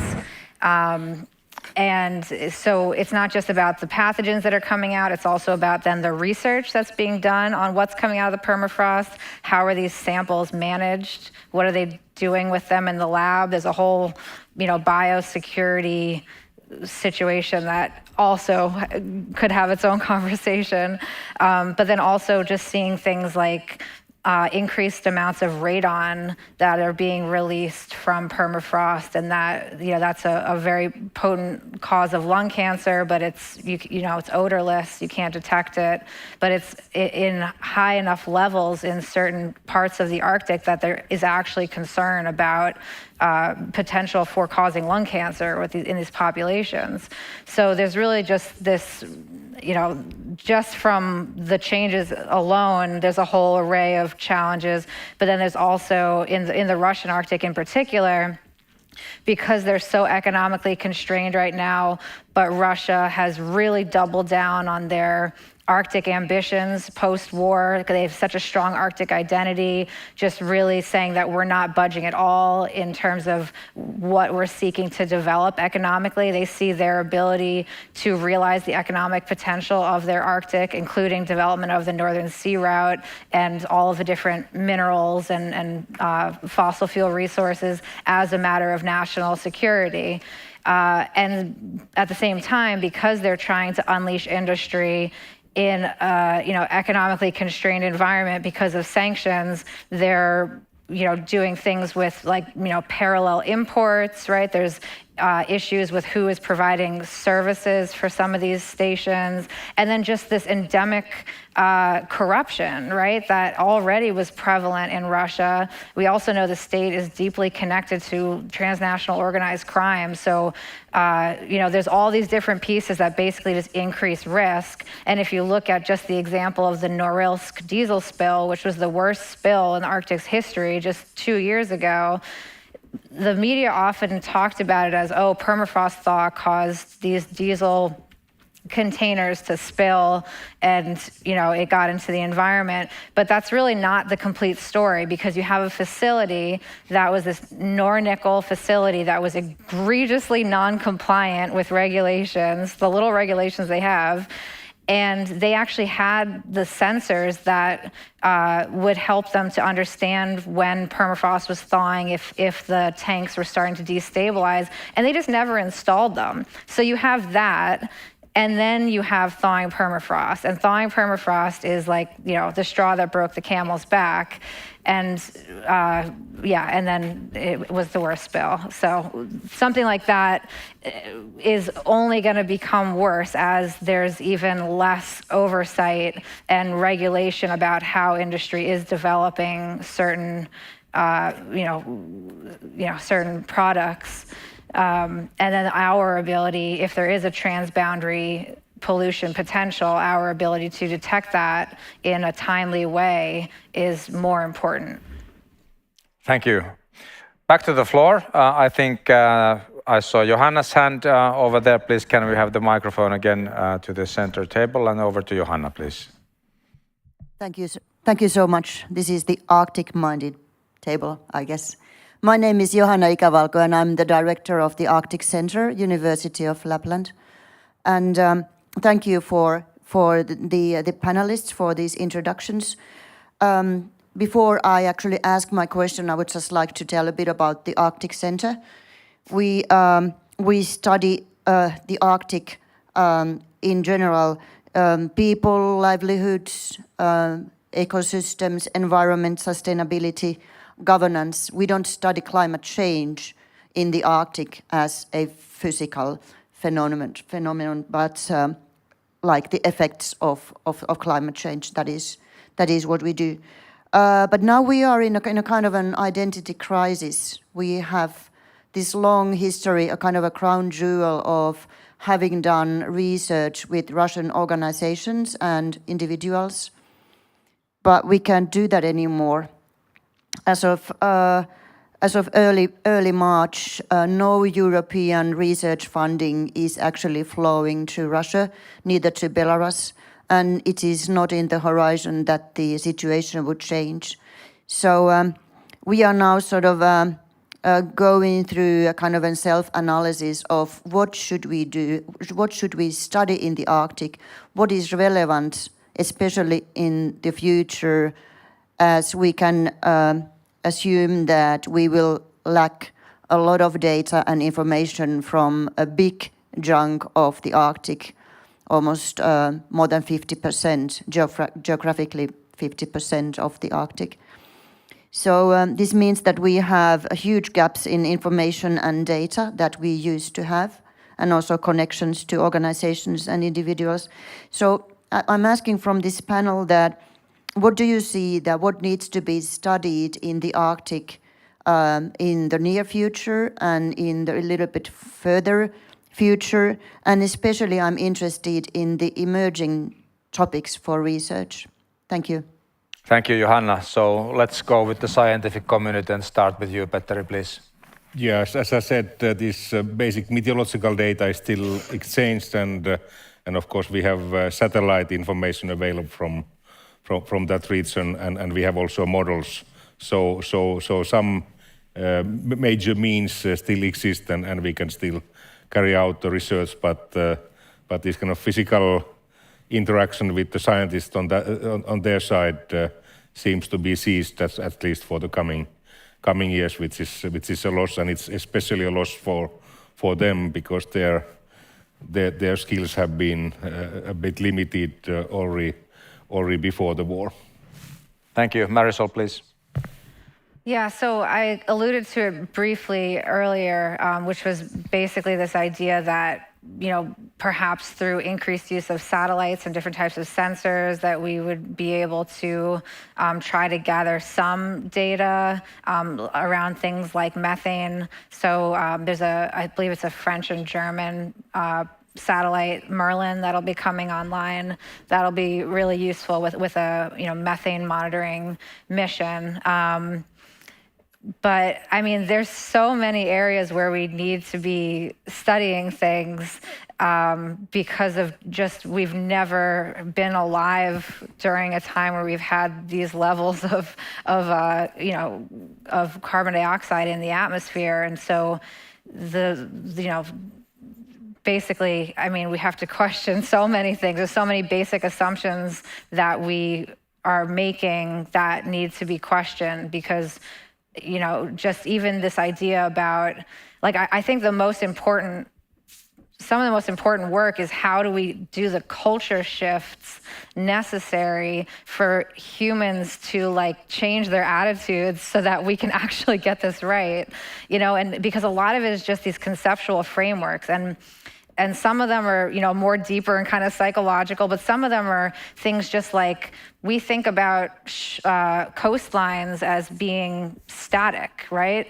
And if you look in geologic time, that's just not the case. And so we really need to be changing the way that we design coastlines, that they're going to be having much more flux, and that's going to be the norm. And so how do we, you know, we need to rapidly be getting people to understand this and design architecture that can handle the flux, right? So it's really kind of like more things like that, and like how do we shift as a society, and then, you know, also how can we just have solutions to climate change that also help to address things like socioeconomic inequality, racial inequality. You know, I'm a big fan of multifunctional policy because we have so much to get done that we need like maximum bang for our buck. And for every like topic, there's so many different subject areas for research. So it's also something I'd be happy to chat more about. Ruth? Yeah, one of the areas we do quite a lot of study on is food security. And I think that's probably one of the most concerning. And if you add to it the war in Ukraine right now, people are very slow, I think, to come to the realization that that had an impact on food security. You know, who knew that Ukraine grew wheat? Where were we all, you know? And these food not coming out of areas like that obviously impacts really vulnerable areas, you know, areas like Bangladesh, who are already suffering hugely under climate change conditions, parts of Africa, parts of the Yemen, etc. Really vulnerable areas are getting food from Ukraine. You put on top of that a bunch of climate change issues, and you really have a disaster. And it's not just, you know, a disaster in a sort of humanitarian level, but it's, you know, becomes something that's very easy to be exploited by malign actors. You've seen the activity of ISIS and other groups who come into areas that are suffering. suffering from, you end up with a famine, you can't get grain in, price of grain goes up, they can't afford it, people starve, people turn to easily influenced by other people. So these things don't just stop with we're not investigating stuff in the Arctic. The cascade of events that comes from not understanding the impact of climate change. So when you hit I'm going to call it a road bump, and this is not, it's a bad phrase, but it's late. Like a war, then you're already in a bad space, and you hit this road bump. You're in a really bad space before you know it. And we're not quick enough to respond to these kind of crises around the world. With even if we had 6 Jeffs.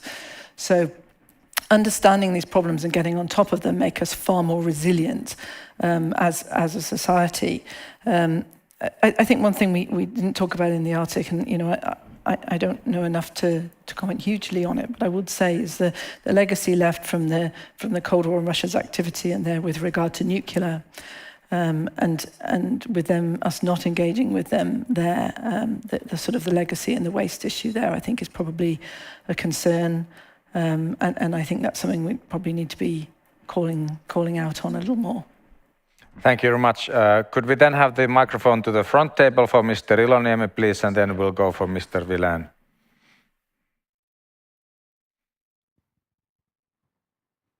My question is related to the discussion we just had. As a layman, one would think that the rise of sea level is something where it is possible to have some sort of an agenda concerning also the time, how fast it will be and what the consequences then are. We know from past experience that people tend to build in flood areas, they build on volcano slopes, they build in earthquake-sensitive areas, and therefore the question really is it politically possible at all to have such policies where in lowland places one would really regulate in an efficient way? Thank you. Petteri, please. Yeah, so this is one of the risks where we have had lots of uncertainty, but I was just at the glaciology conference in Iceland a few weeks ago, where they were showing that there's a major risk that the Antarctic glacier, where we have potential of 60 meters sea level rise if we would melt the whole glacier. So it seems that it may be melting in a more speedy manner than we thought before, because there's intrusion of warm water from under the glacier, and that seems to be speeding up the melting. And the scientists from NASA, they estimated that there's a risk to see sea level rise of the order of 5 to 15 meters by 2300, which is, of course, we won't be alive by then, but still many big cities and the global population, they are very much living on coastal areas, and that's the case in Asia. If you look at China, Vietnam, Bangladesh, India, also big African cities. We have also major European cities, even London is threatened, and Scandinavia, Copenhagen, New York, Los Angeles. Several big cities worldwide are going to be affected, and the fact that we have been warming the ocean, we have started seeing growing amount of category 4 and 5 tropical storms, hurricanes, typhoons, and cyclones, and these storm surges may lead to sea level rise for short term by several meters. So this is also one risk besides this average sea level rise. But it seems that there's a bigger risk than we thought before. So that's one of the things, and that's something that should stimulate governments in China and India to enhance their ambition level. And unfortunately, we already have such a high concentration of carbon dioxide in the atmosphere that this melting of glaciers and sea level rise is supposed to continue for the coming hundreds of years anyhow. So we have partly lost that game already. Thank you. Can you please again repeat the number which you mentioned considering the Antarctic melt? Was it 60? So in that conference, the NASA scientists, they have published that in the science paper Nature, which is the leading paper. The estimation was that it's ranging from 5 to 15 meters by 2300. 5 to 15 meters. Yes, globally. So that's a high number, and those are new results, and that's very much because of this intrusion of water from down to the glacier. So that's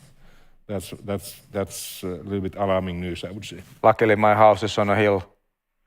I have my house here in Finland at 50 meters altitude. Okay. But you have the most recent scientific data available, so you have the advantage. Mr. Wilhelm, please, in the middle table again. Sorry on behalf of us dominating the discussion here. Actually, Ruth, you were the one who provoked me to ask for the floor because your last comments, what you get forward there, concerning the nuclear waste and issues in Arctic. Because I think all you've had demonstrated that the enormous impacts on climate and the climate change consequences what we have. And you also have telling about catch-22, that we need to freeze Russia out, but there's also issues that we really need to talk with them. And I would like to ask all of you that would you then see, or could you define what would be the specific areas where this might actually happen when we think about unthinkable? And I give you one hint, and maybe it's just a piece of information, participants. Just before the war started in Ukraine, European Union and Russia were able to have principal agreement on the fact concerning the submarines K159 and K27. In the bottom of the Barents Sea, you have two submarines which are scientifically proven to be the most dangerous objects in the bottom of the oceans. There's 17,000 radiating objects as the legacy of the Soviet Union, but these two submarines are the most dangerous ones, because even by Russian acceptance, we are not talking about any more hundreds of years or 2,100 or whatever.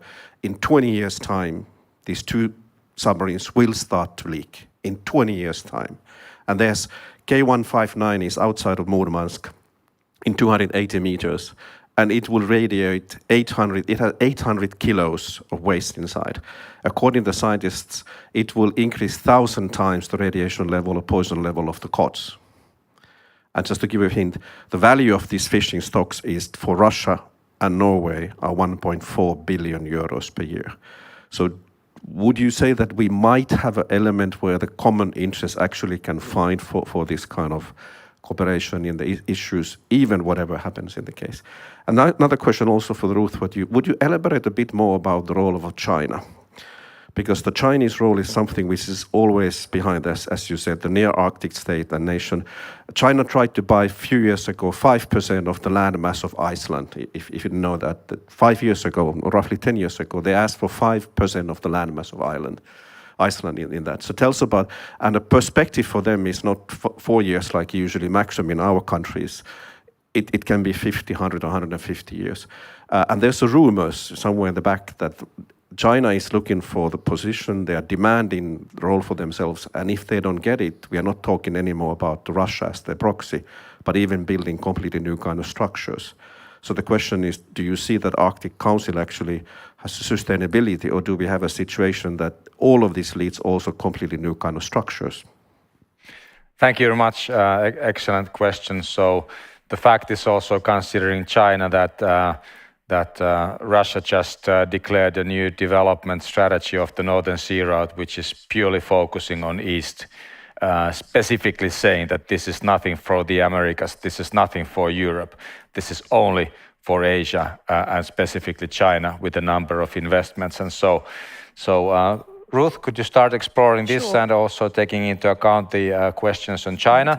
And then we'll go for concluding remarks, but I'll then before that get a few comments from the other panelists also on China before closing. Ruth, please. So just, I'm conscious of the time, so just briefly, and we can talk more after. On the Northern Sea Route, as I alluded to, this isn't something that you flick a switch and it comes on. The infrastructure required to build that is something on a scale that's hard to imagine. And Russia and China aren't good at that in a sustainable way, particularly Russia. So I think there's a lot of rhetoric around that. I think realizing it is it would be exceedingly challenging. I think it's something that China and, well, certainly Russia has to talk up to make it, look like we're looking to China. It's two fingers up to America. But realizing that is really, it's. I wish I had an order of magnitude to explain how hard that will be to make that robust enough to be useful. On China. Yeah, so we're doing a large piece of work at the moment on the sort of assessment of the will to fight of the Taiwanese people, for example. China looking this way? Is China looking that way? Is China looking too many ways? I think I mention that because everyone's very nervous about China and what they're going to do. We're sitting on the edge to see. I think the worst thing you can do is not talk to China, about these issues. And I think that we've made that mistake in the past. Talking to China doesn't mean we're agreeing with China or we're trying to cozy up to them or whatever. But the Chinese like to be listened to and like to be involved in the conversation. And I think it's really important that we understand Chinese culture enough to appreciate why China is doing what it's doing, because it really is actually very important in the relationship. It's also very important to remember that China does have influence over Russia, and actually using that influence in a positive way could be a game changer. Not just, and I'm not talking about Putin, but I'm talking more for everything that surrounds Putin. We don't know the conversations that go on between China and Russia, and I think it would be bad to second guess. I think we should also remember that China is a very fragile country too, on a lot of levels, economically, its own personal and security challenges. And sometimes it likes to make a noise over here to stop you looking over there. And I think there could be a great deal of more. I could talk a lot about this, but I'm aware that we've got a red flashing light. So. Okay, well, thank you very much. Could we have then final remarks from Marisol and then Petteri, including China, and your concluding comments, please?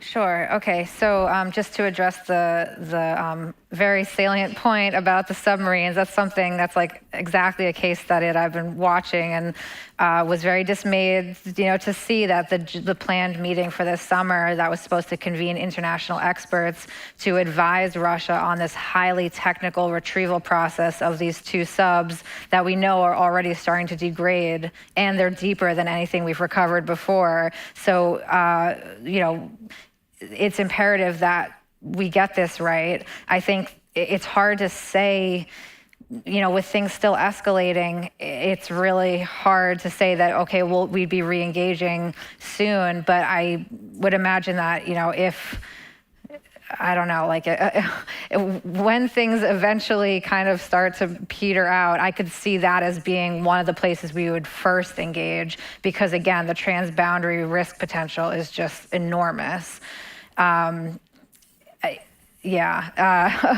then I guess I just also wanted to quickly comment when you're talking about how people like to build in floodplains and all of that. This is also where we're going to be seeing the insurance and reinsurance companies really throwing cold water on people's ideas about rebuilding, and in terms of even the insurance premiums that people are going to be seeing, or what's going to be covered or what's not. And we even saw that just last week when the hurricane that went up to Prince Edward Island in Canada, and really, it was a really destructive storm, and the insurance companies were like, we're not covering certain things, like it's just not happening. And that was shocking to people because they didn't even know they had exposure to certain types of risks or hazards. They never thought to get insurance for it, but thought it might be included. And they're like, oh no, we're not going to cover that. So that's the thing too, is it's not like, communities that they know that they have this risk. We're seeing changes where new types of hazards are expanding geographically, and people don't understand what those are. And so that's going to be a very rude wake-up call, and will have a big impact on property values. And then just in terms of the Russia-China relationship, I would just say that it's a very complex relationship. Russia has, like I said before, a very strong Arctic identity, has really, been interested in China's financing, but is not interested in, bringing China too much into the Arctic. They've been very cautious about the ways they've engaged. However, Putin has basically, sent Russia back to the Stone Ages, so they are going to be looking for new opportunities. They certainly will be, pressured to potentially grant concessions that they would not previously have been comfortable with, and that could relate to things like, military activity in the Arctic. And we even just saw a joint naval maneuver with Russian and Chinese military vessels in Alaska's EEZ just last week, and it's a legal maneuver, but it's something that's just demonstrating this show of force, and again is kind of building this strategic ambiguity about the extent to which their relationship may evolve, because they try to present this very rosy picture, but it's obviously much more complex than that. Thank you, Petteri. Yeah, there's growing interest in many Asian countries to become player in the Arctic. We have seen Iceland has organized these Arctic Circle meetings, and we have seen that it's not only China, it's also Japan, South Korea, Singapore, which have shown great interest to become some sort of player. Even India has established a station to Spitsbergen just to be present in the region. So there's wider interest towards the Arctic and the shipping routes and also these resources that we have there. But if we look at this issue, this war in Ukraine from global perspective, the key issue is going to be the impact on economies of less developed countries, food security crisis, which is clearly cooking at the moment.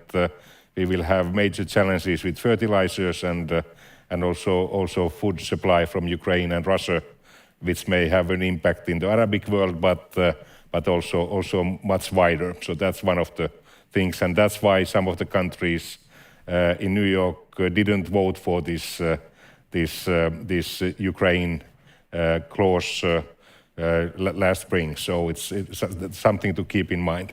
And one should keep in mind that climate change is still number one challenge for the welfare of mankind this century, and it's important that this crisis in Ukraine doesn't shadow that, because that's going to be crisis that will last for even centuries if we fail with the mitigation.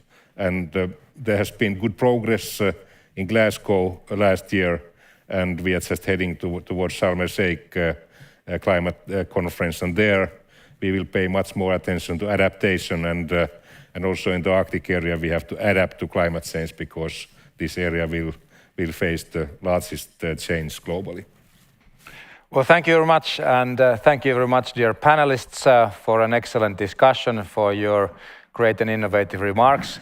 Thank you very much, dear audience, of staying vigilant and coming with active questions.